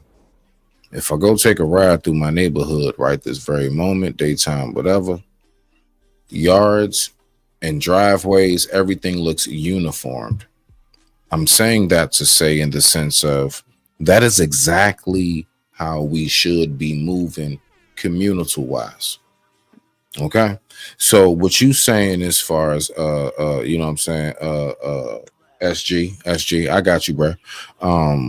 Yeah, you're on point with that. But the fact is that nobody wants to stop to land it. Nobody wants to stop and take time to think about, what am I doing? Now, okay, if we go, you know what I'm saying? Because I like to talk to the men too. So whatever the sisters got going on, maybe Shanika or whoever else can go ahead and holler at y'all. I'm gonna talk to the fellas. That's how we operate. Yes, I will say that most men will not take time to look at themselves. I have learned so much from other people by looking at myself. Why? Because I look at myself and how the interaction took place. I don't blame them for shit. I don't look at them as like this or that. I look at myself a certain kind of way if I allow them to continuously either bamboozle, trick, trick bag, whatever it may be. So I do get you on that point. So I just want to say that part. I digress. My mic is muted. Respect to the family.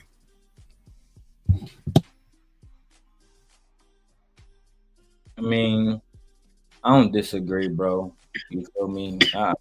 It's a lot of different issues that impact us, man. But what I do know is trying to have panel conversations about how to convince Shanika to submit.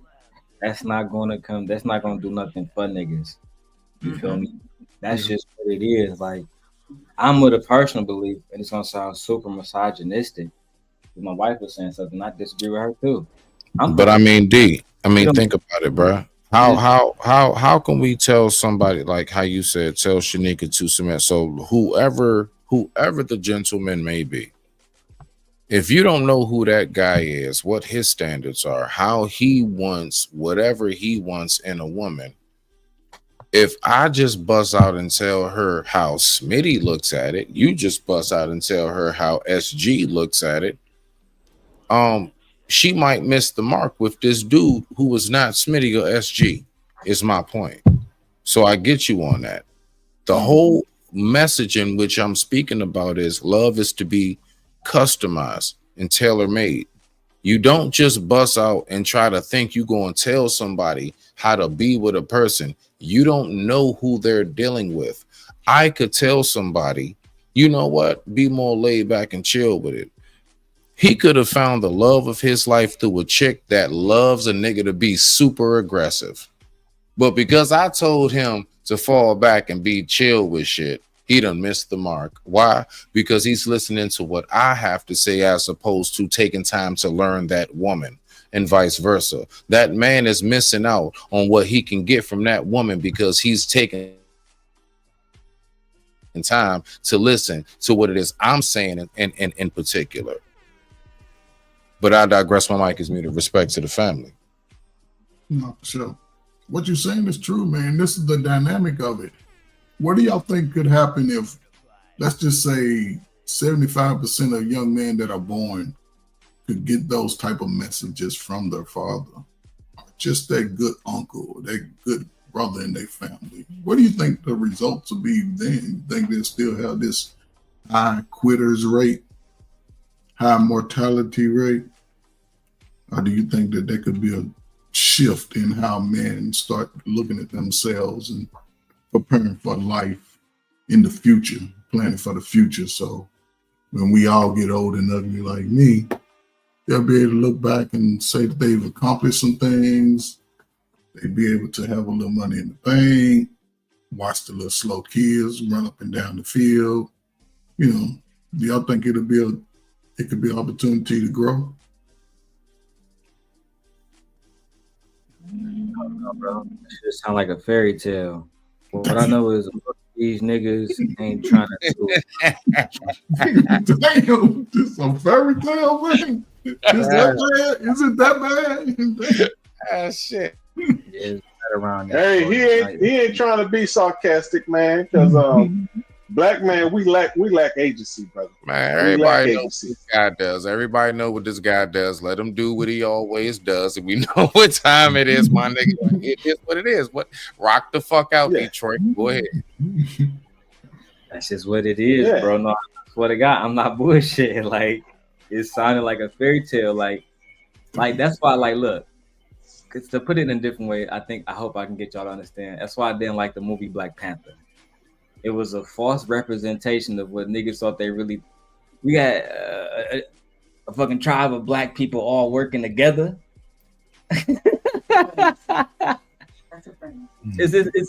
It's false, right? You had niggas leaving there talking some Wakanda forever, the niggas still dying on their blocks, shooting each other on goofy shit.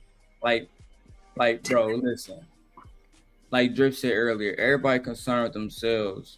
As far as the way I operate, I really fuck with my family, my loved ones. Like, if you don't fall in that purview, then at some point, eventually, it probably will be fuck you. And like, if it really came down to it, right? But that's how people operate, bro. Like, I was trying to tell my wife when she went to Detroit, she got a real chance to see how dark it is there. And of course, there's good parts to it, but bro, people just want to just be left alone. The community thing, I'm not so certain about that as I used to be. You feel me? But what you talking about, black men all working together, bro, these niggas emailing Drip about me and Jay Prince. It's over. They can't do basic shit. Drip, look, OG. They can't even have a conversation with me through a fucking computer. See that, Smitty? Crack ever, man. You know how ridiculous that is? I should tell these niggas, bro, Bloods and Crips used to link up together and tie flags together. And you niggas can't do this? But we're going to have the unity and the Wakanda forever shit in our life? Nah, bro, it's over. Like I said, we only can link up with niggas who are like-minded and they had the same kind of spirit. All the whole niggas, they got to just stay amongst themselves. Yep, you ain't gonna be able to reach back to save everybody, man. And I don't. That's right. I'm gonna reach back and save them motherfuckers 10 years younger than you, old ass motherfuckers. Because you motherfuckers already saying fuck the world. Me against the world. You know what that is? That would you know my take on that. We would have to start by example, man. That's the only best way. The only best way we can say the next generation that's under us is example. Example. We gotta. I'll tell you. You know, you got. Huh? I agree with you. We do need to make an example of our enemies. The thing is this: instead of trying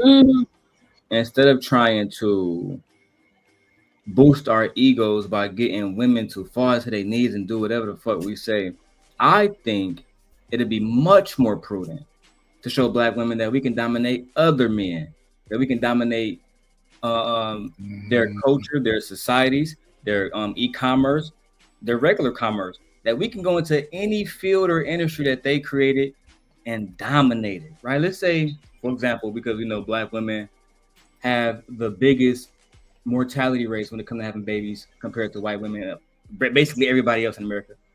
Imagine if black women was like, oh, God, Lee, look at this.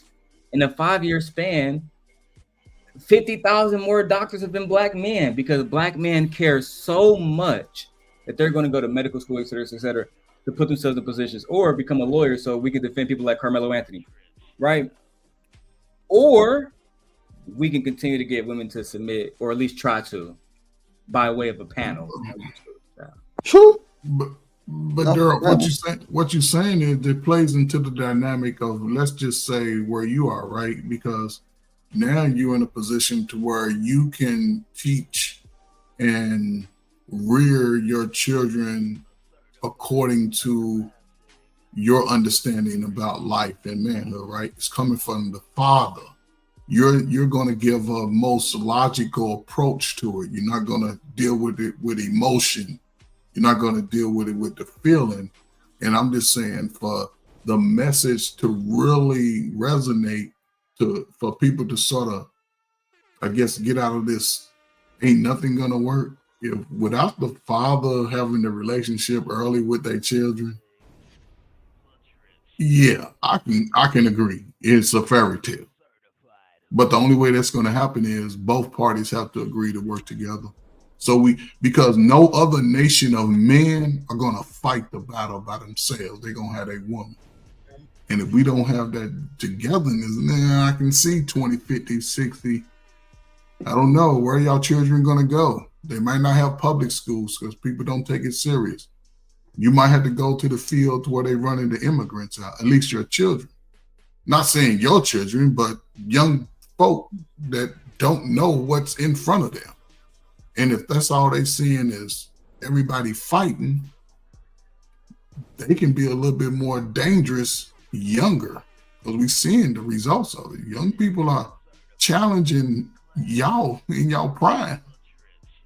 And each year it goes by, it gets more violent, more scarier. Because y'all gonna be 45, 50 in 10 years. And they're gonna be looking at y'all like, get out of the way, old ass dude. But think about it. So we just heard a nigga say, deep fake a woman that you do not know, that you have no relationship with, deep fake her face into a video that is computer generated. Yeah, you can't listen to that. These are the niggas that's raising the youth right here. Yeah, you can't listen to that. No, you can't be going to the young man. See, stuff like that to give a young man a mixed message. See, brothers like you will probably be good for the young man, but brothers talking about you telling. That's just like somebody telling your son to start out at like a pervert. You know what I'm saying? You, bro. Beating your meat ain't a flex. You know what I'm saying? That's something you don't even want to. Sneak face and deep faked it, bro. On a woman giving head, bro. You know how wicked that is. Wicked. You got to have no time, bro. Go get a job. Go be the woman and do something, bro. But that's what niggas giving these. That's what I'm trying to tell you when you said earlier about hip hop. Nah, nigga, it's about these hoe ass niggas. I've been checking these niggas for years, and truthfully, never mind. I can't even say that here, bro. But I think that if you really want to change it, we need a new group of men that think differently. That's all I'm saying. Hey, nah, hold on. Here we go. So now this is the $1 million question, sir. Considering what is taking place, I want us to really think about something. Mind control and mind manipulation and mind altering is something very devastating. It's something that takes quite a bit of time to implicate. Everything that's taken place has been quite a bit of time. So if we need a new breed of men, do you believe that new breed of men is in a number of abundance enough now to make a change? If not, how long do you think it's going to take in order for us to go ahead and shift the mind state? I digress. My mic is muted. Look to our founding fathers. Sometimes our leaders, they beg too much for change. Oh, can you guys please do the right thing? Nah. We need to implement rules as OGs. And those who obey it, they get to live freely. And those who do not get to they get to be made examples on why you can't be in our society. The same way America do and other people do. And I think that's the only way to get it done. If they come in trying to be on some preachy shit and asking, YN's gonna tear them apart because they don't respect niggas. You feel me? You're gonna have to make them respect you. That's literally, in my opinion, the only way. If you try to fatherhood them, bro, they're not trying to hear that, especially when they going back home and they stomach growling, right? So I think the only way to truly incentivize them is to show a certain amount of dominance. And if you don't have that collectively, right? Like white men, they got that collective dominance. Literally. Everybody knows this, right? So white women, they're gonna fall right in line. Even the ones that act like they're not in line, they in line. Everybody is. Everybody knows this too. And nothing gonna change with them niggas. You know why? Because they're gonna keep putting niggas like Trump in office. Niggas that's convicted felons. Niggas that we know ain't shit. Niggas that we know only care about money and power. And then and how many niggas right now in this country wearing MAGA hats following his every fucking move? How many niggas that if we need to go fight Iran would have happily went? That's power, nigga. Until we exert that kind of dominance, I'm afraid we never gonna be on a level that bro talking about. But that can only evolve into that unless the fathers can give those messages to their own son. If we don't listen, because I'm sure anybody with children are giving their children the best advice to live. I wouldn't think that we got, you know what I'm saying? We looking at the kids like, well, you know, your life ain't gonna be shit because motherfuckers ain't shit out here. Because that's what we tell them. Instead of saying, no, you got an opportunity to change the dynamic of your life, regardless of how I live, how you believe everything is around you, because as people, you evolve. And I'm saying now, Smitty, you said a time, and I'll say this until the time is here. For brothers, we got about 4 years to make the change for yourself, not as a collective, for yourself first. Get outside of, you know what I'm saying? Hold on. Uncle Ferg. I'm sorry. Hold on, man. Hold on now. All right, so I want you to really think about what was just said. And I'm gonna nutshell it. It took a couple centuries, no bull. Like this has been a very, very long, slow cooking process to get our minds to be warped and where we are today. 60 years, man. 60 years. Okay, all right, okay. So, all right, let's just, okay, you know what?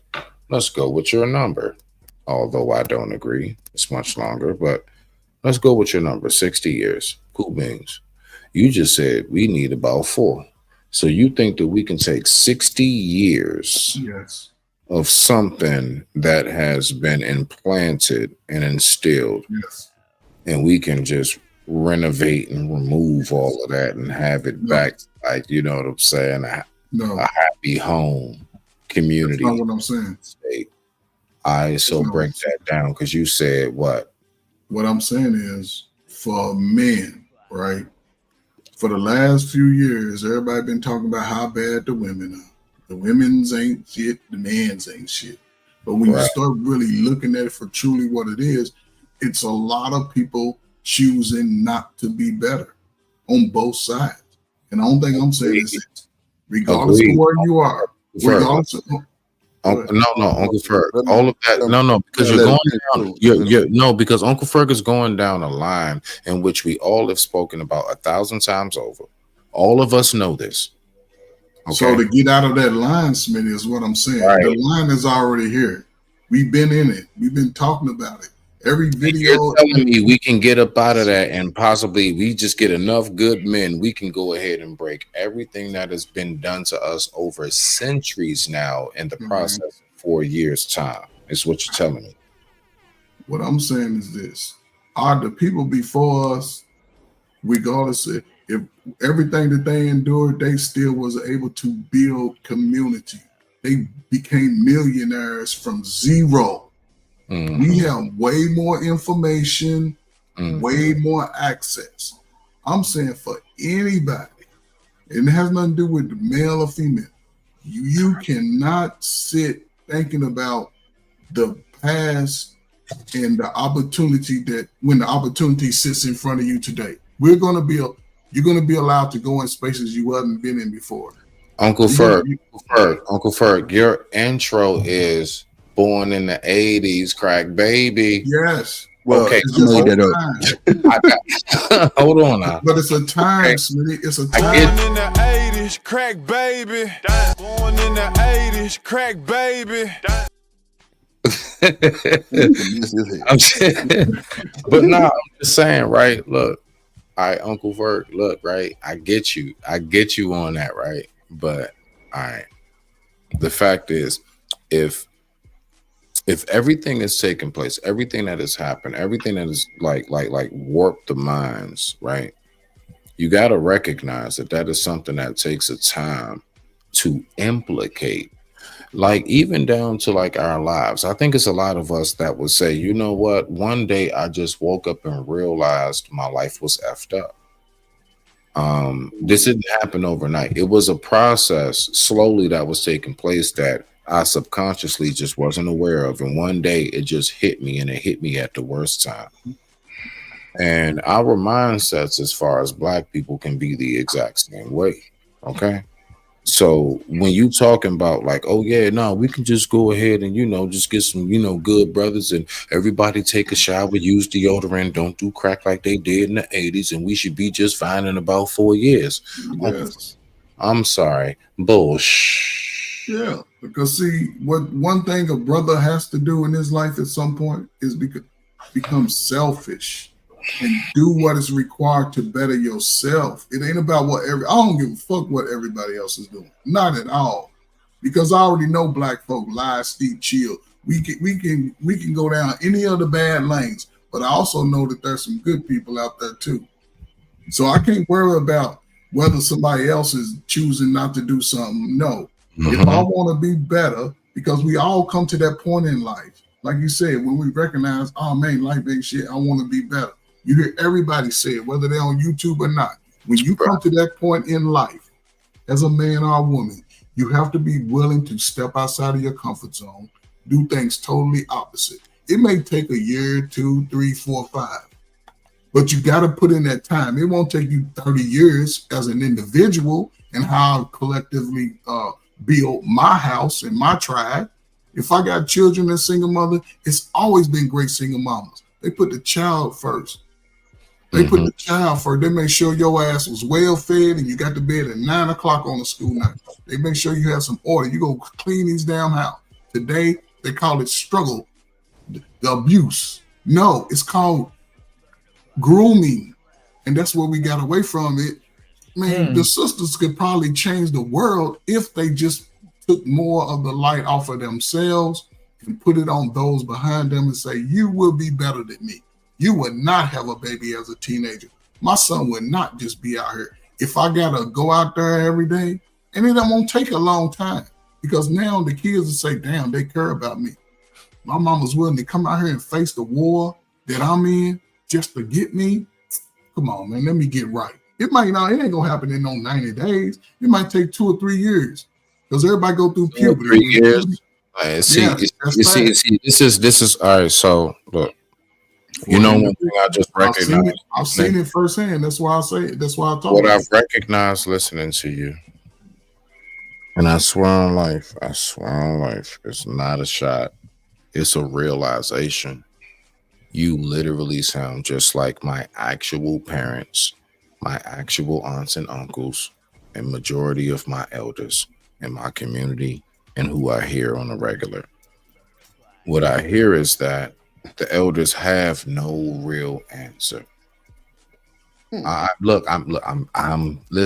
It's okay. It's not a bad thing. I swear on life, it's not a bad thing. We got to recognize this, that, you know what? Our elders really don't have the answer. Like, they really don't know what to tell us because Hold up, Smitty. What's the answer? What would be your answer to those who believe that everything is bad, it ain't gonna get better? What would be your answer to them? Well, first and foremost, the original was not about everything is bad. All right. I'm speaking about how long do you think it would take to go ahead and break the cycle of this mindset?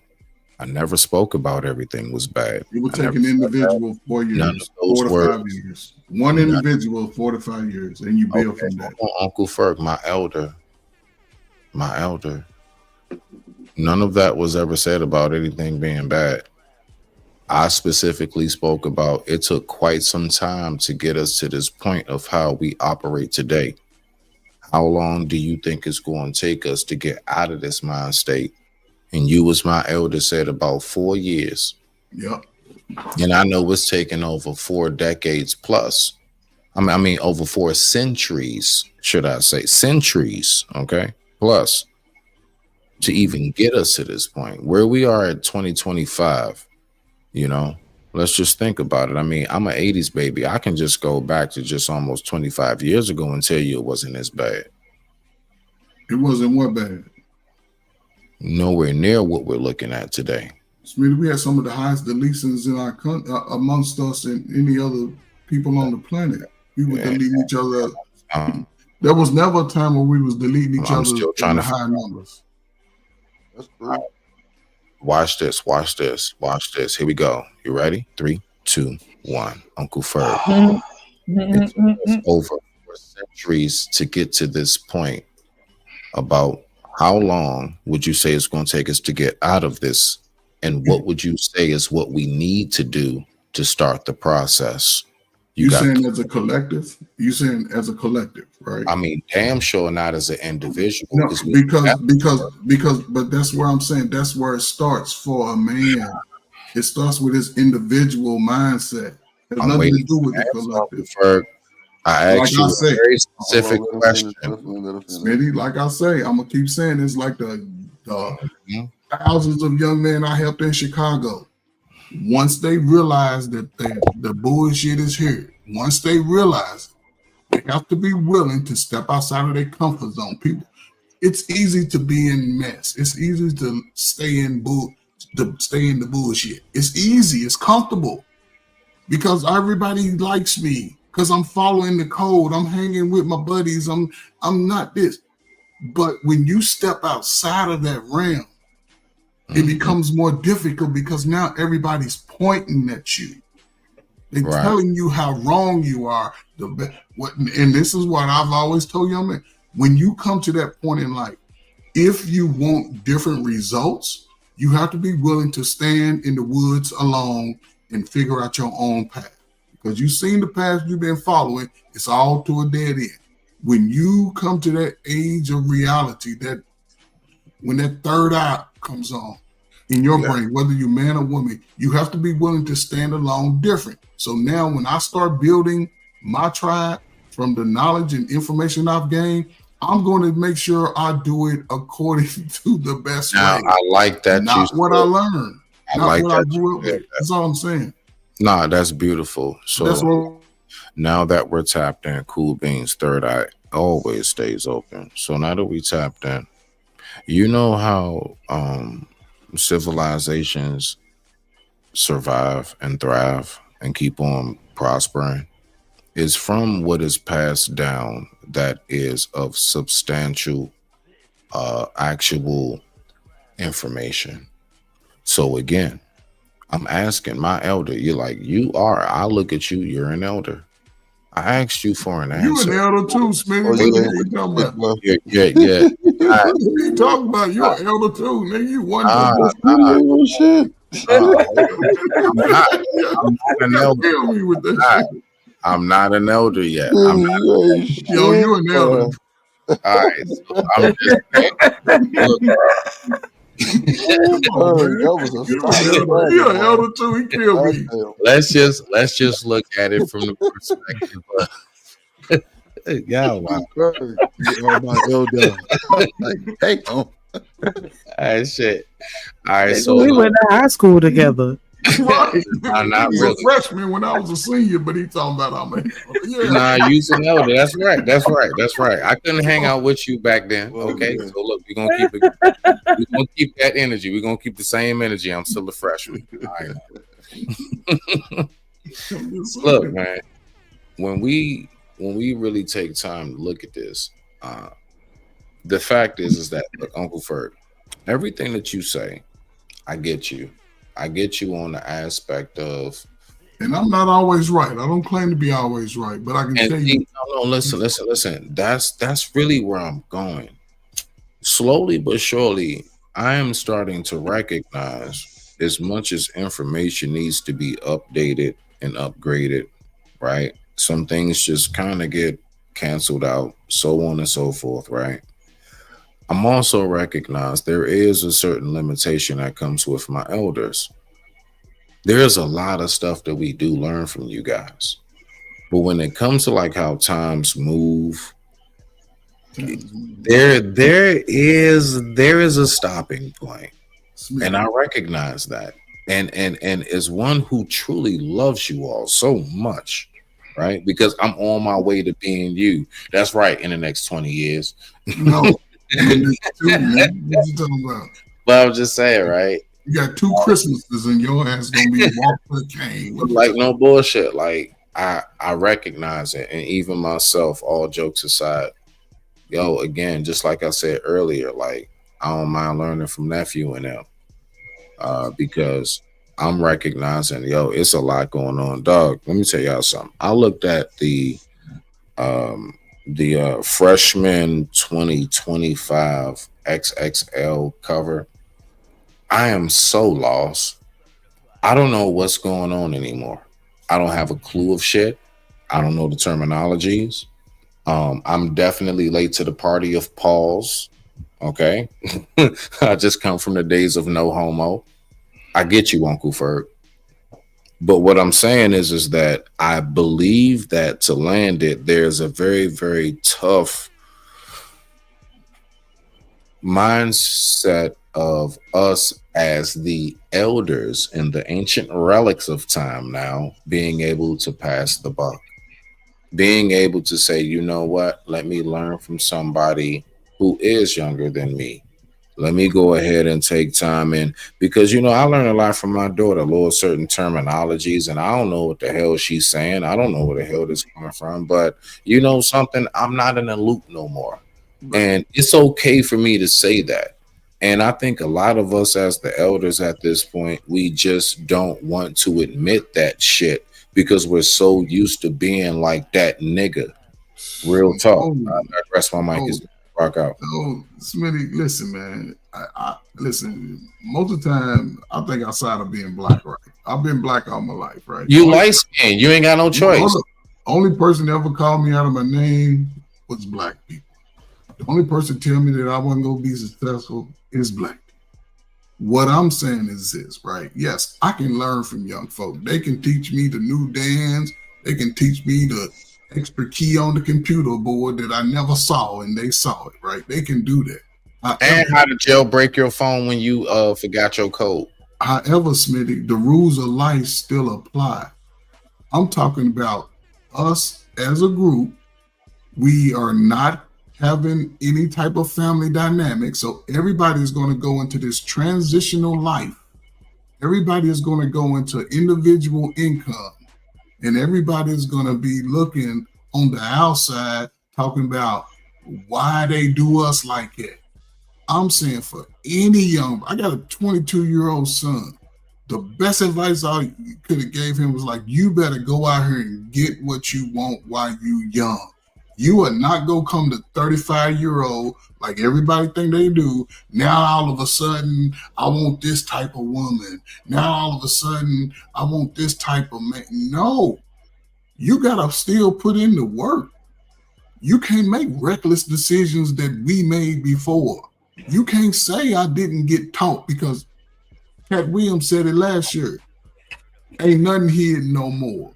The information is there. Those that go seek it will be successful. Those that still live on the Democratic welfare plantation, your ass gonna be broke. And I'm not saying, listen, when I say you, I'm not saying nobody on this panel, nobody in this chat. Those people will be struggling in 40 years and still talking about the government kept me back, but the government gave 2 years of free education. How many of y'all told y'all dumbass kids to go? The government everybody can't YouTube, everybody can't create. So you have to be able to go and start putting the pieces together. So when that mind comes, you've been working at a company. I'll just use Starbucks for 5 years. You started at 18, now you're 22. You know how to make coffee in your sleep. Uncle Ferg, listen to what you just said. You started at 18. Uncle Yes. Ferg. All right, I didn't have my first job until 18. I didn't have to. I was cutting. Oh, you didn't? I didn't have to. Yeah. But my brothers and sisters had jobs at 14. Yeah, exactly. I had my first job at 13, But 9 what I'm months, saying, 13 years.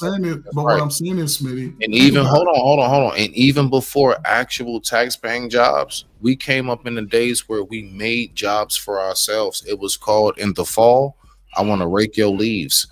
It was called in the summer, can I wash your car and cut your grass? It was called in the wintertime, can I shovel your driveway, depending on where you live, that is, right? So Yeah. out here we got all 4 seasons. We made do with that. So before I even became a tax-paying citizen, I had real live neighbors from all across the neighborhood calling my parents to be like, "Hey, is Junior there? Yeah, I need my grass cut. Can you tell him come by and cut? Rake the leaves. How you doing, Mr. Such and Such? Hey, Miss Clark. How you doing, Mr. Baldwin? Whatever it is. Yeah, you damn right. Like we did that shit long before we even. So my point is, we come up from an era of work ethic. That work ethic brought about communication skills. Who The instilled that work communication ethic skills. in you? Who instilled that in you, though? My father. Exactly, My Smitty. father. That's what I'm saying. That's what I'm saying.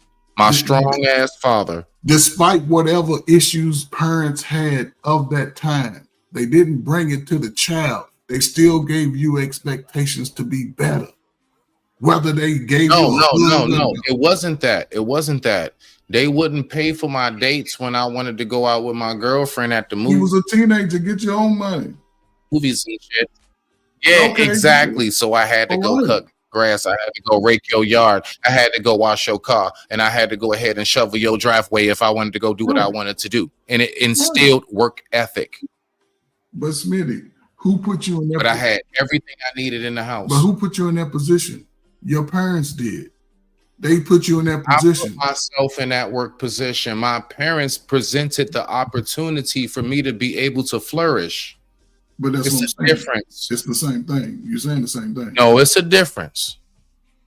Your parents didn't say get out here and get it. My Your parents didn't say. listen, no, because nowadays we got a whole bunch of kids where think about it. Like even my daughter, I say it myself, right? Man, My we the daughter, parent generation. 16, my daughter's 16, going on 17. She ain't had her first job yet. I ain't gonna lie, I like be looking at her crazy, but I also have to recognize it's slightly different. But is it supposed to be different? Am I, as one who is of old tradition, those of the old law, like, am I just conforming to keep my peace? You see what I'm saying? Like real talk though, because I be on her mother about that shit. Like, why doesn't she have a part-time job yet? But why? I mean, it is Because what it I is. got her in It's- soccer camp. That's it. I paid over $400, okay, minus the goddamn equipment and uniform for her to be in soccer camp for the whole summer. How old is she, So, Smitty? she's I just said 16 going on 17. Right. She So what I'm saying, she's a Smitty, senior next year. She gonna be a senior. This is her last year coming up. But this is what I'm saying though, and this is the dynamic, and you're talking right through what I'm saying. You are an engaged father. The messages that she's getting about life is coming from her father, who expects nothing from her but to be her best. That's all I'm saying. And this is the way, listen, everybody's plan is going to be different, but it has to go to the same end goal. It's not about me. It's about my son being better. Whenever that light bulb come on, he going to have the resources and the information to make better decisions. And that's all I'm saying. People are not. I got you on that. getting But aren't we supposed information. to leave the garden, Uncle? But aren't we supposed to leave the garden? Aren't we supposed to leave? Like, listen, and when I say the garden, you're not supposed to leave a land full of like desolate and just like, you can't grow anything on. So my father always taught me, you're supposed to leave a garden. We can take that in the literal sense, in the sense of like actual land.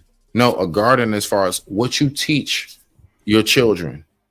The garden in the minds in which you implant into them. Okay? You're supposed to garden and water and nurture the mind. My daughter, I found out she loves soccer and she loves art. You know what I do? I get her everything she needs for soccer and art. Anything if she wants a canvas, she needs new pencils, art supplies. If she needs a goddamn the tether thing to go ahead and like kick the ball and come back to her, a net out back, anything she needs, she got it because I'm going to nurture that. And my point is that I'm supposed to leave a garden, and I don't and I don't believe that most of us to land it. I'm landing it. Most of us do not leave the garden for our children that come behind us to be able to prosper from. The fact is that it's not about what you do in particular. Everything you do as a man is supposed to be the beneficial factors of those who come behind us. It's supposed to be beneficial for those like I already know it's going to be a whole lot that I'm leaving my child, my one child, that I'm probably never going to see the benefits that she reaps of that of. And how can you say that though? How can you say that? I don't because tomorrow's not promised. Yeah, but still you can that the fact that you say it, whatever you and this is the thing, is and this is why I say the dynamic. You talked about information you got from your parents. No, Uncle Ferg, I'm talking about specifically the OGs that I'm listening to today are not passing down a fertilized garden. But that's not true. They're not. That's not true. That's not true. To a 40-year-old, everything I say sounds foreign. I guarantee it. But to a 20-year-old, hold on, wait a minute. I thought that I thought we was in high school together. Last time I checked, we both OGs together. Last time I checked, you not that far off. But so which is it, Uncle Ferg? Come on now. I got this. I got no. I got you too. No, bro. You good? Just let each other finish their statement so we can get in full context. This good. Go ahead. Because this is where the dynamic comes in, Smitty. Because I'll just go the last 25 years again. Anybody went to public school, you had to make critical decisions coming out of your life when you graduated. We all did. We all went to public school. They say go to college, go to military, get a trade. The same old stuff we talked about. Only thing that's different is now YouTube is another space. But YouTube also encompass articulation. YouTube also proves that if you ain't on the BS, you ain't getting 10,000 subs. You ain't on the hate on women and hate on men. Your show is boring. So what I'm saying is for a man, women have to figure their journey out. But for a man, the worst thing he can do is spend the prime of his life complaining about women. Then on the dark side, when the lights is off, running behind those same type of women. And then I come back when the women, because the women have a choice too. Some niggas don't realize they ugly and won't accept that shit. Ugly is ugly, regardless. And they can look at you and be like, oh, that nigga ugly. I don't want it. But a guy, he'll belittle her because she didn't shoot. I realized I was ugly to some women, and I accepted it. I wasn't crying. Oh, see, no, you need a man. You ain't submissive. Don't be submissive. Be cooperative. Cooperate with me. Okay, Uncle Ferg. Uncle Ferg. All right, so one. So for man, Smitty, I'm gonna end it right here. Let me end it right here. So for brother in 2025, it's important that you get out into your own journey. If them little niggas y'all been wearing tight pants together with, if them little niggas that slept with your girlfriend, if the girls that didn't want to sleep with you, if all that. The world is bigger than your 10-block radius. The world is bigger than your rundown neighborhood that you separation is key, man. Get out, see the world, let your wings spread, and come back and tell the story of the world that you conquered. Go conquer it. It's big. So let me say this real quick. Let me say this because I'm Greg. I agree with you, I'm listen, I got maybe 10 more minutes here. It's about that time. Yeah, that boy about to go lay it on down. Listen, right? I just want to say this, Uncle Ferg. All right, so on those 2 points, right? So when it comes to the military, I've always spoken about this. You know what I hear so much about my own when it comes to the military? Unlike the white boys, and I'm saying it, unlike the others, We go to the military because I always hear my own say, I went to the military and I got discipline I never got at home. I hear the others say they went to the military because they wanted to serve their country. It's a difference. Okay? Now, again, why are they going to the military to get discipline? Because they didn't get that shit at home. I got you. Give me a second. I'm on my way to the bedroom. Thank you. Now, what I'm telling you, Uncle Ferg, is I want us to really, really recognize how all of this is really taking place. I asked a very, very specific question. It took us quite some time to get into this effed up headspace. It took us over 4 centuries to get into this effed up headspace. Now, hold on, y'all, because I'm about to get up out of here. It's really about to go out. Respect. It took us quite some time to get to this effed up headspace. My original question was simply, what do we have to do to get up out of this headspace? And how long will you think it'll take us to get up out of it? Now listen, this whole system was set up over 4 centuries.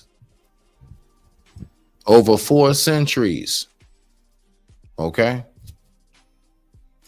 Not decades, centuries.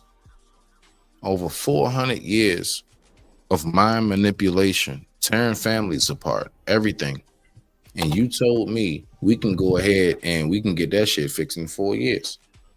Now, again, as I landed, it really allowed me to see and recognize, and it's not a fault on your part, Uncle Ferg. You weren't listening to me. I want you to, I want to say what I'm going to say before I get the F up out of here, because I'm about to go lay it on down. That's okay, now. Finish, Respect to the family. What's up? I asked that question specifically in a very, very concise way because I wanted to recognize it doesn't matter if it's my own family, the people in my community. You ain't even in my state, and you're giving the exact same answer that I get from those who I live around. And that is absolutely nothing. It is, and it's not a bad thing because you can't give me what you don't have. And that is the point I'm trying to make. It's not up to me. There's a whole lot of. It's up to your parents. You're starting to take it personal. This is not. But it's up. Really, but that's the point. You're taking it personal, Uncle Ferg. No, I'm not. Recognize that you can't give me something you don't have. It's not up to never been given yourself, which is the real answer. You don't have. You can't give me the answer because you've never been given it.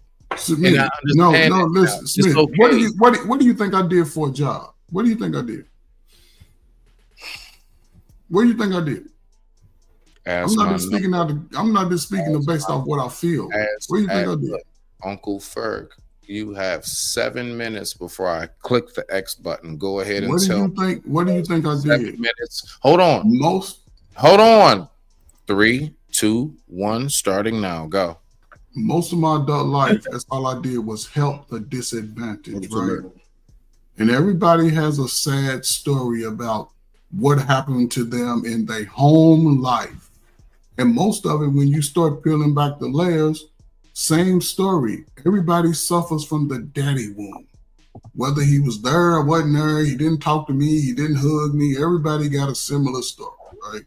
What I'm saying is this. When that light bulb come on in your head and you realize your life ain't been shit, because we smart today, we modern, we smarter than our ancestors, but we broker than our ancestors. Because we did have a time where we generated wealth on our own accord. We didn't go to nobody for a handout. When they gave us welfare and Section 8 and all that, we've been begging ever since. What I'm saying is this. Now that the layers have been peeled back, now that they've opened up the vaults and said, I'll have the stuff you niggas been following is fake, it would behoove any brother to spend the next 4 or 5 years of their life crying about a woman that he's not even a parent to have. It would behoove any sister not to be crying about men that they don't even have. Not everybody comes from that. And I've learned I'm gonna say this, I'm gonna shut up. And I work with felons. I ain't talking about I'm talking about convicted felons, 18 to 24. And I told them, find something to do. Well, some listen, some didn't. Almost every guy that sort of found their niche and stuck with it, committed to that, I'll say 4 years because it's just like going to college. You give yourself 4 years to have a couple of birthdays and to evolve into a better person.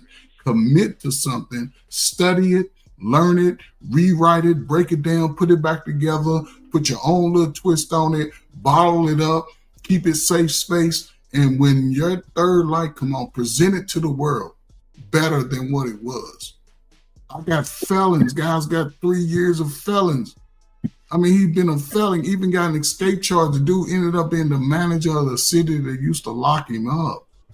So everybody has to be selfish, and especially when you're young, you have no children, the world is yours. You can't be worrying about, the women's is talking about me, and you ugly. I'm ugly.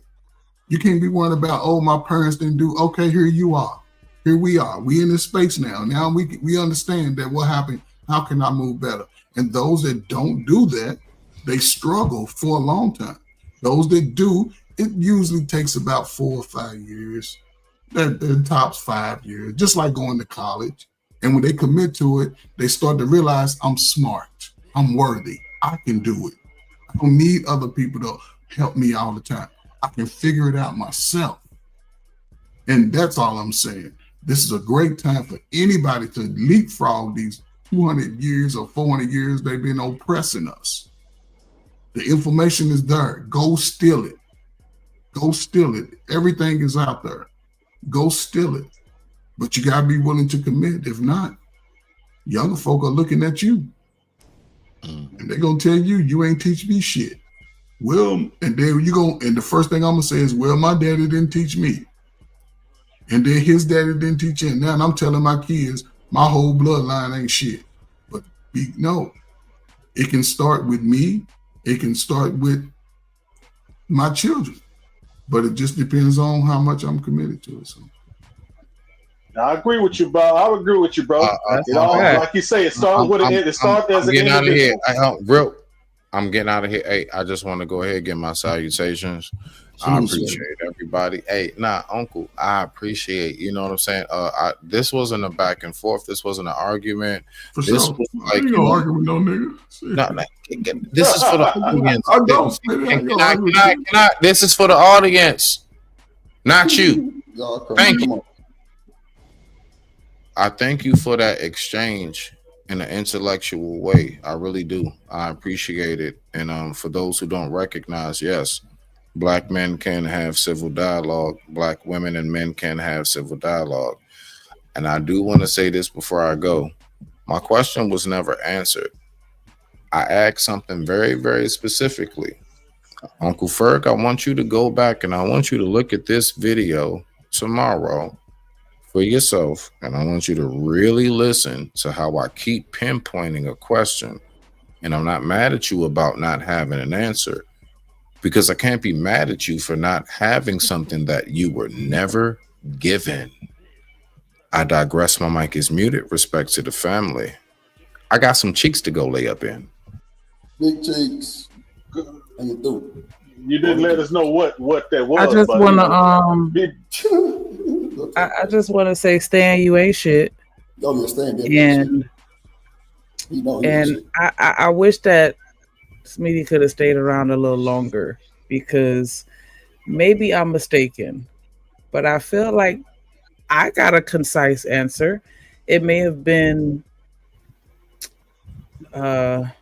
I don't want to say a long-winded, because I was looking at the clock too. Like, I don't feel like it was, a dissertation, but I feel like it was pretty explanatory as far as, like, you said it and expounded on it as to validate or substantiate what you were saying. And it made sense to me, because I feel like these jits are smart as fuck, and we don't give them the credit that they deserve because they out here wilding and crashing out, but they're not dumb by a long shot. Like a 3-year-old from right now in 2025 is not the same 3-year-old from 2000. Like these jits is coming out the womb on a tablet. Like they're not dumb, and we need to take advantage of that shit. And the period of time, yeah, 4 years. Why not? We're supposed to be evolving. These kids are smart. Why not push them forward and say, hey, let's hit fast forward because we already starting from behind. And then what's the solution? We start with ourselves, get our shit together, and then get the family together. Start preaching and encouraging these young boys and girls. And this is women and men. So this ain't no gender bashing, nothing. Women and men come together and speak positivity into these kids and let them know, hey, you got this. We're great. You should be proud to be Black. What are you talking about? We're the blueprint. Don't be ashamed of any part of you because you are who you are and everybody else want to be you. I don't give a fuck what nobody say. Call it what you want to. That's how I feel about it. And we need to be telling these kids, get band together as adults, get into STEAM. Get into, you don't want to do that? Find you a trade. You don't want to do that? Okay, well then go and find the sport. You don't want to do that? It's a million avenues where you can still be great and you don't have to follow somebody else's path. And I don't have to tell you exactly what to do. I can maybe just point out your strengths and weaknesses. That's about it. But that's on you. But we got to speak this shit into them from the time they come out the womb. When you 3 years old, we already got a doll with a doctor or a lawyer or this or that. Like, you know what I'm saying? Like, we need to start putting that into them from the youth and teaching them our history. I got exactly what you were saying, but that's just my perspective. I digress. My mic is muted. So, nigga, you can't agree with me. You said what person can't? I said she can't agree with me. Why you said that? I'm just being facetious, but you know, like I said, man, and Stan, he eloquently puts it like I like it all the time. He say we don't have the way, it's just a way. Salute to my brother Stan, man, because when you look at it, you are not going to get all the answers rolled up in one blanket. You have to be willing to try different lanes. You have to. You if you're in a box, you can't just say, "Oh, every time I try to go out this way, it ain't working." No, you have to be willing to try all four corners of that box. We know what's inside the box: hurt, pain, envy, jealousy, all the bad stuff. But when you see an opening, you got to be willing to take it. And I see an opening right now for us. I don't care how everybody else see it. I see an opening, especially, and when I say the younger y'all, the ones that still got the fire, the 20 to 40-year-old, you cannot sit around waiting on somebody to give you anything for 20 years, then get to that age where you grown, because when you wake up at 40, now I'm a man, now I'm a woman. Well, hold up, you still playing 15-year-old games. What work have you put in? Have you committed to the youth? Have you built something in the community? Have you done something for yourself? Nah, man, I'm still looking. Well, it don't take that long to find it. All these jobs gray open up, and this is a little muddy right now. We ain't never seen this. We ain't never seen this in our government. We've been on the feminist mindset since we've been born. And the fact that we got something different, people are panicking, I can see. But it's all going to level itself out in the next year and a half. And when the Olympics come here, they come in with money. The houses and neighborhoods y'all can't buy and afford, they going to have the money for it. And they're going to move right in and move you right out if you don't claim your stake right now, is all I'm saying. Hey, damn. Hey, great job, Coach Ferg. Hey, salute everybody. Drip, Shanika, I think Dante's up here. Yeah, Coach Ferg, you in chat. Coach Ferg, you got patience because I've been to insane asylums and I've been to the mental institution talking with people. But my thing is right, and that's why I always, when I come up here, I say I give a way, not the way. Stop listening to people that have no way, right? So, so I'm just listening, right? And I'm actually on my other device, and I was talking to one of my partners on the phone, and we listened to the same show. And that's when I started texting, right? And that's why Shanika said, "Stan, you ain't shit." But I'm like, I'm just listening. So you say that you grew up, your parents told you, had you people call the house to get you to cut the grass, and you would take the trash to the road and all that, right? Seemed like somebody instilled something. No, I took charge of it. Cool, regardless of the fact it happened. And then to turn around in the next breath and say, well, my child, I don't want to have them do that because I'm trying to keep my peace of mind because I don't want to go through it. So keep it now. It seems like blame it back on the OGs. Man, you got children that won't even take the trash to the road because they say it's too hot outside. Lord help you if you ever tell them to push a lawnmower. Oh, and ask them how many of them ever had a summer job, right? But the old heads, we had summer jobs. Everybody came along, and even my children, right? Because I was already doing my thing, so they was gonna do things, whether it be space camp, they were gonna be active. So I don't like this blame game, right? Because every time that I've talked to people, and I'm telling you, if you mid 30s and 40, you old. So stop all that rapping and capping like you got forever, and all that. You old. The clock has already started ticking on your ass. And that's why I say we need both generations. You want us to go, but then you was trying to patiently, and I give it to you, and I'm gonna watch replay again. You was patiently trying to give advice. You can't give something you don't have, and you said.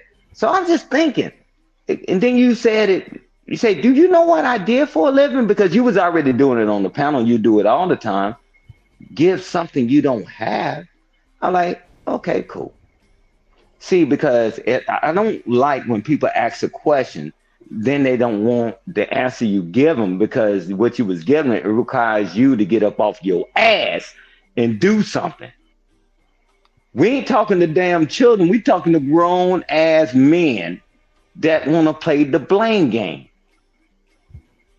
So, and I'll land it with this. The people that run on the track, the Victim Olympics, I just want them to do this. Just stop for 1 second while you're running around the track and look back. You realize ain't nobody following you. And you're through. Because nobody gives a shit about that shit you saying. Stop running. Look back. Nobody's chasing you. You're your own worst enemy. And you're through. Born in the 80s, crack baby. Damn. Born in the 80s, crack baby. Damn. That shit funny to say. Hey, Coach Ferg, because we know it's true. Coach Ferg, anytime we was running on that track, playing the victim, when we stopped, we looked back, it wasn't nobody doing nothing to us, it was us. Yeah, that was it. And we had to focus. You're like, man, they doing this, they doing that to me, they doing this. And you like, realize you look back, nobody's there. And I know everybody start talking about that leadership stuff. I'm gonna tell you this. If you're leading, no one's following you. If you're leading, and I said again, if you're leading, no one's following you, you're just taking a long walk. And you're through. Because you ain't no damn leader. Get a mouthful of that.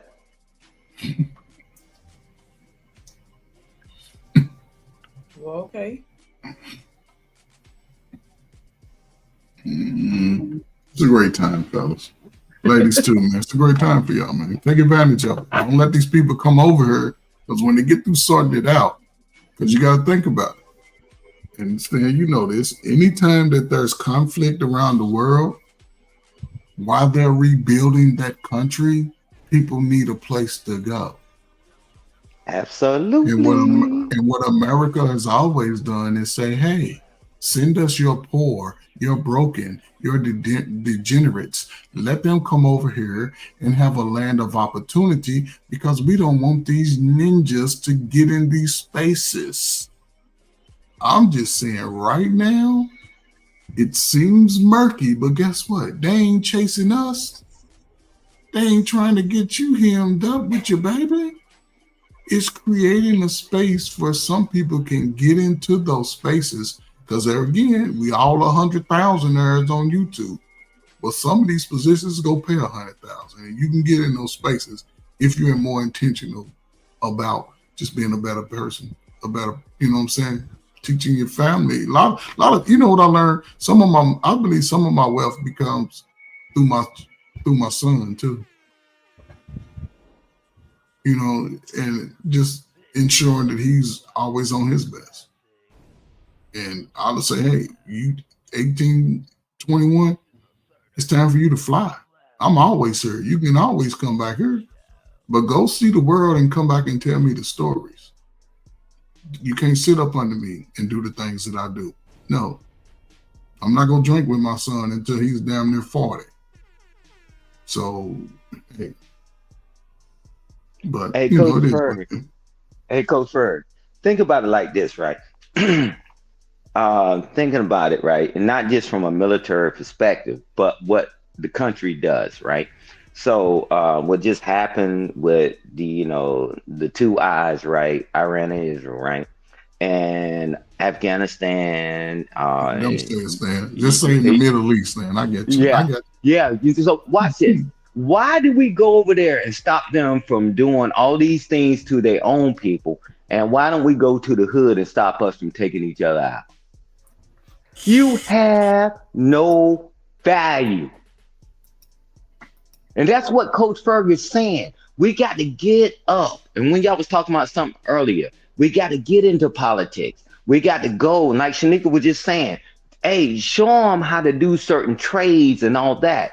We go all the way around the world, 10,000 miles away, to stop them from harming their own people. And they allow us to sit in the trenches and harm each other and don't even bat an eye. Have you ever figured out why? We got to get our weight up, get our might up, get our education up. Let's go. Let's add value. We go to other countries because they got resources. They got all these things. But here, they let us take each other out all day, every day, and won't even go over there.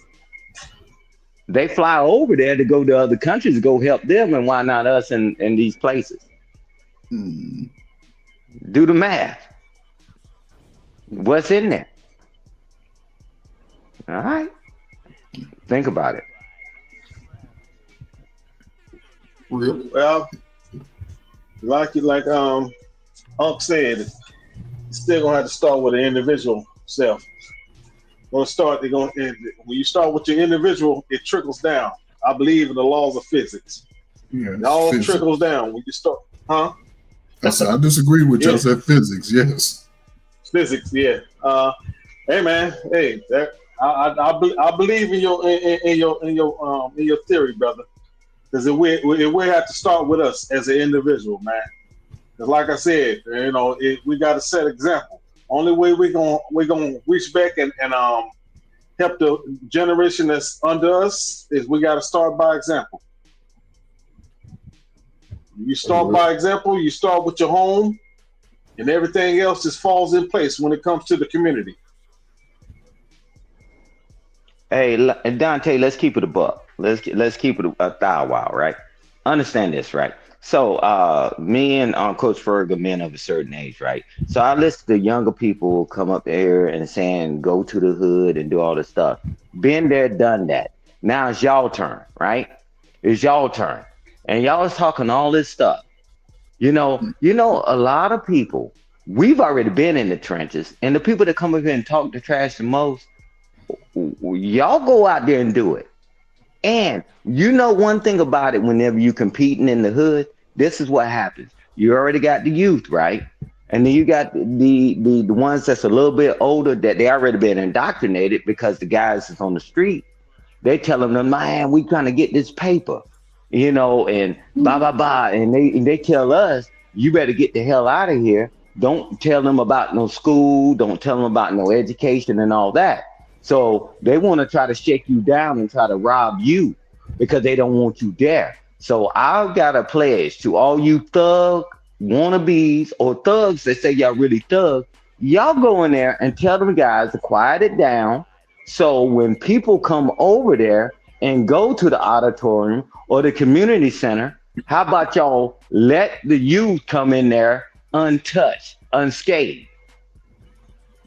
I'm like, man, y'all got the game all messed up because now you got new people that's coming up now. See, me and Coach Furr back in the day, we would do it and all that, right? Because we grew up a certain way. Now you got a bunch of people that's already made it out. They never want to look back. They're not going over there and get robbed. And nobody's promoting let the children learn. No, they don't want to lose them guys that doing the most criminal activity. They want to keep them brain dead and all that stuff. So it's going to take a collective effort. I don't mind going to the hood. I don't mind.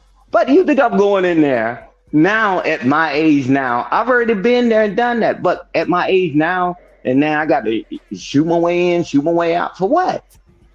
What the point is that? All you tough guys, how about you said let them children go to the auditorium untouched, and when they come back, don't you touch them?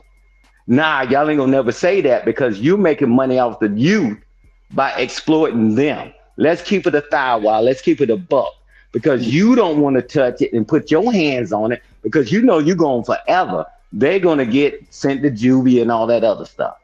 Let's stop the cap, man.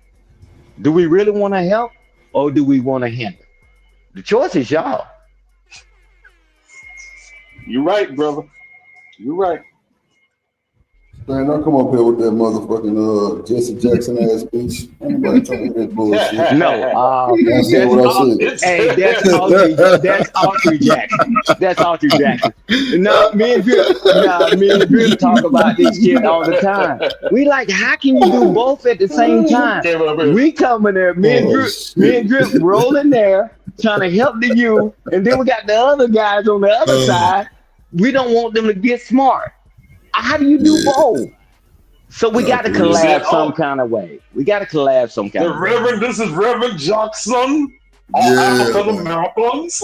Man, don't give me Jackson, man. Don't give me him, boy. He got a dirty background. He just got into trouble, and his son got in trouble too. And they locked his son up a while back, man, for some fraud and all that. Can I get another name? Damn. Yeah, nah, man. Them Joker got a bloody catalog, bro. Yeah, one of the Jacksons they committed. Yeah. And you know what? They're one of the pillars, the preachers and pastors. They're the pillars of the community, man. The pillars of the community. That's what I was saying. Dante, like, goddamn, like that's crazy. Yeah. And that's what holds us back. That's what keeps us in the fog, man. The churches that we run to. That keeps us in the fog because they don't preach the truth of life. It's a sort of this misogynist fairy tale. You know what I'm saying? And that's the problem.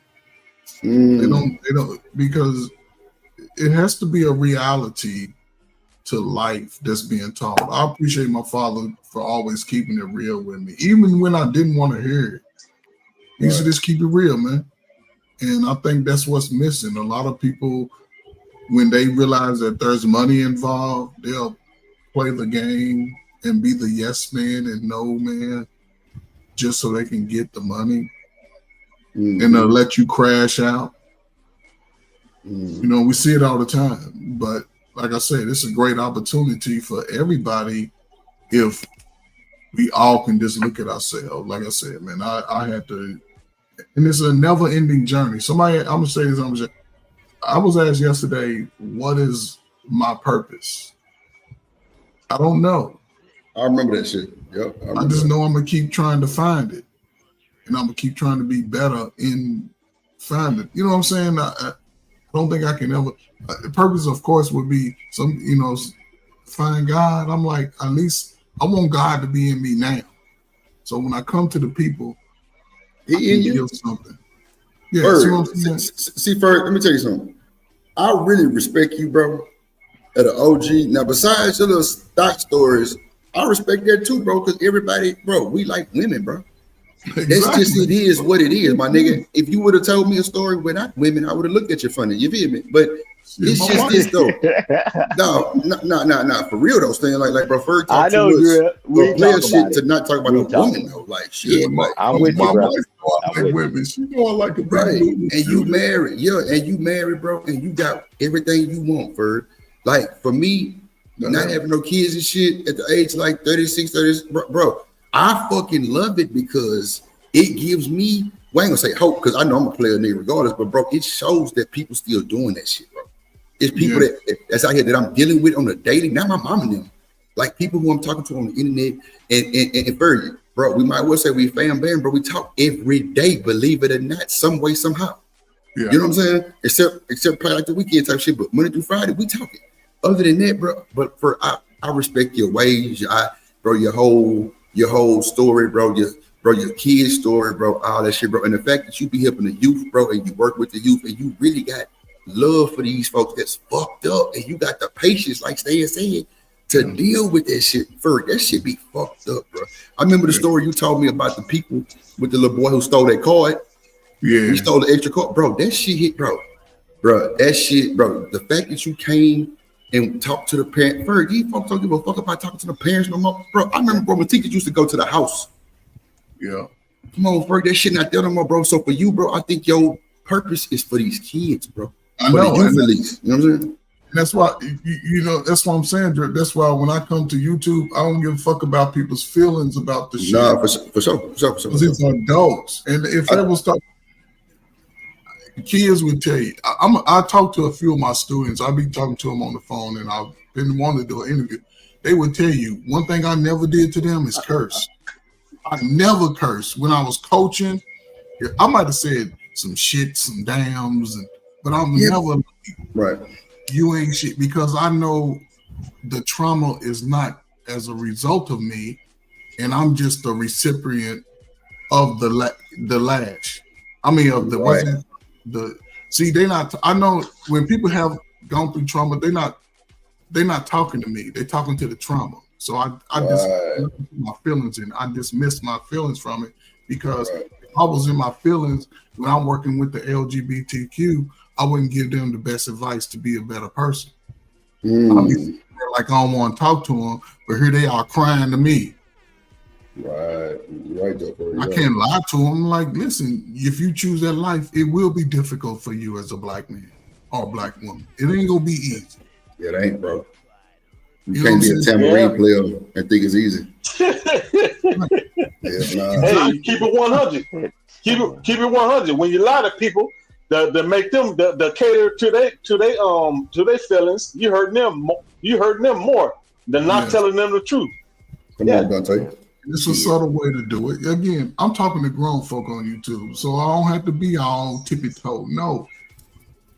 And everybody ain't go vibe with it. I understand that. You know, that's why I say I'm gonna always be a person that, at least if I can't really show a lot of people, I can, but I know YouTube ain't the space where everybody want to fix. Some people will that's like a fact, Ferg. Damn it. Just that shit hit different. Yeah, people, and I understand that. Ferg, you know what though? You know what, Ferg? And I'm gonna cut you off. So I went to church, going to the building about 2 weeks ago. Yeah, about 2 weeks ago. So my church is where George Floyd was buried at, right?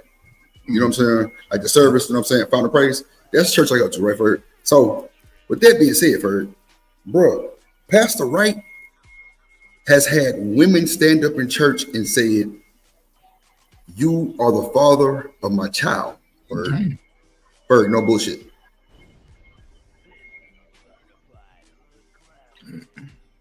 But you see, most people don't believe that shit. If the goddamn politicians, they all come to church at a certain point in time. When it's voting time, or either the Texans is high, and some of the players, or either some of like the college players from around the area, they'll come to church. They get shouted at, everything. I'm talking about big thing, right? So the fact that he has women stand up in church, bro, and claim him to be the father, we've heard this man say over 5 kids have died throughout that time frame that we've heard that shit. 5 kids, bro. You and the first lady don't have no babies, nigga. Third, 2 weeks ago, right? He also said all sinners will be condemned, right? Yeah, he talking about why every stud got up in that motherfucker and walked out. Dang. Bro, I ain't bullshit. I'm talking about disrespectful, bro. Disrespectful motherfuckers. Got they degenerate ass up and walked out that motherfucker first. Like, nigga, fuck this shit. Bro, they be in that motherfucker flamboyant, dressing like they get the club, bro. It's a Baptist church, you know what I'm saying? So, you know, it's lit, really on the cool first, a big ass congregation. But bro, when he said that shit, bro, he didn't even say the gays. And normally he'll say some shit that's wild like that. All sinners will be condemned, Ferg. The fact that all the studs got up, bro, one of them motherfuckers said, well, that means you talking to yourself. Ferg. This is in church, bro. This is in church, Ferg, not in the parking lot. Yeah, that's where we are now. But you know the problem is with us. But Tate, hold on, we don't call it out. Hold on, Tate. Hold on, Tate. Let me finish real quick. I swear you got it, bro. That fucks with my mental, Ferg, as a child of God, bro. That fucks with my mental as a child of God, bro. Because I hear a lot of shit on this YouTube, bro, and I don't like to believe it. But when I go to church and the woman stands up with confidence, Ferg, you the baby daddy, da. And the shit don't get controlled. Like, nigga, you guilty? For a man that follows the leader of, you know, like, you know what I'm saying, my pastor, bro, that shit fucks with my mental, bro, from that day. Because it's like, damn, another one bit the dust, bro. But I know very in real time, and bro, we human, bro. And that nigga that's preaching is not God. We know that, but he's still a human, bro. But the fact that you have a brand new child fucks me up, bro. Outside your wife. Come on, bro. And you know what the problem is with that right there? And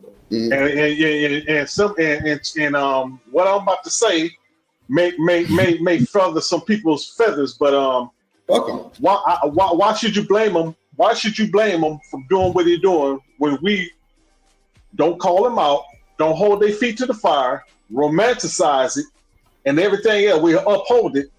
And you want to know how we uphold it? Continue to go to his church, not call him out and hold their feet to the fire.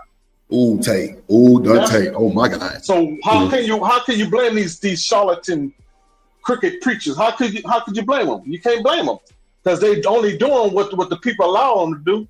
The people stop going to their churches and stop opening up their wallets and purses. Man, that's how you call them to. That's how you call their ass to hold their fire to the feet and tell them about themselves. You know what I'm saying? Like the studs, you say studs stood up and they told them about themselves. That's what you do. Hey, yeah, Drip, but it's several things, right? So, I ain't gonna comment on Pastor, right? He said, "Touch not my anointing, do my prophets no harm." So I'm not here to judge or condemn a pastor, right? So, I ain't trying to judge you, not you, right? And not saying you or anybody on the panel, but what I'm saying, you don't know what arrangement him and his wife, because maybe his wife can't have children, and then they'll cut a deal with somebody, and now they're feeling funky about it. They're gonna say something. So that's why I would never do that, right? That's why I would never say it, because if she can't have children, and then he said, "Yeah, you can have children with that," people get funky sometimes, right? So we would never know the whole story behind it. Not knowing, right? Right. So I want to touch back. Brother, 9 times out of 10 with these preachers and pastors, that ain't the situation. You know that. 9 times out of 10. I'm talking to say 10 times out of 10. I understand where you're coming from. I'm talking about with his pastor. because I want to move on because I'm not that guy to play with God's anointing. No, And hell possibly no, I have man. no heaven and hell. I'm not even 10 going to times talk out of about that. 10, he was in. That's fine, 10 man. times out. Bro, I say listen, 9. listen. I give the reason You why I got it, say Dante. the reason why I say I understand the reason why I say 9 times out of 10, cause I'm not gonna doubt. I'm gonna give him the bit. I might give your opinion the benefit of the doubt. So I say, let's say 9 times out of 10, let's say that situation happened. But where I'm coming from is that ain't always the case. With that's not going to be That's always why the I didn't case, want to talk about it. especially I with just these want to cricket, get. no good ass preachers. Hey, I get it. I get it. I get it. You can say, touch not my anointing, do my prophets no harm. You can go down that road. You can do what you want to do. And I don't want to talk about that. I want to get back to the purpose thing, what Coach Ferg was saying, right? So growing up, right? So I knew that I need to know my purpose, and therefore I would know my worth. Therefore, I would know my value, right? So early on, I knew I had a servant leadership style, right? So, servitude, right? Serving people, being there for people, and speaking for people that couldn't speak for themselves. That's why I was in the military so long, and combat vet will tell you as well. And all the things that I've done for them, right? So I knew my worth because if I would have faltered, then boom, they would have faltered, right? So it's just finding that purpose in life, right? The things that you can stay on that path and go. I knew that in my youth. I did it while I was in school and, collegiately and all that as well. And in the military, doing all this stuff, right? So I already knew what my purpose was, right? So if you know your purpose, therefore you know your worth, and then you know your value. That's why a lot of people, there are Lamborghinis or Bentleys, and they selling themselves for a Ford Escort price because they don't know their worth, they don't know their value. That's why you go get with this person or you sell yourself for chicken change, right? It's just that, man, it's very important to establish that in your life, right? Will you falter sometime? Will you stumble sometime? But if you don't have a path to go to, you don't have a frame of reference because in the military we got this thing called center shooter back azimuth, right? So if you ever get lost, you shoot the direction back, right, to where you started from, so you know at least your starting point. But most people don't know where the hell they started at, so they just lost in the forest the rest of their life. They come on here crying every day and all this. And I want to address this one thing, Drip. And this is what when you and Shanika and I first started talking, I said my concern is the making things normalized, right? So came on this thing, people saying the men saying F the children, and now listening to clip, Shanika speaking and the women on the screen, and all the clips they were playing and the women in the chat. Now they say F the children, right? I'm like, wow. So this is what I propose. If we don't get our shit together, we need to build more prisons, more cemeteries, and more orphanages. And then when they in the orphanage, when they get older, graduate them to prison. Because I'm telling you this, if you think that the ones that had 2-parent households and grew up with grandma and them, and then they get a little wayward, now you talking about the parents don't even want to get involved in the family. You turn them out into society, what the hell you think we're going to have? That's why Coach Ferg saying we got to fix this, because now both sides are saying forget the children. And that's never going to be good in any Both society. sides. Yeah, both sides. Yeah, we listened to her earlier, didn't we, Coach Ferg? Yeah, I'm like, wow, now the women are saying this. And the men been saying it, on this YouTube thing. Now the women are saying it. Now, what do you do with the children? They following behind these stupid Negroes that be saying, you know what? If you say any man say forget them children, that's him running. That's him running away from his accountability and responsibility. Yes. When any man come out their mouth and say that, because you the one that picked that woman that lay down and have children with. So you just as much as accountable for anything that you're going through with that woman. If she don't want you to see her kids, guess what? You the same one that picked that woman. You should have I'm sorry. What's up? No, Go, I'm sorry. man. Go ahead, bro. Finish. Yeah. But again, I'm done. I'm done. Stan has a great example. Stan, who's your hero? My father, my late father, my late and father. And that's what I'm saying. If we can have that dynamic start to play out going forward, I think you would see a shift, because no father would tell his son to go out here and just be reckless, go out here and not give a damn. No father who's actively engaged would tell his daughter, go out here and use what mama gave you to make money. No, it'll change.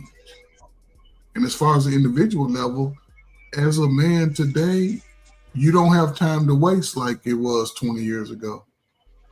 The information is all there. It's all there. So now there's no more crying about what's stopping me, because you have opportunity. Hey, Coach Ferg, let me tell you something that's really funny, right? So my namesake in his phone, I'm saving in his phone as my hero, right? And then my brother that comes on here from time to time, guess what I'm on his phone as? His hero, right? That's how you keep the legacy going, right? It's just like, man, it's just got to be unity, and it got to be some kind of bond. But now, listening to all this empty rhetoric in society, now people saying, I don't care about anybody, right? I listened to something crazy, and they was talking about ancestors. Do they know the ancestors? And they was going stupid. But this is the thing, Damn, most people. Most people. Hold on. T.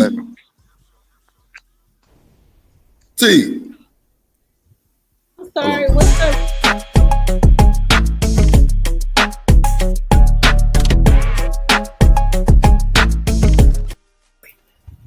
My bad. I ain't even know you down there. Hey. Damn. What up, Bomb Cherry? I ain't know you down there. What up? How you What up, T? What doing? up, Bomb Cherry? Cherry's in the house. Hey, T. Good morning, Bomb Cherry. Hey, T. Stan. Hey, everybody. Hey, Drip. Hey, Hey. Hey, Cherry. boo. Hey. Hey to everybody, all the beautiful melanated people in the building. I say Well, nah, well, Ferg albino. Bomb really is too on the Google. We gonna let him make Call him it. albino. Bomb albino too, but we gonna let him make it. We gonna let him make it. Bomb Cherry, we not gonna let him play in our face like that, okay? Bomb albino too, goddamn. Okay. We are black. Don't play with us. That's right. No. Hey, Bob. Ferg is olive complected. And I never talked about personally, but I just want to say, shout out to my Creole queen, okay? Legendary, real shit. Because that's where my people from. Both of my parents Creole, both sides, so I get it. Hey, Drip, you just destroyed my myth. Man, my bad, bro. Hey, Drip, you just destroyed it, because when somebody want me to try to be smart, I say, where do albinos go after high school? Now, if you naming all them albinos, I guess we found them. I mean, come on, Drip, you messing up my pipe dream. My bad, I gotta put boy, something you else got it. back in it. I'm not albino. Listen, Y'all niggas ain't shit, man. That's Drip ass, man. I could be in my feelings. And crash out. But nah, you're not Bomb Cherry up here. She gonna get you together. She gonna get you together. And T up here. And Shanika can get ass.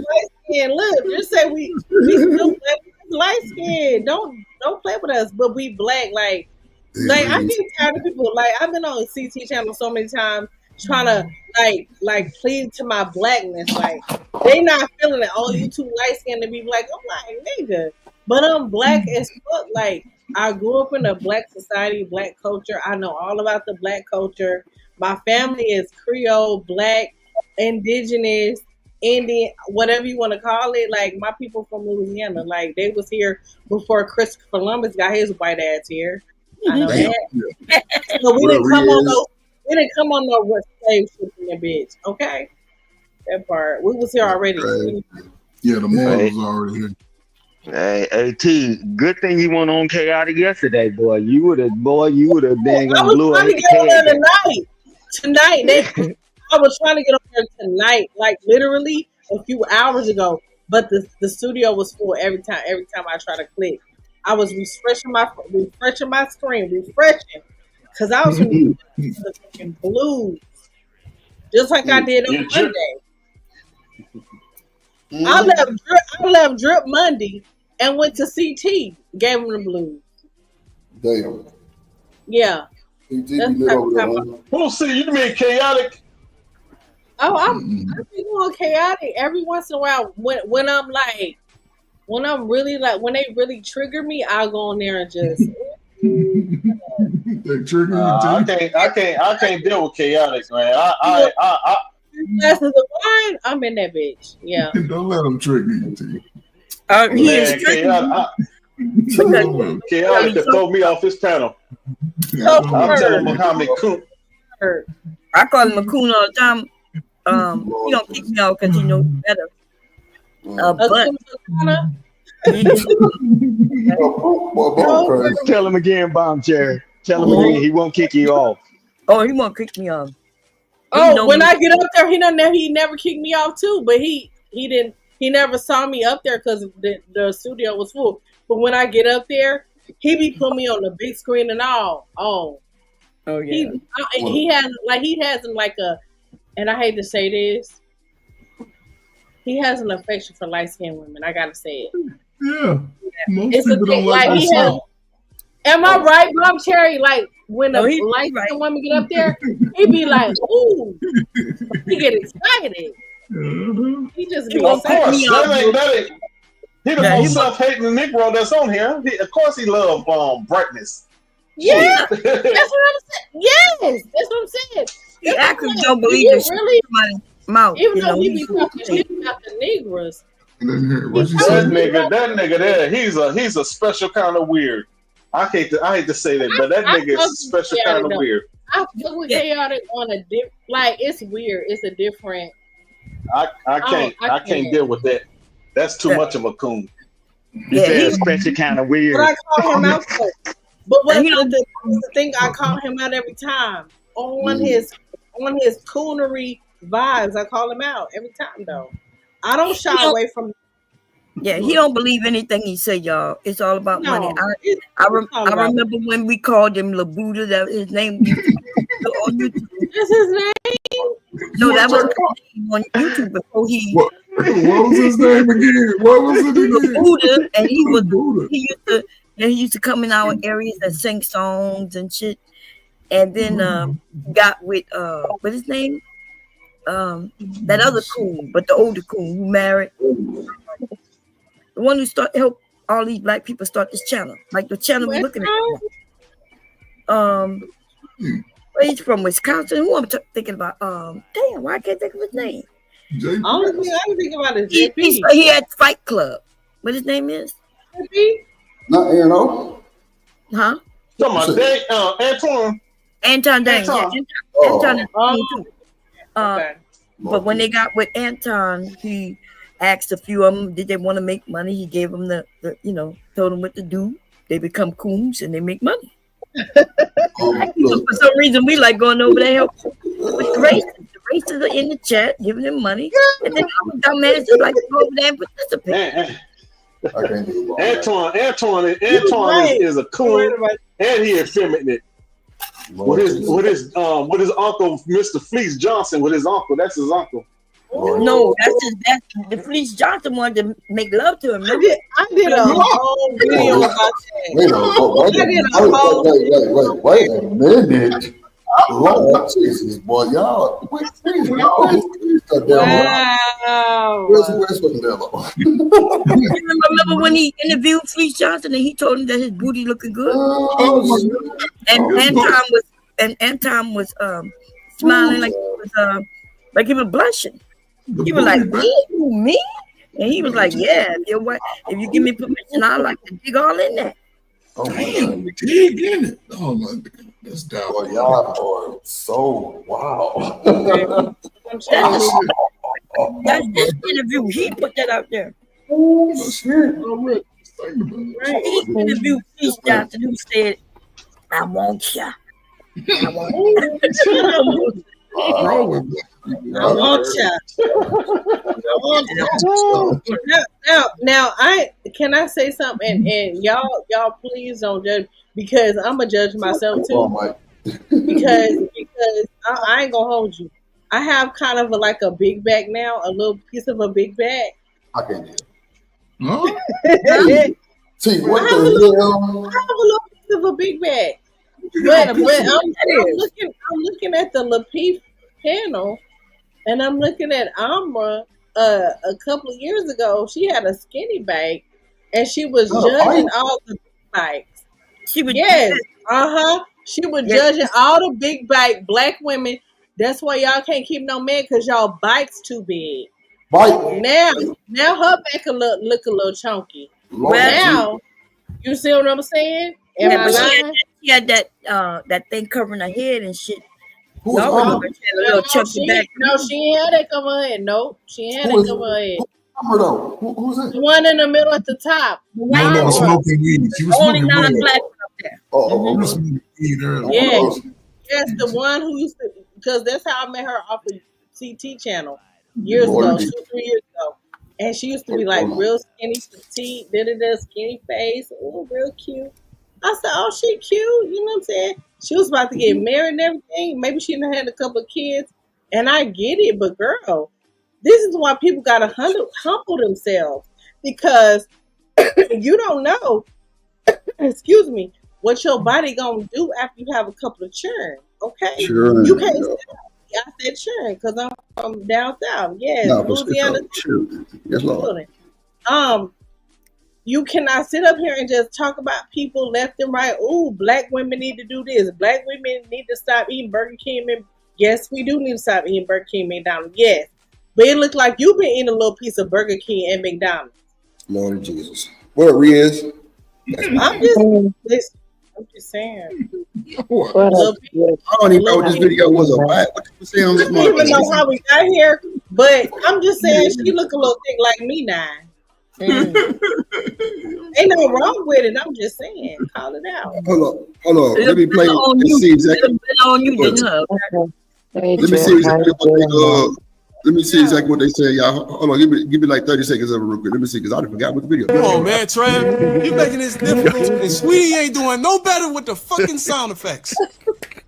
Bro, I'm saying I'm sitting in front of people, coaching them and mentoring them through the outcomes they want. And these guys are coaching nudes to jerk off. God damn it, man. Guys are having issues with masturbation. They swinging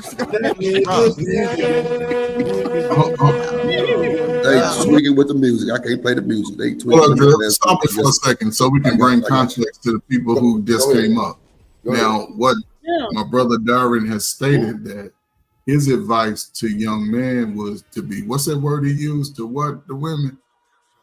To deep fake them. Didn't he say shit, yeah. Deep fake them and go beat off. Yeah, that's wild. See, hold on. First. Let me bring it back for y'all real quick. That shit was wild. So this man just told these folks on this goddamn panel. I'm gonna let Ferg finish, but I'm gonna bring it back a little bit. He play the video. It's gonna explain it all. All right, hold on. All right, right here. Let me see. He said deep fake, and then also only the second. Here's my bad. Go ahead. Oh no, bring it back a little bit more, because he finna say it. My bad. He said deep fake the women that he attracted to on social media, and only deal with women that are ladies of the evening, so that you can keep the virtuous women pure. Press the play. It's part of it. They're in the occupation. Can't you see the logic on how that makes sense? So you would rather. So let's say your son really want. You're like, yo, man, I need to smash like real bad. I'm not gonna be late to marriage. I don't know what should I do. You would more so recommend. You wouldn't say, oh, you shit. You about to go to college, man. You straight. You're gonna say, nah, go get the hose, man. I would do two things. I would say, is there any particular woman that you want to smash? He may say yes or no. Let's pretend he said yes. I said, okay, is she on Instagram and she whatever? Yeah, she's on Instagram. I like this one person. I would say, well, maybe deep fake her and whack off, or just whack off to, or whatever. Or the second. Here's the second, and I'm being completely honest. Guys are out here doing it. I've been sitting in front of people that are doing this, bro, and they okay with it. You said you. Wow. He not wrong. Huh? You're not on wrong about what? What's deep faking? What the hell is that? Bomb. That's what I said. I ain't never heard that shit before. Me either, but I'm imagining in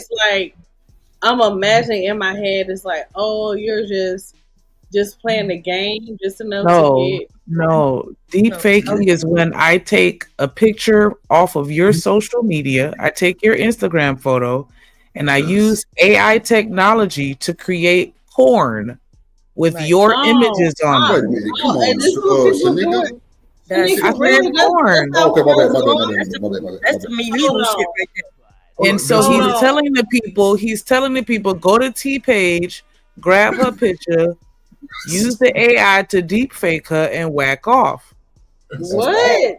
That's why. Yeah, that's what deep fake is, right? The videos that they making the videos with people. Yeah. How long has this been going on? I don't know, but I hope that has been going on. It happened to Megan Thee All he's Stallion. doing is exposing all these incels. He's exposing all these incels that talk about that talk about women all day. That's weird, y'all. Yeah, it's normal to happen to famous people because that's been happening for a very long time. But he telling them to do it to just regular normal people. Yes. Yeah. It's That's the thing. And it's illegal, by the way. You make a but mistake. It's illegal. But the sad part about it is, right? Okay, this is the sad part, right? Would y'all want this person to be instructing your sons how to move in this life? Yeah, no, he can't even control his own son. Like if he believed what he believed, he should have been raising his son up to believe it as well. And his son would then be understand that I can't be with this woman sexually until I marry her. So he should tell her, hey, is there one in particular? Okay, now go ask her for her hand in marriage. Then you could smash. Right? These niggas wanna claim shit on the internet they don't truly believe or live themselves. Come on, man. Come on, Bomb. But even then, though, right? Let's just say if they're not thinking about marriage, because 9 times out of 10, these boys, these young men, at a young age, boys are not thinking about marriage, family, doing all of that between the ages of 14 and 25 at least. They just trying to smash. So what do we do between the ages of 14 and 25 before they have the mindset of, oh, let me create a family? What do we do as parents between that time frame? Because I have kids, you know what I mean? Like, and the reason why they not believe so my husband, I don't think that he was thinking about family and marriage, right? But in order to get me and keep me, he was placed in that where he gonna either lose me or he gotta marry me. Okay. And I think me too, girl. Yeah, so women, it's up to us when we're younger to put our foot down and say, okay, I already gave you some milk. You like the way it tastes? Good. Come on. You want to continue to get it? You got to put a ring on it, or you got to take care of it. If you like it, then you should have put a ring on it. Okay. That's right.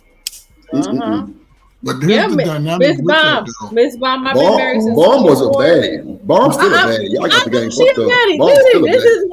This is why I can I understand her. Because I was a baddie too. Like 20, I got married at 24. I'm 41 now. No disrespect. I know you're married, but you're still No. I'm saying, but you're still I'm gonna just spell it because I don't want to say disrespect, but you're still a BADDIE. You know. Thank you, Drip. I appreciate that. For sure. I love you. And that's good, right? She a baddie while she married, right? Yeah. So like when I come out and you know what I'm saying? And my hubby be looking at me like, okay, she's still, you know what I'm saying? She still got it. So that's the thing. I'm assuming that. But ladies, wait. I'm assuming. Hold on. Tay. One mic. You got it next. Go ahead. Okay, I need to ask Drip. Drip, have you ever seen me, baby? You showed me, some of your turn up videos and all that kind of shit. Wait, have you? Huh? You know, we played the little turn up video that you had us play that time that you shared the videos with us, showing us how fine you was. You know what I'm saying? When you was a little young thing. I never showed you a video of me. I'm dead ass. It was a video. No, you're not. You're missing the point. You the one. Wait a minute. You're the one who assuming that it was me as a young thing. I don't know. That's what you told us then. My bad. Shit. I didn't. No. You could go to my Instagram, baby, and see me like recent. It's because y'all assume that I must look different than recent, and it must be 20 years ago. Now I could show you me as a young thing. I was real young, and you have seen those. I'm asking, have you seen me? Like, you're talking about lately? No. Lately, no. Honey, I said, if I want to, I could turn on this camera and the men will still give me their money. That's what I said. Bomb, wait. Bomb. I think you misunderstanding me. That's what I said, Bomb. Hold on, Ferg. Hold on. Let me just check this. Bomb, I think you misunderstand what I'm saying. I said Bomb a baddie. I didn't say you was ugly or something like that. At the T. No, I said you too, Bomb. No, I said you too. No, but I wasn't talking about you. I'm talking about, I'm not, even though I'm talking to you, because you know we cool like that. Right, for sure. I'm talking to these other niggas who be saying the most. You know what I mean? I want to say, I'm like, damn, I thought I said no. Okay, my bad. I just, because, you know, they be talking about bombshell. That's old. And I'm like, that's all you got to do is go over there. Listen, every rapper and every know me, Bomb Cherry Juice. They know that name. Cherry Juice, yes. All she got to do is put up that motherfucking avatar. She got the biggest avatar in the space. I'm gonna take the whole space she in. I'm telling y'all. That's because of the program. That's all. That's the program. I already know, Bomb. I already know. That's what okay. Man, y'all listening, right? These motherfuckers these men be like, oh, Bomb, that's an old photo. When you could go, I purposely put videos up, not photos, and you can hear the music that I'm dancing to, which means you know it's not old because there's no way I could dancing the gorilla, right? If the song just came out, did she? Big facts. I just want to say that to some. Shout out to Gen X, man. That's what I'm trying to say, man. We here, we ain't going. Ferg, your ass was a heron. You was on heron with the heron. Shout out to you know what? Because you love to talk about the crack era. Gen X is cocky and confident. Hold on, T. Watch this. I got one just for Ferg, because you know he kept saying that crack era shit. Born in the 80s, crack baby. Born in the 80s, crack baby. This nigga Ferg a fool. Ferg is a nice but the Gen X, we Gen X's. That's why I understand. That's what. But what you speaking from? And I'm sure you've had this for a long time. You're speaking from a place of confidence, right? And that's something that most of us had who were normal. And that's what I'm saying. It carries throughout your life, and it helps you make better decisions when you're confident in who you are. And I believe both ladies here have had confidence instilled in them by their parents. The father, the good man of that time made sure that the daughters wasn't out here running amok. So you think the fathers gave us the confidence? No, I'm not saying it's not true, right? Yes, I believe. So it wouldn't be both parents. Both parents, but the father sort of gives you that third eye to stay. I'll say it definitely helped. What type of dude to stay away from? They'll tell you who to stay away from. Like, don't talk to that nigga. It definitely helped me. Yeah. So my dad told me who to stay away from, and the truth is, he said stay away from men. Right? Yeah. That was nobody good enough for his baby daughter, right? But that don't mean that's what I did. In the end, I did, right? We definitely, you know. You say that don't mean what I did, though. Right. We definitely, you know, tried a couple of things, you know, and until no, it's the fact, and then until we found the right one, and then once we knew, okay, boom. He could have been the right one for that moment, right? I ain't gonna lie. Well, listen. Everybody goes through that. Now, see, everybody goes through that. Listen. The women and the men. You're human too, just like men. But women, though, it's true. When men are young, it's up to us. If we want to be wives, then you just say, hey, this is what it takes, and you know, say that because they don't. Let me ask you two. Let me ask the woman the question. I want to ask y'all a question since y'all up here, y'all the women. Hey, check it out, women. Check it out, my lovely ladies up here now. Is it common for is it common for women? Is it common for women to be? Can you hear me? Hold on. Yeah, Dante, go ahead. You next, Drip. You next, Drip. Yeah, is it common for women to be bitter if they can't get the man that they want? Maybe I might be. Maybe, but let's say you want to go first. You wanted the man. Let's say you wanted this particular dude that is cool, but he reject you. But now you all bitter years later because you couldn't get him. I'll just say this: I've had many opportunities. I've dated millionaires, professional athletes here and there. A lot of times those men don't have a good heart. They're dangerous. They're demonic. They just don't have a good heart. They're terrible human beings, right? So the way that I was raised, I was taught to look at the heart first before you just look at, oh, they got a coin. And it's, don't get me wrong, it's cool. Yeah, he got a coin, but he gonna treat you like Diddy treated those women. You know what I mean? They gonna use you. They gonna use you here and there. I'm just saying that's just what men with power do. They use you for whatever they can use you for. A lot of times, not all of them, but a lot of them. That's what they do.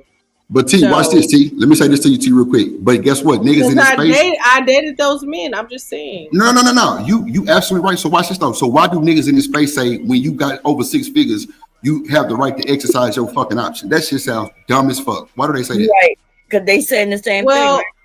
Well, because a lot of these men are operating in falsehood. They're liars, and they are not being realistic within themselves. So a lot of these men are putting themselves on a pedestal as if they are celebrities or professional athletes, which is crazy as fuck to me. Crazy. So to me, it's giving, I want to be like what Kevin Samuels talked about, but I don't mount up to what he talked about when he said high value man this and high value man this. Somebody take T Mike, please. Okay. I want to be a high value man, but I can't mount up to the high value man. You know, objectives and the perspectives and the da-da-da-da-da. Somebody take T internet, please. ASAP. Thank you. No, okay, thank you. We just playing our shit. Leave me alone. Listen, what I'm saying. Do you get what I'm saying? No, like the point that I'm trying to make real quick. Kevin Samuels, I love him to death. Rest in peace to his soul and his heart and his spirit. God, thank you for what he presented. I need to strike you down right now. I don't know. No, he was right. No, he was not right at all. Mom Terry, listen before let me finish. Right? He was a liar. But the point that I'm making is, it was right for a very small portion of men.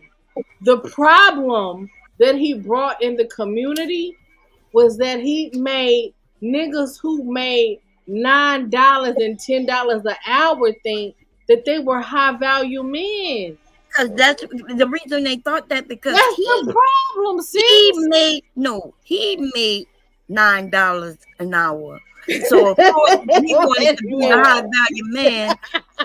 These men knew exactly who Kevin Samuels was. We all watched him for years. Yes, now he made $9 and he was bringing in 100. He was bringing in 100 before he got famous. You mean? I'm talking about y'all only saw him famous for what, about 8 months? That's what I'm saying. So yeah, but he didn't bring in during the pandemic. He got famous. Okay, during the pandemic for like 8 months. Yeah, maybe a year. Give him a year, sis. I got your ears. You next. No, I'm not giving him a year because it didn't happen a year. Give him a year. No, listen. Why I gotta lie on his behalf? Okay. Because I don't know. I'm not sure if you know, but I don't. But I'm about to tell you. There is an actual video with him. I'm willing to listen. This okay, is, but if you Cherry is my girl, I'm listening. Bomb been involved.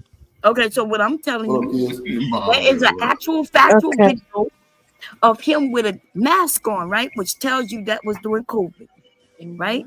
where the white woman tells him, Kevin, you got to pay your rent.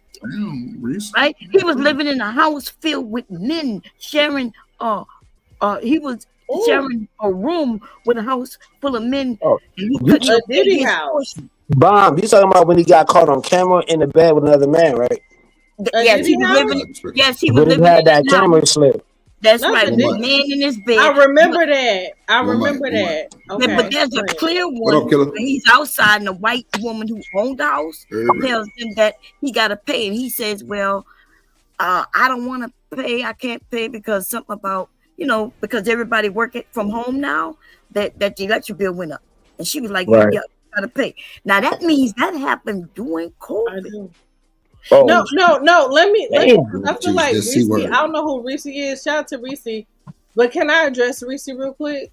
Don't pay attention I to know the chat. The chat. Don't pay attention to that chat, boy. And that's hard. That's Right. hard. That's Right. easy for y'all to say. All right, go ahead. No. Oh shit, I done been drugging mine. No, Shit, I know. no. Go ahead. Because Come on, man. At your own risk. You y'all got can't to end the conversation. Hold on, Kills. I got it, Kills. Hold on. Go ahead, Hold on. boss. I got Kills, you. because you be the main one. You be the main Hold one, on. Kills, right? Hold on. You don't. I don't know you, Hold on. mama. You I don't know you either. a stan fan. You a fan of me. No. Kills. All Hold on. I- T. all I- Hold on. Y'all know better than that. We not gonna do that, Kills. Don't come up with that shit, boy. T. Damn, I just came over here.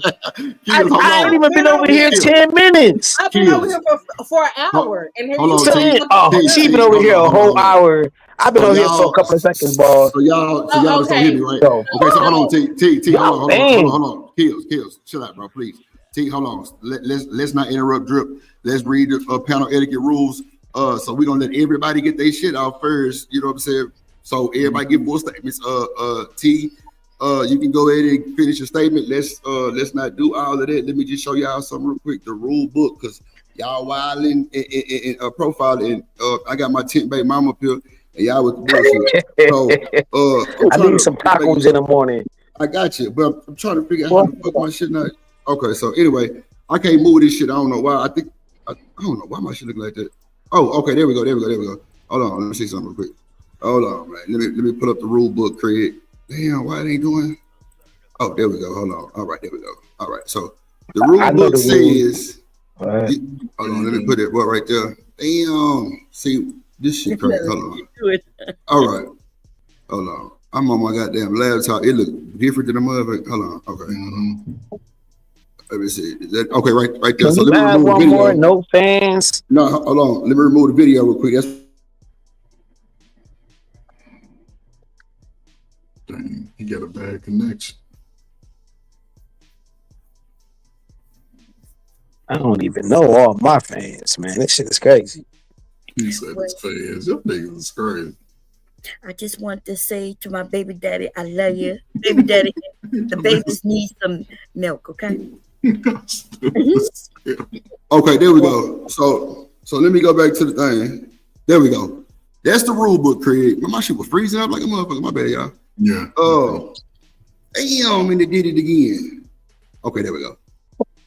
So that's the rule book. So we ain't gonna use the B word for the respect of the women and and them folks. We ain't gonna bring up no other content creators. Y'all not already started, so we're gonna finish it. No problem. It's cool. Don't interrupt each other. Don't cut Drip off. Although y'all do every time, and I just let it go because y'all be cooking, and I don't really want to talk about that shit. But it's cool. And let's just keep it respectful. You know what I'm saying? One mic, one band, one sound. Let's just keep it respectful so we can have this good conversation, man. Because it's some heavy hitters up here, and we all know what we talking about. So one mic. All I need is one mic. now let's talk about it. So I'm gonna let the Bomb was talking, right? Bomb, No, I think it was T was talking, but I do want to say, I think she want to, say something to somebody in the chat. And like you said, risk, and I just want you to know she bomb squad. That's all. Go ahead. Yeah, that's what I was trying to say at the beginning. T, I already knew what time it was. Maybe not T Bombs here, but hold on, let me just review it.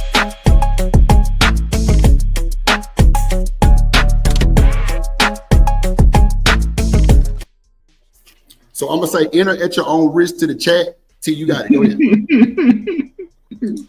What's wrong with this food? I'm gonna let T get it. If you want to address the chat, T still up here. Okay, there you go. Okay, you on mute, T. If you're talking, you're on mute. Okay, so while T on mute, I'm gonna let Reyes go because he has something to say. He ain't said nothing. So go ahead, Reyes. And Reese, ceasefire, Reese. Lord Jesus, go ahead. Good to meet you, bro. I know I'm Band's perspective, but what do I know, man? Some of these guys barely know how to take care of themselves. What makes them think the men can lead, though? And I'll be real enough to admit it. I'm not there yet, but I'm on the way there, and I'm real enough to admit it. I'm on the journey to get there, inshallah. And what do I know, man? I'm just a 23-year-old who's a virgin and a Muslim. So what do I know, though? And I've never dated before, and I'm real enough to admit that, man. I was close enough to this, though.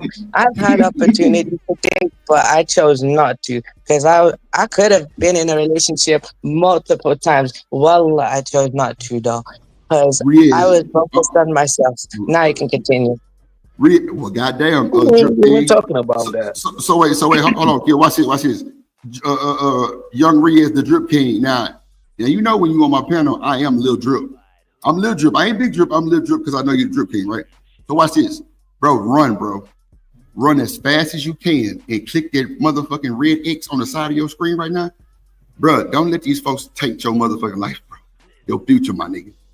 You in the UK and you a Muslim, bro, and you you know doing your thing and everything, bro. You got like a little TikTok dance and shit, bro. Do not get on these panels with these motherfucking folks and let them fuck you up, my boy. You young, you talented, bro, and you on your way, brother. Do not let these folks tell you nothing, my boy. Run, please. Run. Oh, thank you. Appreciate that, though. No, Reyes. I mean that shit, though. For real. I know, bro. I know. It's appreciated, though. Appreciated, though. Wait, do you want me to drop, though? If you want me to drop, I'll drop, though. No, Reyes. I'm just saying, don't let these folks tell you about your life, your relationship, bro, because you'll be fucked up, too. That's what I'm trying to tell you. But I'm just saying, just for future references, because, Drip fuck with you. But, bro, run from these panels, bro. Do not let these folks make you do nothing you don't want to do. Still let your mama and them pick your wife, bro, and stick to that shit. Real talk. Do not let these folks tell you to go out there and find yourself. None of that shit. I'm trying to tell you, Reyes. And look, you ain't got to date no black woman, bro, because I know you like these black women, bro. I know you do. That's cool. But he with a big booty Keisha, Jet. He with a big booty Keisha. I think I do. I you're absolutely right, bro. Anyways, go through the fire like it's all. Let us continue, please. My apologies. Nah, Reyes, you good over here. I'm just saying, but just, bro, because you be on all sides of the world on this space. And I'm just telling you, bro, don't let these folks ruin your motherfucking future, man. I'm trying to tell you. Yo, Dre, that nigga already ruined, man. That nigga be on everybody's panel. He already ruined. That nigga be on Shavon panel, man. You can't unrule this nigga. This nigga used to be on Shavon channel early in the morning.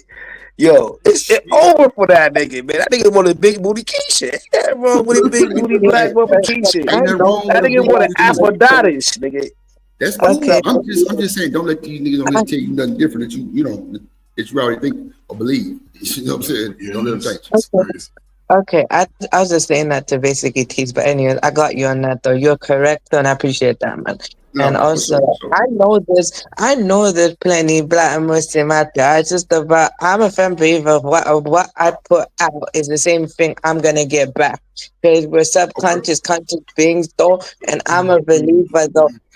I'm responsible of who I choose though, and if I want what I want, I have to be what I want though, because that's what I am now. I'm thinking in a spiritual way also though, and it's a Muslim type of way though, because that's just how it is though. And look, race to me, I don't mind the race. The race is not a problem to me. It's just mostly about the faith part though. As long as a person's a good person, they practicing their faith and has the criteria of faith, I'm cool with that, and I'm happy. As long as they gotta turn over, so they gotta go Muslim, right? Okay, I got you. No. I like when he said, "I want what I want, but I gotta do what I want." Man, you want that gold 3,000, my nigga? Stop lying, nigga. Once you give me that gold 3,000, once you get that gold 3,000, all that Muslim shit is out the window, brother. Brother. I'm practicing though. Not the Golf 3000. I'll be damn. The ruin the What's the best Golf? Look. Coach Rourke say drip The save cold him gonna be cold, and I give himself. like aqua. Aqua gonna go out the window. All that religious shit gonna go out the window once she give me that gold 3000, brother. I Fucking talk about. I have a question about him and his religion as far as women. Right? He believe in his religion, while his religion mistreat women. You know what I mean? Women not allowed to go out, drive, talk. No, that's more of a cultural thing. That's wrong. Not supposed to actually do that. That's actually wrong, though. Actually, it's not supposed to do that. That's basically a cultural thing. My family ain't like that, though. That's a cultural thing. There's a huge difference between the faith and the culture, though. And I don't agree with it. I ain't justifying it. I'm very against that type of thing, though. You know, that's a cultural thing, though. There's a big difference between the culture and religion. Sometimes though, they basically clash together, though. And you might have a point in that, though. However, I ain't like that. My family ain't like that. But however, I ain't gonna deny what you're saying, though, because there are people like that, and you're correct on that, though. You're correct to some extent, and I won't deny that, though. However, I ain't like that, though. Okay. Okay. Really like that. Yeah, boy, Riaz, man. Appreciate So your wife Riaz. gonna be able to drive? Yeah, she can drive though if she wants to drive. If you want to work, she can work. But I'm the one who has to take. If I want to be the main one, that's fine. I'm okay with letting her do what she needs to do, but I also got to do what I need to do too. So basically, all I have to do in order to actually fix all of that is good communication. Good communication is key. Like basically on what we both agree upon, or like basically what we both discuss and what she wants to do. I can propose and she'd suggest an idea. She could take it. She could take the idea or leave the idea, but she got to do the vice versa thing with me. She suggests an idea, I could take it or leave it. It's up to me. Because at the end of the day, I'm responsible for me, and she responsible for herself also. I'm balanced perspective. Oh my God. Hold on, Riaz. What you mean by you the main one? I didn't understand that. Main provider. Like okay, there you go. Pop this shit. Main providing type thing, though. That's what I meant, though. Riaz, I ain't gonna lie. It sounds like you got your head on the swivel, my boy. I ain't gonna hold you. It sound good. Yeah, it sounds good to motherfucker. But you know, yeah, I'm I hope you stand by that shit. Okay, sorry. When I said my I meant main providing and finance type. I got you. Stuff. I got you, G. Of course, I gotta lead, but at the same time, no, I wouldn't mind if you wants to lead too, though. Like basically, all you have to do is good communication, and that's it, though. That's how my parents did it. Both of them basically communicated together. My dad sees my mom on the same level, but she don't mind letting him lead and doing what she needs to do. She do her thing, my dad do his thing. So I just look at how my parents do it, though, and I admire that. So I'm trying to be better. That's good. And you communicating a lot better than you used to, too, by the way. I just want to... You got to go to bed. Somebody come get Ball Michael. Where's Papa Ball, man? God damn it, I ain't got time. Go get it. So, Riaz, the question I want to ask you is, because this is interesting, right? And and you've already stated that, you know, you have a little, I guess you have a desire. If you had a choice, I believe you would pick a sister, right? I believe you would pick a sister. Okay, so talk your shit, Riaz. Okay, do you think your parents would approve of a woman who's not already practicing your religion? You know what I'm saying? Because you say she would have to convert. It'd be hard. You don't have to convert. There's plenty of born Muslims, though. There are plenty of black Muslims who are born like that also. So my question is, do you think your parents would approve of a woman who is not yet Muslim but's willing to convert? Or would they be out to approve of someone who's already practicing the religion? They don't mind, no, as long as basically the person fits the criteria and they're a good person. No, they don't mind, though. But you know, it's also like this. I decided to give this dynamic as well. Is I also do get to choose what I want, but at the same time, I just involve my family in helping me choose the right person. My family don't mind, you know, the race of the person, or if they like that, they don't mind. It's just that as long as you saying that shit now, until she see that booty on that black girl, she gonna be like, "Oh my God, son." Your parents might not pick you out of It might be old iron board. Hey, but that's just the customer type thing. I'm just getting them involved in what I want them to do. I just basically decided to customize that dynamic. Not really the old school type of way. It is old school, but at the same time, it's arranged to a certain degree. However, I have more of a choice of what I want to do, though. So, Riz, anybody ever told you, bro, you like Swiss beats? And you got a New York accent, bro? On my mind, bro. When you said brother, that's straight New Yorker, bro. And you kind of favor Swiss beats too. That's crazy work. Yeah, he do favor Swiss Yeah, boy, beats. favor Swiss beats. That's crazy, motherfucker. What's that, brother? I never thought about that though. I never thought about Yeah, that. boy, Riz favor that boy. Cause you know it's crazy, bro. Cause Swiss beats wear the little bandana thing too. That's crazy work. But now, shout out to Yeah, that boy when he Riz. first started out. Yeah, for sure. Yeah. What up, killer? In this motherfucker? Coach Ruckman, Reese, him up. Reese, man, come on, man. Send me $1.99 so I can send you 99 cents back. In the building. Okay. I'm going to bed. I would say that, Coach Burgers, but I know there's plenty black Muslims though who are born Muslim as well. I don't mind if it's a revert or if it's a born. The reason I say revert, not convert, because they say in some way that the way I believe it is, but in my faith, they say you're already born like that. Just up to you what path you chose, though. It's just that's the label you choose to call yourself, though. So like basic, and a person converts, it's more like they're reverting back to it, though, because the whole name of it, though, is basically submission to the will of God. So if you choose to become Muslim like that, then you're submitting your will to God, though. That's just how I basically believe it, though. If you think if I'm wrong, I'm wrong, but that's just how I like to think, though. Well, Riaz, I hope you giving a good picture of the description of the woman that you want to your peeps, man. Yeah, I can give you a list of stuff I'd like to basically want, though. Basically, the first thing I would want, though, is the faith. Then I want the character. Then I want the personality. Then I want looks to a certain degree, but also I admire the intelligence, the determination, the loyalty. That's the stuff that I want, though. Riaz, run, brother, run. Wait, Run as fast as you can, my nigga. Real shit. Are you in the UK? Riaz, right? You're in the UK. Yeah. What do you think? Okay, because I was about to ask you what you think about what's going on over there, with the Israelis and the Iran. Oh, Israel-Iran type thing, though. Basically, it's kind of sad, though, but at the same time, though, like in some way, though, I do kind of see why Iran did that to Israel, because Israel attacked first, though.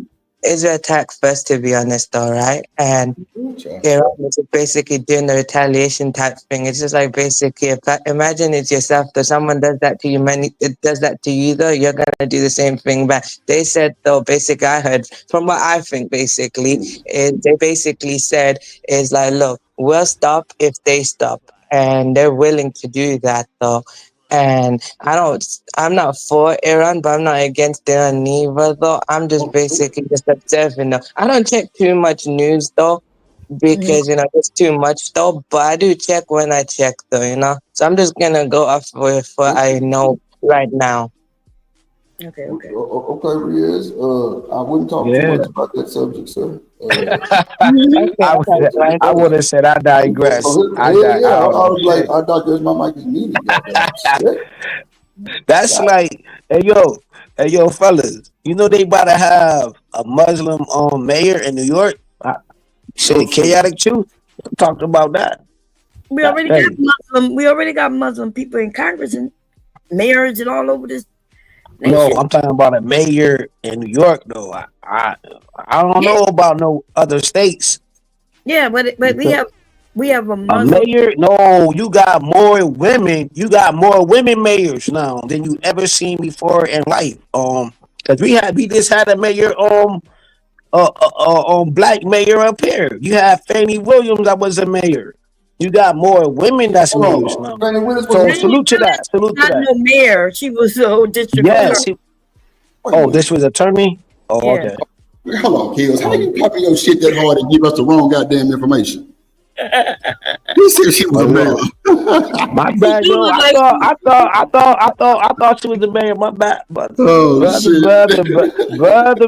brother. And we got another black district attorney in New York, the one who took Trump to trial and found him guilty, baby. Them black That's women, what's up. they're the only ones doing the damn job. Nah, y'all taking all the money too, though. Well, that's they doing their job. They supposed to get paid. Not they doing their job. You heard it. You heard it here. You heard it. Hey, yo, coach. Yo, coach. You heard it here first. No, that shit wild. That shit wild. That shit is wild. If a black man would have said that, come on, off with his head, right? Come What on, do you bro. mean? Black men get paid for their jobs too. What do you mean off with his head? I just said she doing the job, she getting paid. She ain't do nothing illegal. And even though they tried to claim that Fannie did something illegal, she didn't. And what you notice is that when black women do get in government and things, they try to take them down, right? Because just that year alone, they tried to take down Fannie Willis. They tried to take down one in New York who won against Trump. And that woman was she in St. Louis or where she was? The one who said, what her name? She was the youngest, Tiffany something. Oh, I don't know that one, bro. Tiffany Hinyard or some shit like that. Black people voted her in. People voted her in, and then a group of people, white people, started saying, "Look how she got this money. Look at this." And then black people are like, "Yeah, how you get that money?" And she's like, "Well, I make the money. This come with my salary." But so they didn't say shit when white people were getting that salary, but that's black. The small group of black people, right? We always got the coons. The coons who come out and do the job for the white people. Damn. And then we sit along the sidelines, don't know who to believe. That's a fact. So I remember the whole nation was going after Tiffany. They didn't even live in her area. Them white people was going down there protesting, and they didn't even live in the area. Y'all had to know something was up with that. And then now here we are taking down DEI. He considers anybody black in a certain position. He says that's called DEI. Yeah, that's wild. He really with bullshit. He was go up and try to promote to black folks. No, man, what shit. But nah, that's wild though. Like that damn Newsom, he got his hands full, huh? I ain't heard nothing about the ISIS shit lately. But Newsom, he took care of his thing. You know, the ICE, they're not protesting like that no more because they made their point. The ICE, they made their point about no bullshit. I say, yeah, they made their point. They ain't bullshit. Well, the ICE people are committing crimes. They just doing whatever they want to do. So, I mean, who gonna stop them? We as individuals, them people in California did what they were supposed to do. That's exactly what they were supposed to do. And when he go to Chicago, them people gonna do it too. New York, New Jersey, a lot of people doing it because our motherfucking Congress people won't get off their ass. No, he won't get off their ass at all. But they telling us to do it, right? Yeah. Right. Yeah, that ain't bullshit. But you know what's crazy? Stan called that shit. Stan was up here and we were chopping up. He was like, Drip, watch this shit. Them motherfuckers gonna fuck with Trump the wrong way, and he gonna make a move to go around they goddamn commands. And watch he have his way. When I tell you the next day, them motherfuckers he sent the military out there. I say, I'll be there. He say, I told you, Drip, y'all be up here bullshit talking about men and women. These motherfuckers finna get active up like that. Yeah, but I mean, he's crazy. He's deranged. He's a criminal. And so criminals don't go by the law. But the people who are going to suffer is us as the people. We done drop bombs on a group of people who control oil. You know, with oil, that's gas. Gas prices about to go sky high, baby. That's a big fact right there. Shit. Our food, look what this man doing. Trucking is gone because they don't have people shipping anything to us anymore. None of the countries trust us. This man is ruining America, where we used to be at the top. Everybody looked up at us. Now people shitting on us. They laughing at him. They say $100 don't even feel the same, but huh? I said $100 don't even feel the same no more. That's a fact, baby. We went to Walmart right? Because I ain't gonna lie, I shop at the cheapest place I can. Walmart Come on, happened to talk be. to us. I got a plug on the yeah, you know what I'm talking about on the EBT. What you see? Let's go. Well, I used to spend $300 maybe in a week, might get us through 2 weeks. $300 was barely any goddamn thing in the basket, y'all. Come on, Eggs, some bread, and some things here and there. We had a couple of things to meet, but wow, I was shocked. So now we need like $500 to replace that $300 that we used to spend. And guess what? My husband ain't getting no fucking raise to be able to do that. Nah, they ain't giving out no raises like they used to though. Man, they ain't not talking about giving us a raise in this chump change, bro. Yeah, it's chump change. They might give you like 3%. They'll tell you we're gonna give you 2% raise. That ain't. But you know what they'll tell you though? You know what they'll tell you, Bone? Is off your performance. And if they grading your performance, but you think you did good, then that ain't no foul. Man, that should be wild, man. Did you see where they said there was I'm not sure y'all probably seen it, but it's a cartoon with this woman, Veronica, right? And she did a cartoon that was factual where her boss told her that 5, you get the more of a raise depending on your points, right? And she said, by the way, you did great, no complaints, everything was on time, and she said, and we scored you a 3. And she said, don't worry about the 3 because the 5 is just impossible to get. Because if we gave them a 5, we would be telling them they wouldn't thrive for more. And she was like, wait a minute. So you tell me I can get a 5, but I can't get a 5? She said, that's right. She said, and then you're going to give me a raise that you said that I'm doing perfect and even more, but you won't give me 5%? And she said, that's right. That's what they do. They have most people, they believe that, they want you to obtain for it. They want you to work hard to try to get it. But then they don't make it where you could really get it. Even though you deserve it, they're not giving it. A lot of these companies playing that game. They doing it in our face, Bone. Shit, what's going on? They've been doing this for years. Look, I used to be just, when I was younger, I used to wonder, why are we going to work? I used to sit just like these younger people are saying, why would I do a 9 to 5 again? Because they had started to take away the rights and retirement. They start replacing it with others. So I was thinking, why would I go to 9 to 5? But if I'm the only one thinking it, and we're not gonna do nothing about it, it's just gonna happen. That's true too. Right? The Republicans are for the businesses, the corporations and shit. The corporations run this country. Some people say America is a corporation. No, America is run by corporations, though. Right? Who gives a fuck what they're making on the stock exchange? Most of us don't have no stocks. That's a fact. So ain't got nothing to put in there. Right. So if it don't look like we able to afford shit here, don't tell us the economy is doing well when we could barely afford shit. You're right. Everything high though. You know what though? I mean, everybody call themselves growing guards and shit. Now I know you got your guards. You know what I'm saying? No, hell no. But see, Barma, only one I never seen show that shit though. She showed the process, the stage, and everything. But everybody swear they got a garden, but don't even know what type of soil. That should be weird to the motherfucker. But at the end of the day, I think these folks be up here just mad and capping for no reason, bro. Y'all ain't really mad at this shit. Y'all gonna go spend y'all money. But it's people that's really fucked up out here that's really starting to live off their land. That's be mad because we broke, Drake. Be mad because we broke. Be mad because we be on these platforms. Motherfuckers ain't really having it their way. And then it be like the North and the South. You know what I'm saying? We should have had that connection. You remember back in the day, oh, look at them uppity ass niggas going to the North.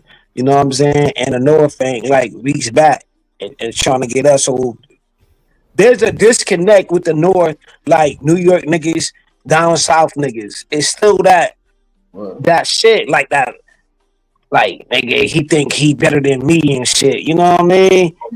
That's how it is in the black community still to this day. Like, yo, we don't even say what's up to each other when we walk past each other. Be like, yo, brother, how you doing today, brother? You know what I'm saying? Like walk each other because you don't live near each other. But what I will say is the up north people call the down south people slow, and that's an insult. I never did that in my life. Yeah, but that's what they do. They do that. Y'all slow it down. Maybe that was a generational thing. No, that shit still happening. Am I right? Nah, that's man, shit. That's said, a good. New York niggas messing with down south. Like I know a lot of New York niggas that's in certain parts of down south, The kills. It's like a South difference. Carolina, North Carolina. But now, kills. It's a difference when you got an uppity New York nigga and That's an what I said uppity too. down south nigga. Them niggas bumping heads. I'm talking about like nigga. It's going to niggas war. nuts swinging. Yeah, come on, bro. Like, Oh, bro. well, Them niggas yeah. gonna be arrogant. I give it up. I give it up. I give it up. Yeah. Yeah, you both of y'all right though. You know, I ain't, you know what I mean? I ain't trying to do no debate. I just had a big ass slice of pizza. I just had a big ass slice of pizza in the Corona. I ain't trying to argue with y'all. I've seen that right here on YouTube where black New York and a guy from Louisiana where I'm from, they bumped heads real perfect. They was like, and then, but the thing about the black people up north, a lot of them don't know that your people come from down south. Yeah, right? You talk about people down south like as if they're a different breed, but you just one generation away. Right? Because black people are from in this country are most are from down south. That's where most of the black people were. So because you might live on the west coast, just because you might live in Delaware. Bomb. I just had to find that out too, right? Long years ago. You know what I mean? I was looking up like documentaries and stuff. I was like, the black like the Black Panthers, you know what I'm saying? Even though they started like in LA, but most of them cats came from like Louisiana. And then they migrated to like LA, you know what I'm saying? Watts, you know what I mean? And venture out like that. But yeah, most of the people came from like deep down south. Yeah, because they did a couple of migrations. They was asking for black people who just got out of slavery move around and get jobs that white people wouldn't do. They used to they call us lazy, but they the ones who didn't want to work. Right? Welfare for white people. And we couldn't get welfare, but they offered us jobs. So our family, you know, they was guaranteeing you a job and everything when you got there. And that's what moved around. But that's a good thing, you know. But we need to know some things before we fight each other over silliness, because slow, the way they mean it, they mean slow. Like they make it seem like you talk too slow, you slow. But I would say that New York, it's super fast. And I'm not even saying anything bad. Like y'all each other really friendly. You don't even look at each other, and hell nah. And if you do, why you looking at me? That's right. You're ready to fight. Why you? Yeah, what? I look at these crazy ass niggas, and mental health is real. Yeah, that's crazy. I don't look at none of these niggas. Yo, these niggas wear the same pajamas. Yo, there's a time these motherfuckers. Now the new hustler, right? The new hustler, today hustler, he got pajamas on. He got Crocs. He barely got a goddamn haircut. I done seen this nigga today. You know what I'm talking about? That nigga selling some bunk ass weed.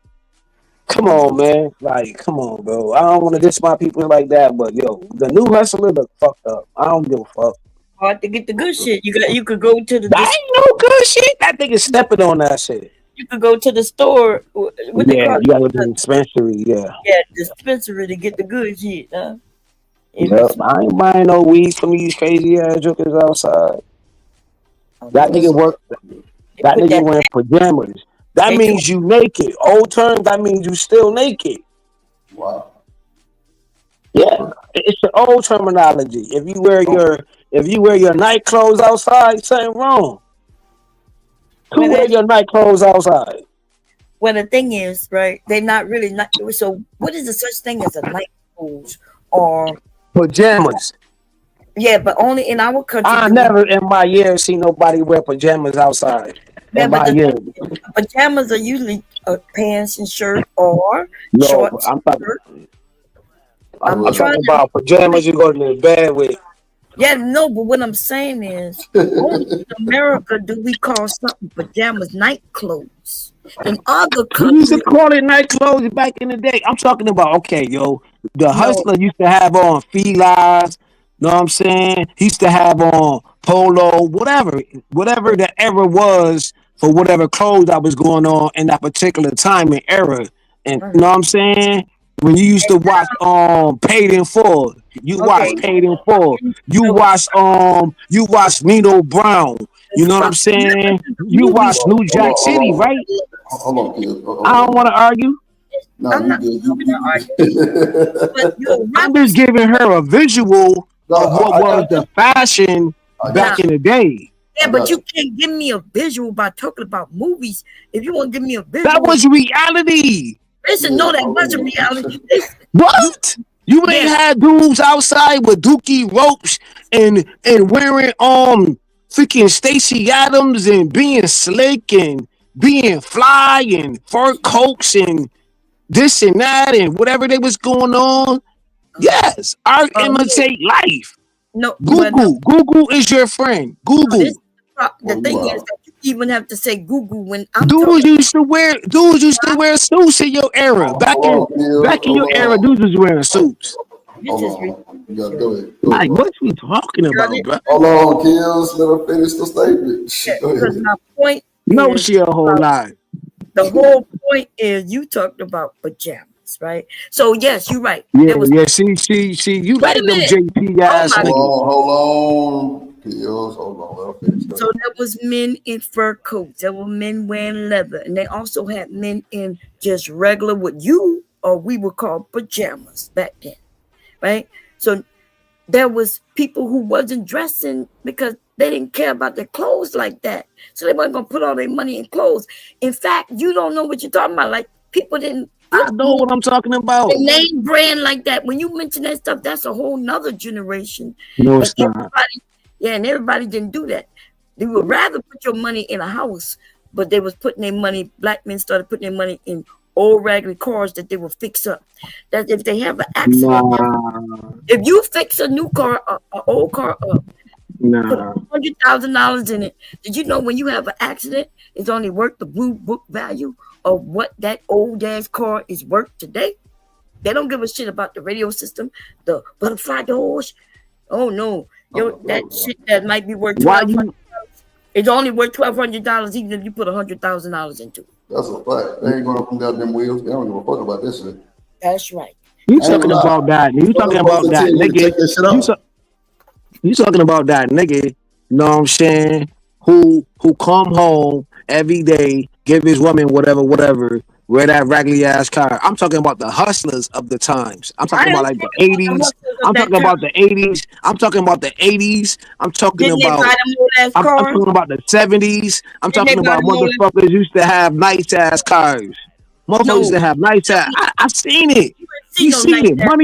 Money was flourishing. Money was flourishing back in the day. Everybody wasn't buying no raggedy ass car, bum.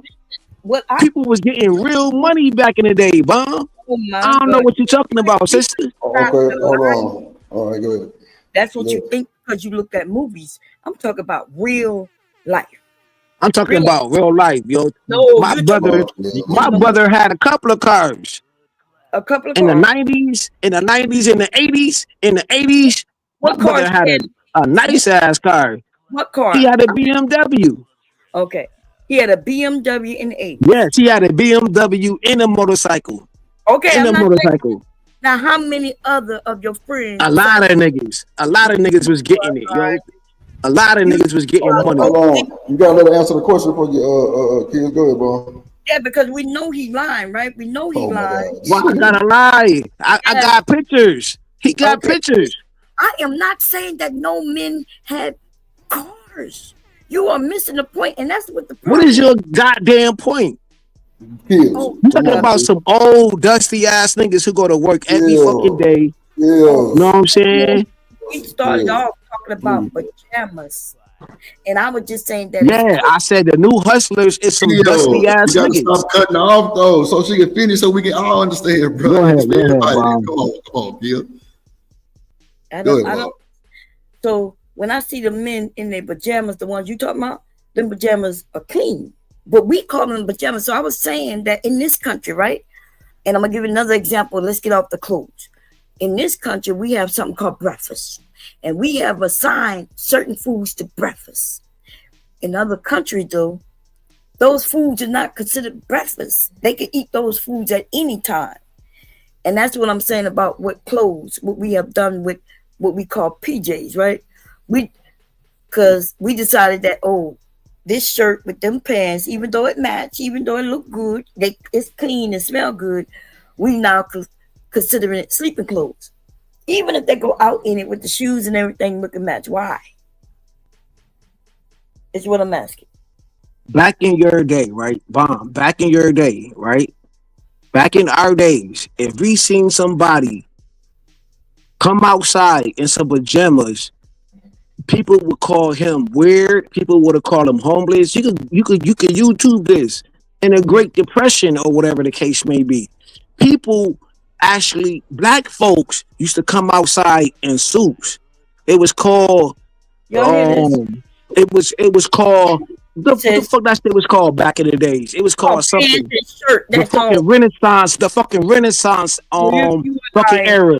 Guys was coming outside in suits, ties, suited and booted. Hold on, I ain't cut you off. I did, but shit, let me fucking talk.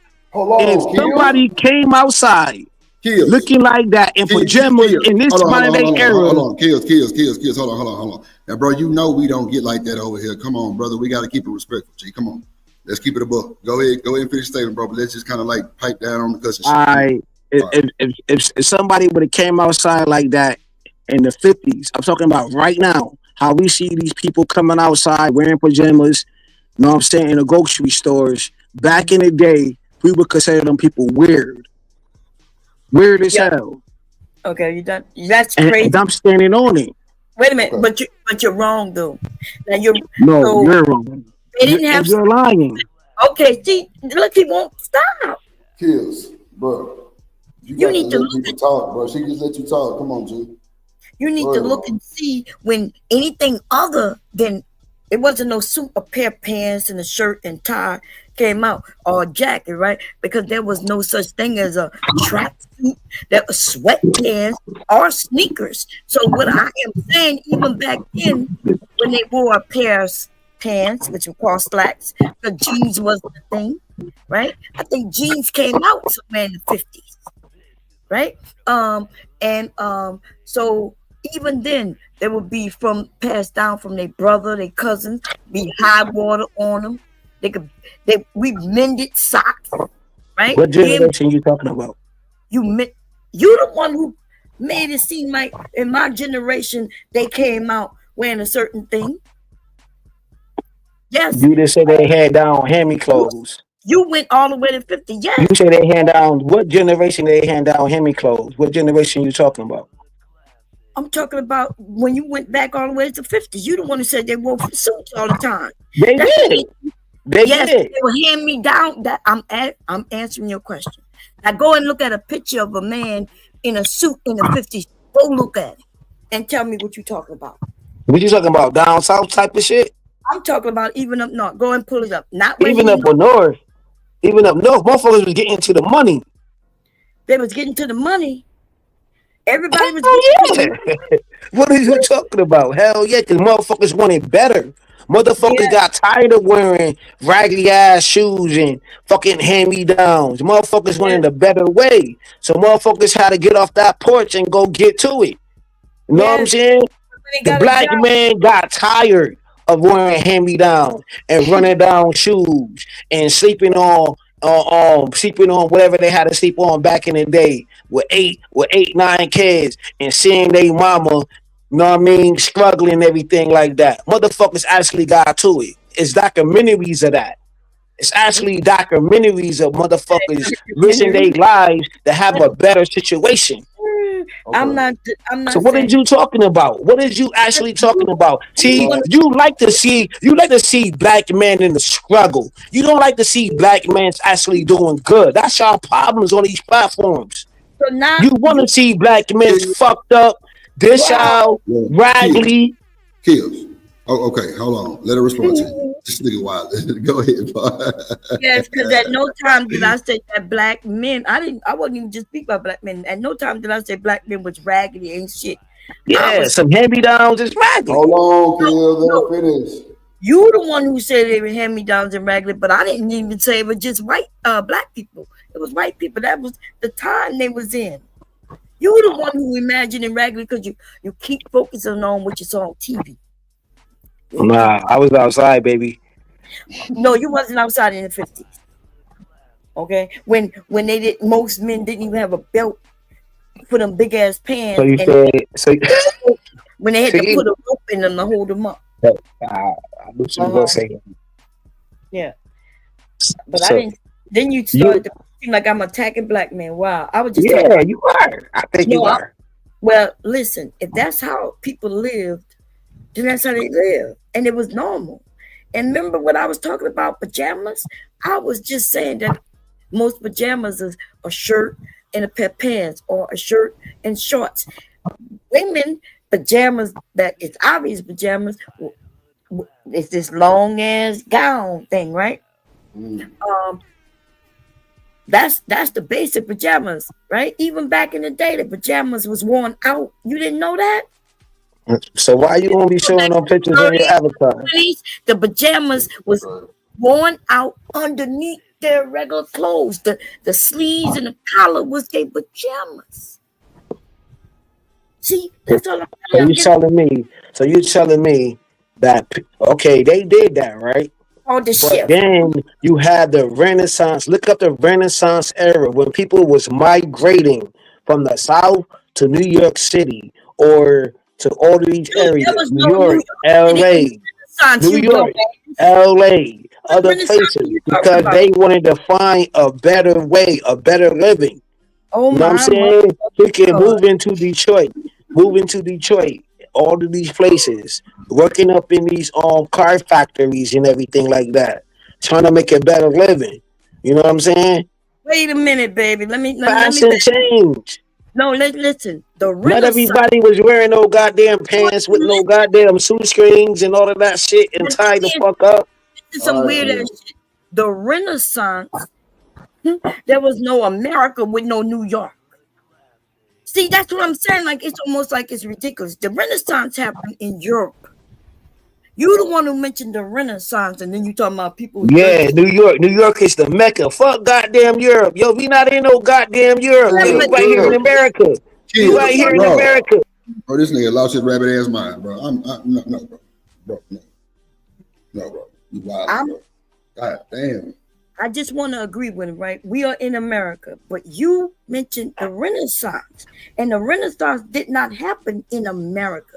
So you are the one who mentioned a whole nother country without having to say that country name because you mentioned a time period. Renaissance is a time period.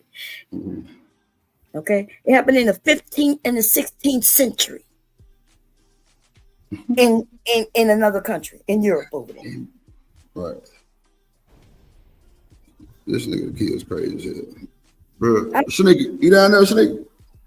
That motherfucker sleep too. God damn. What, you about to go? You just hit Yeah, we be streaming 8 hours. I've been trying to keep it from 2 to 7. I can't never keep, but my niece's birthday was today, so yesterday, so I had went to the little pool party thing, but that's why I came on late. But I'll be back on tomorrow at 2 for sure. I've been trying to keep from like 2 to 7 so I can get my sleep, man, because I have been, noticing myself not doing a lot of my outside work. Like I ain't washed my cars, I ain't goddamn, you know what I'm saying, pressure washing my driveway, I'm talking about just normal shit. I'm like, nah, I can't fall in that trap. Let me get my shit right, back on track. I ain't got time. You gonna grow this year? You still got time to grow one thing. It could be some tomatoes, potatoes. Potatoes is easy. Tomatoes, it could go either way with tomatoes, but potatoes is easy as hell. You want to grow it in the bag? You want me to show you? Go a long way too. They go a long way. The potatoes go a long way. You make a lot of shit from that potato, huh? Yes, you can. You can make bread with potatoes. Yeah, bread. You sure right. Yep. Mashed potatoes, baked potatoes, mashed potatoes. Okay. And it's what about any kind of oils or something? Like some no oil or nothing from them? like no what is it called? Vegetable oil, nothing like that from potatoes. Well, vegetable oil come from it's the oil squeezed out of vegetables. Well, that's why I asked about the potato. Okay. Yeah, yeah, you probably would need a whole shitload of potatoes to squeeze some oil out of, but okay. It does come out of vegetables. An olive oil, if you grow olives, but I don't think we could grow olives in this country. I think they grow them out because of it's some type of bug that helps olives, and also that's one other thing that I wish I could grow, vanilla. The vanilla, but yeah, it's a vanilla bean. That's what vanillas come out of this bean. But I think they got to have a certain type of animal or insect, should I say, that ends up helping those things come about. And that's why certain things not growing in this country, because our weather don't bring those bugs to us. Right.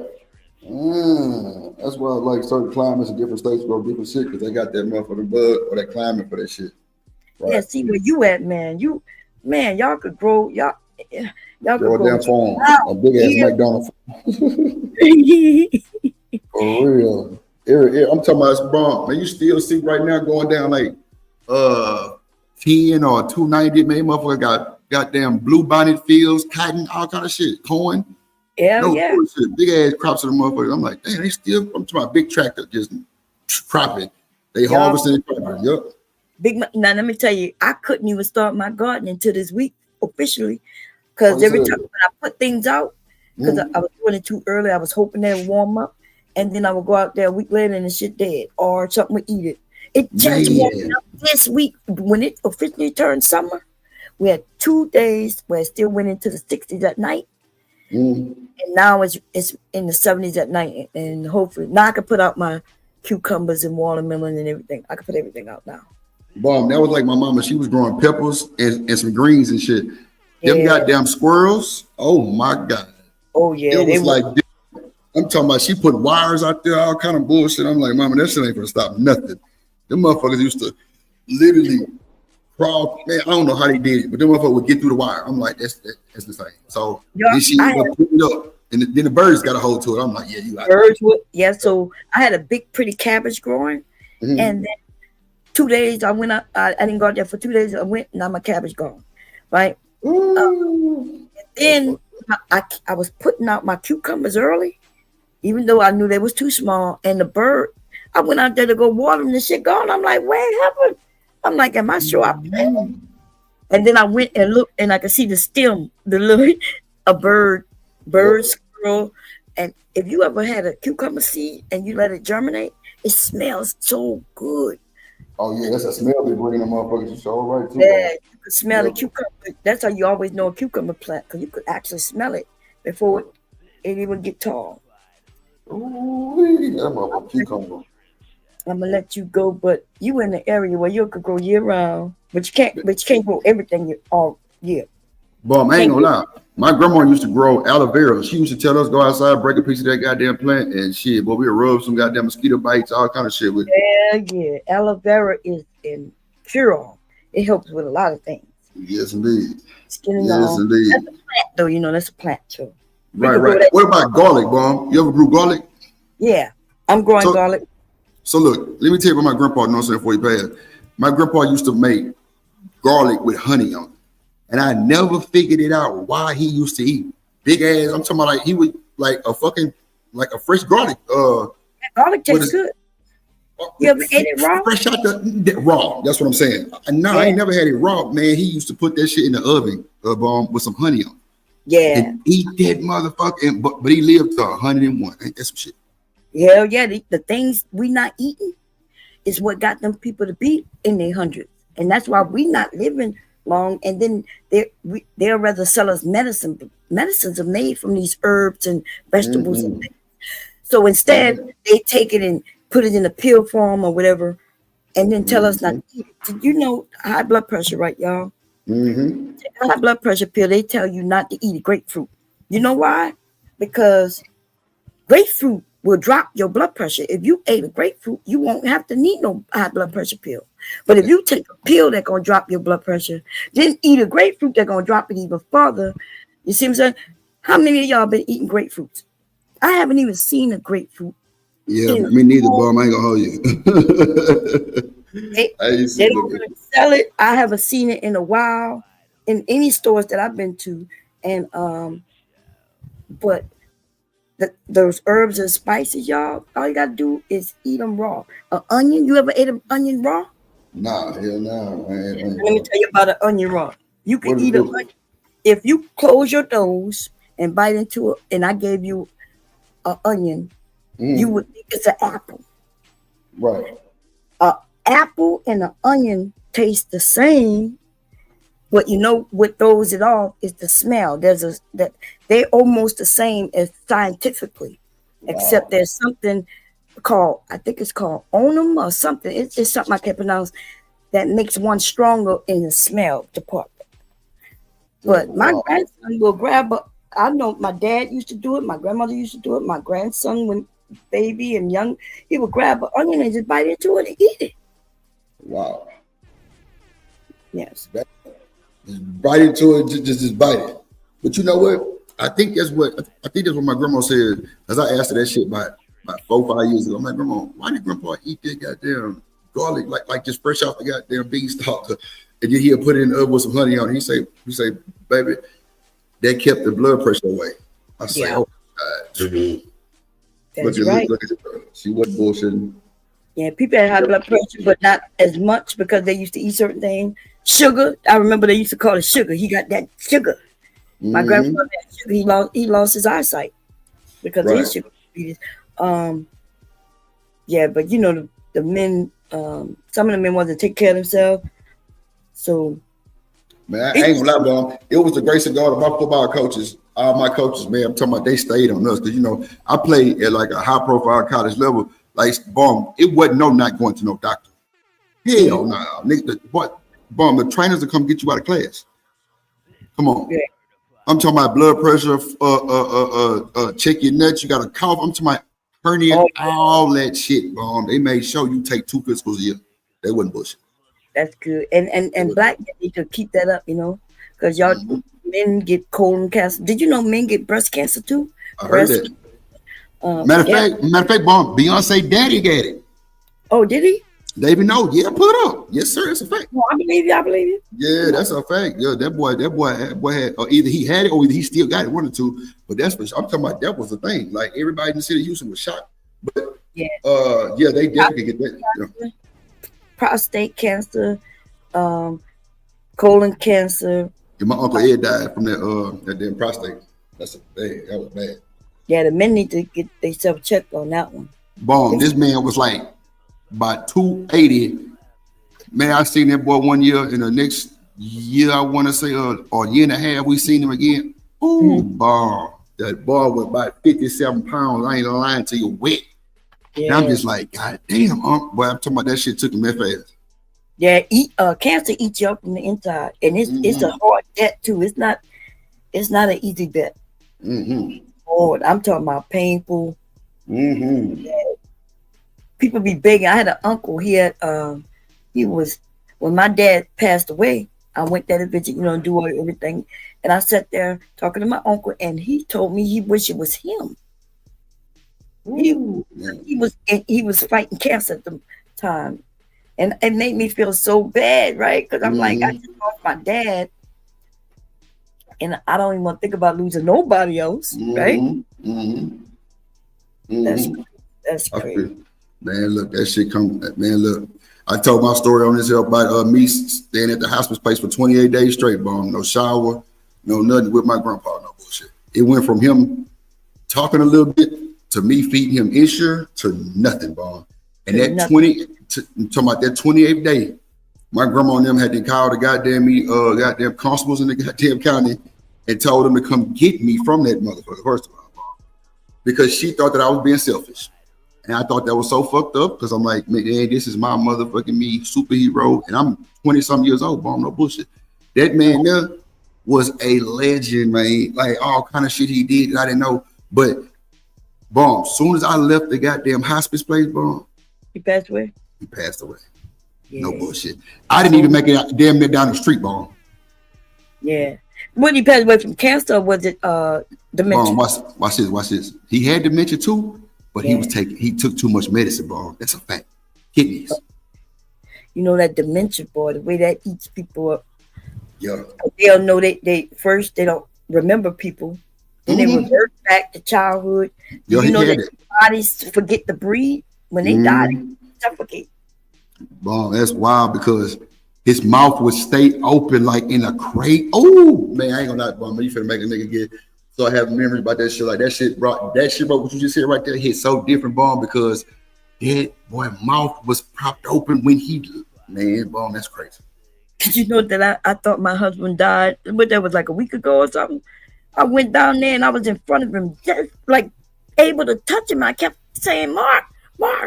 And then I looked at him and his mouth was crooked, like a little open. And I had never seen him like that before. And I panicked. I looked to see if his chest was rising up and down and it wouldn't. Came upstairs and I was like, oh my God. I sent one of my sons down there. I said, please go check on your daddy. Please. I said, oh my God. I said, I can't do it. And I sent him down there. It scared the shit out. What, he was just in a deep sleep or something? Yeah, it scared the shit out. But I never hear him. Y'all hear him snoring now. Every time you don't hear him snoring, that means he kind of woke up probably from me talking. So he don't really sleep that. Right. I was right in front of him screaming. And I looked. I'm like, what's going on here? I said, oh my God, please. Jesus, Lord, I ran upstairs. I don't know if that was wrong for me to send my son, but I think they men, they gotta. Man, Bomb, you know what? It's funny you say that because that's the same thing with my grandpa. Like, he did not want to see him go because, man, God knew what was like God knew the depression. Oh my God, Bomb. Like that man was everything under the sun, over the sun. Like, he couldn't do no wrong. He whooped me one time in my life. Is that why you got selfish? Because he wouldn't die as long as you was there, but yeah, Mom. That's exactly what she told me. Because I'm like, Grandma, why would you think I'm selfish? And I'm up there. I was telling them they full of shit because they wasn't up there. You feel me? But that it wasn't even like that. Like, my grandma had already made in her mind that it wasn't no coming back because she had to sign that waiver, right? So after that, like, you know, she'll come check on him every day still, but you know, she would leave, like, trying not to get too attached. And you know, in the hospice place, Bomb, they play nothing but like church songs and church like stations and shit. You know what I'm saying? That's all they showing. They ain't showing nothing else. So it's already depressing as fuck. Bomb, I ain't got no haircut. I'm 28 days, Bomb, no shower. I wouldn't leave. Even the nurses was like, man, you gotta go. Like, and I'm like, no, I don't. Yeah. But Bomb, if I wouldn't have been there, he wouldn't have made it that long because them nurses was fucking over my grandpa. They wasn't changing. They wasn't doing a bunch of shit. And I'm catching this shit like as I'm there more and more and more. But as soon as the constables came in there and was like, sir, you got to go. Like, we were making you leave. Of course, I wasn't gonna do no resistance or fight with them motherfuckers. I'm like, that. Right. They must really want me to leave for real. So man, look, I got in the car, Bomb, in my own shit, and before I even damn near left out the parking lot, she called me and was like, yeah, they just, yeah. He was holding on to you. He was holding on. And Bomb, that's why I couldn't see why they said I was selfish, but I could see how my grandma was because she was so tired and just stressed out and just really going through it, Bomb. So I could see what she kind of said I was selfish, but I didn't see it as he was holding on to me. I was just seeing it. I'm doing something right, but I see the decline. You know what I'm saying? Yeah. Right. Yeah. And you didn't do nothing wrong. And I know when she's in pain too, she probably lashed out at you. And so she was a little upset. Yeah, we could say things that we might not mean when we lash out on me in pain as well. Right. That was real hurtful. Yeah. So don't take it. No, I mean, at first I did, but then I was like, nah, like, as I got older, I'm like, okay, yeah, I see where grandma really was coming from because that shit really was really holding her back too from a lot of shit. You know what I'm saying? Like, because once you go to hospital, Bomb, you ain't really for the last too much longer. Like, you know what I'm saying? He went 28 days. That was crazy. Yeah, because 28 days. Yeah, but see, that's what I'm saying because he went from talking or just kind of like not talking, but kind of like a mumble, but I can understand him a little bit to Him not want to drink insurance to him, damn near trying to bite my finger, bro. That was fucking with me too. I ain't gonna hold you, but like he went to nothing. Like he was just there, like breathing, but of course on the machine, like type shit. And so once I left, they say on the machine, everything both done. And bomb, his mouth was propped up like a certain way. I swear to God. Yeah. But he did have that dimension. Yeah, because that's what happens, right? Everything. Not only do your memory go, but everything about your body goes away. So eventually your body forgets to breathe. Like we naturally breathe, the body forgets to breathe, and then that's when they die. That's crazy work. Yeah, because he definitely went through a little cycle of trying to figure out who I was. Shit, asked me who I was there and why I'm there and all kind of wild shit. But I already knew what time it was, you know what I'm saying? So I had to play it off with him. I'm like, nah, part is me. And he was like, oh, shit. Goddamn, okay, my man. I'm like, all right, better goddamn get your memory together, sir. My grandmother had Alzheimer's. She and her and my aunt was living together, which that's before they knew how bad it was. They knew she had Alzheimer's, but it gets worse over time. No, for sure. And the cops called my parents and said they need to come get her because she was walking down a major highway, butt ass naked to the Walmart. Oh no. She was naked. And she resorted to being like a baby, like a child. So every time she saw my mom, she thought my mom was her sister. My mom looked like one of her sisters when they were young. Not when they were young. So at one point, she didn't recognize none of the children. I know that's hard.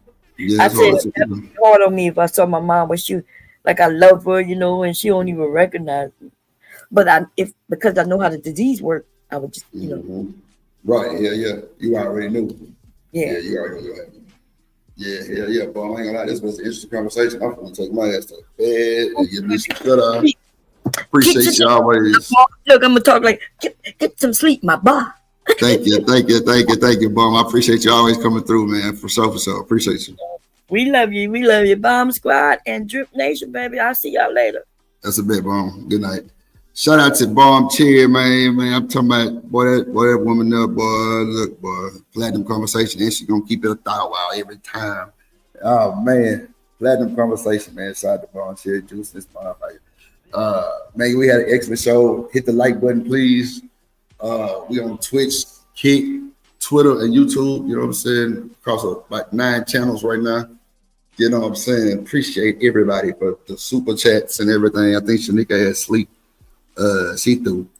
Let me see. I'm on this laptop. It don't let me scroll to show my super chats, bro. Damn. But I think like TMKC, C1, Ramillo, BJ, Studio Mansion. It ain't showing me, but I think I can remember Studio Mansion. Ramillo. I think Coach Brooks in one. Combat Vets, Double Down.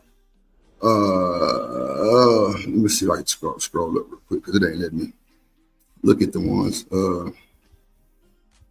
that I know. BJ, Studio Mansion. Let me see. Man, they ain't even let me see my motherfuckers. Damn, it's all good. I salute everybody who donated to the show today, man.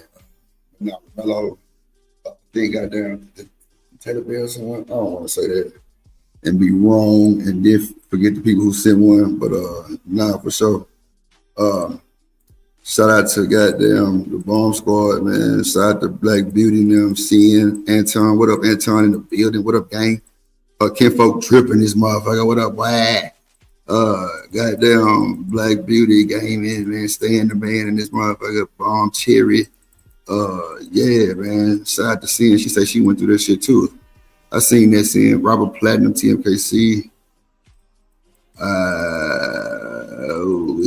Smitty, appreciate you. Coach Bird, staying the man. Leo, appreciate your boy. Big Ruck, yeah, Coach Ruck come through. Who they right there? Combat Vet. Any motherfucker. Yeah, shout out to Combat Vet, man. She good people. Reese in this motherfucker. What up, Reese? Any motherfucker. I seen Urban Mac, Artifacts in this motherfucker. What up, Art? Where the hell your ass been? Art 5. Riaz in this motherfucker. T was in this motherfucker. Shit. Yeah, man, we had a cool combo, man. Shout out to everybody. Shout out to Chanel. Goddamn. Damn. It was a Mr. Goddamn Simp God Gently. Shout out to my nephew Agon, goddamn it. Let me see, man. Yeah, we was here. Have no fear. Trying to make sure. Yeah, man. Lena Love, man. Chakra. Reese in this motherfucker. Yeah, we was in this motherfucker. Killer Swag in this motherfucker. Yeah, Miss Joy in this. Man, shout out to Miss Joy, man. God damn it. Shout out to Miss Joy in this motherfucker, man. Kills in this motherfucker.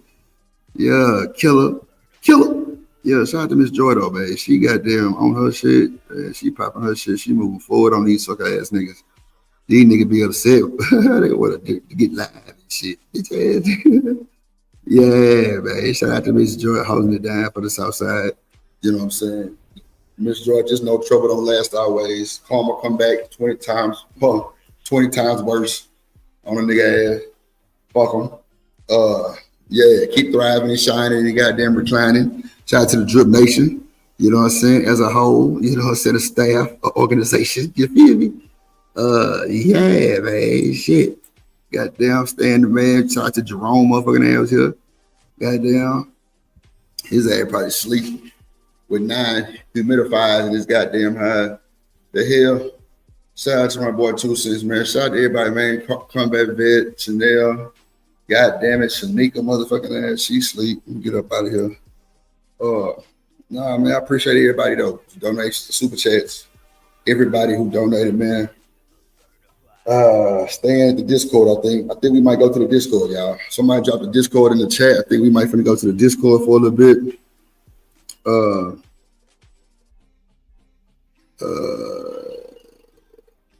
Nah, I appreciate you, Anton, bro. That's big, bro. I appreciate you, bro. I appreciate you like a motherfucker, Anton. Real shit. I ain't seen you in a minute. It's good. Well, I ain't gonna say I ain't seen you in a minute. I seen you the other day. But you know, niggas just used to yeah, I can't even worry. I used to seeing you every day. But shout out to my boy Anton, this motherfucker got down, doing this thing and everything, still, you know, holding it down. Shout out Artifacts too. But nah, man, everybody appreciate it, bro. Everybody appreciate it, man. I appreciate everybody, real shit. As y'all see, man, we just growing, bro. We trying to grow. We trying to grow. We trying to build a Drip Nation as a whole, man, and just really just give back to the folks, give them some good content to keep them going through their day. Shout out to my truckers, everybody on that road right now. You know what I'm saying? Drip salute. All them boys at the plants, you know, goddamn the oil refineries right now. It's Drip Nation salute. All the other content creators live right now, Drip Nation salute. You feel me, man? This is how we coming for the 900,000. Shit. Shout out to the Bomb Squad, of course. Shout out to the Bomb Squad, man. Real shit. Shout out to T here for the T. You know what I'm saying? Berg, you know, standing man, of course. Everybody, bro, they be coming up here fucking with Drip every day. It's starting to get more and more people, bro, on all sides of the world, all platforms and shit. And I appreciate that shit, bro. This shit really hit different.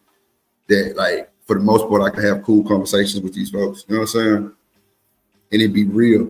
You know, some of these Negroes and women be capping and rapping, but that's cool. It's fun while they lasted, you feel me? But, you know, we still moving and grooving. And I just appreciate everybody who really stayed around and really stayed down because, you know, all the narratives and shit we put out, this and that, and then, you know, find out it don't be true. It'd be crazy work. But I can't really monitor that bullshit. I ain't got time for it. I'm on a positive note only, positive vibes to American Craig.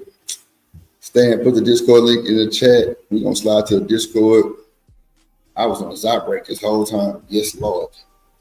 I got to go back up tomorrow. I'm supposed to purchase that shit. Damn, Drip. Man, I hate when I be doing an Amazon order and then forget to press check out. Then I go back to it and look at that motherfucker. It's still there. Like, what the fuck you trying to get it for the day? Told y'all, man, I'm building my goddamn Megatron ass computer. Shout out to the Mo 3 sector, my boy Rafe in this motherfucker. What up, boy? Yeah, man, I'm building this Megatron ass computer, man, for these for y'all, you feel me? So all my shit will be platinum, my aesthetics will be platinum, my goddamn streaming be platinum, no lagging, everything 4K. Yeah, man, we got big streaming rig. I should have vlogged that shit, but them goddamn meta glasses only do like 30 minutes because the battery be going down. That should be pissing me off. Cool, but it's all good. I'm gonna still have it on display. You feel me? Then you through. Yeah, I'm gonna show y'all boys how it really get done in the Drip Nation studio. You feel me? Big ass. I'm talking about the computer case so stupid dumb. What? Stupid dumb. My motherfucking AIO cooler got a goddamn monitor on it. I can show like a motherfucking YouTube video. What? Come on, stop the cap and ramp. They ain't fucking with you, Drip. I already know what time it is though. I already know. I'm gonna put it on display though. Give me about a week and a half. If I ain't done by this Saturday, it's because I'm probably waiting on these motherfucking 24 pin RGB cables. That's it. So everybody on back order. And the one I want. They really on some bullshit. But now, appreciate y'all, man. We're finna get up out of here. Y'all know what a player say.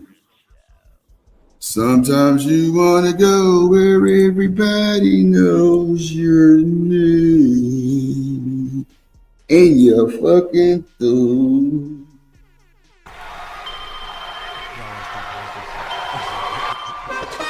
Drip Nation, let's go. Coming to the stage.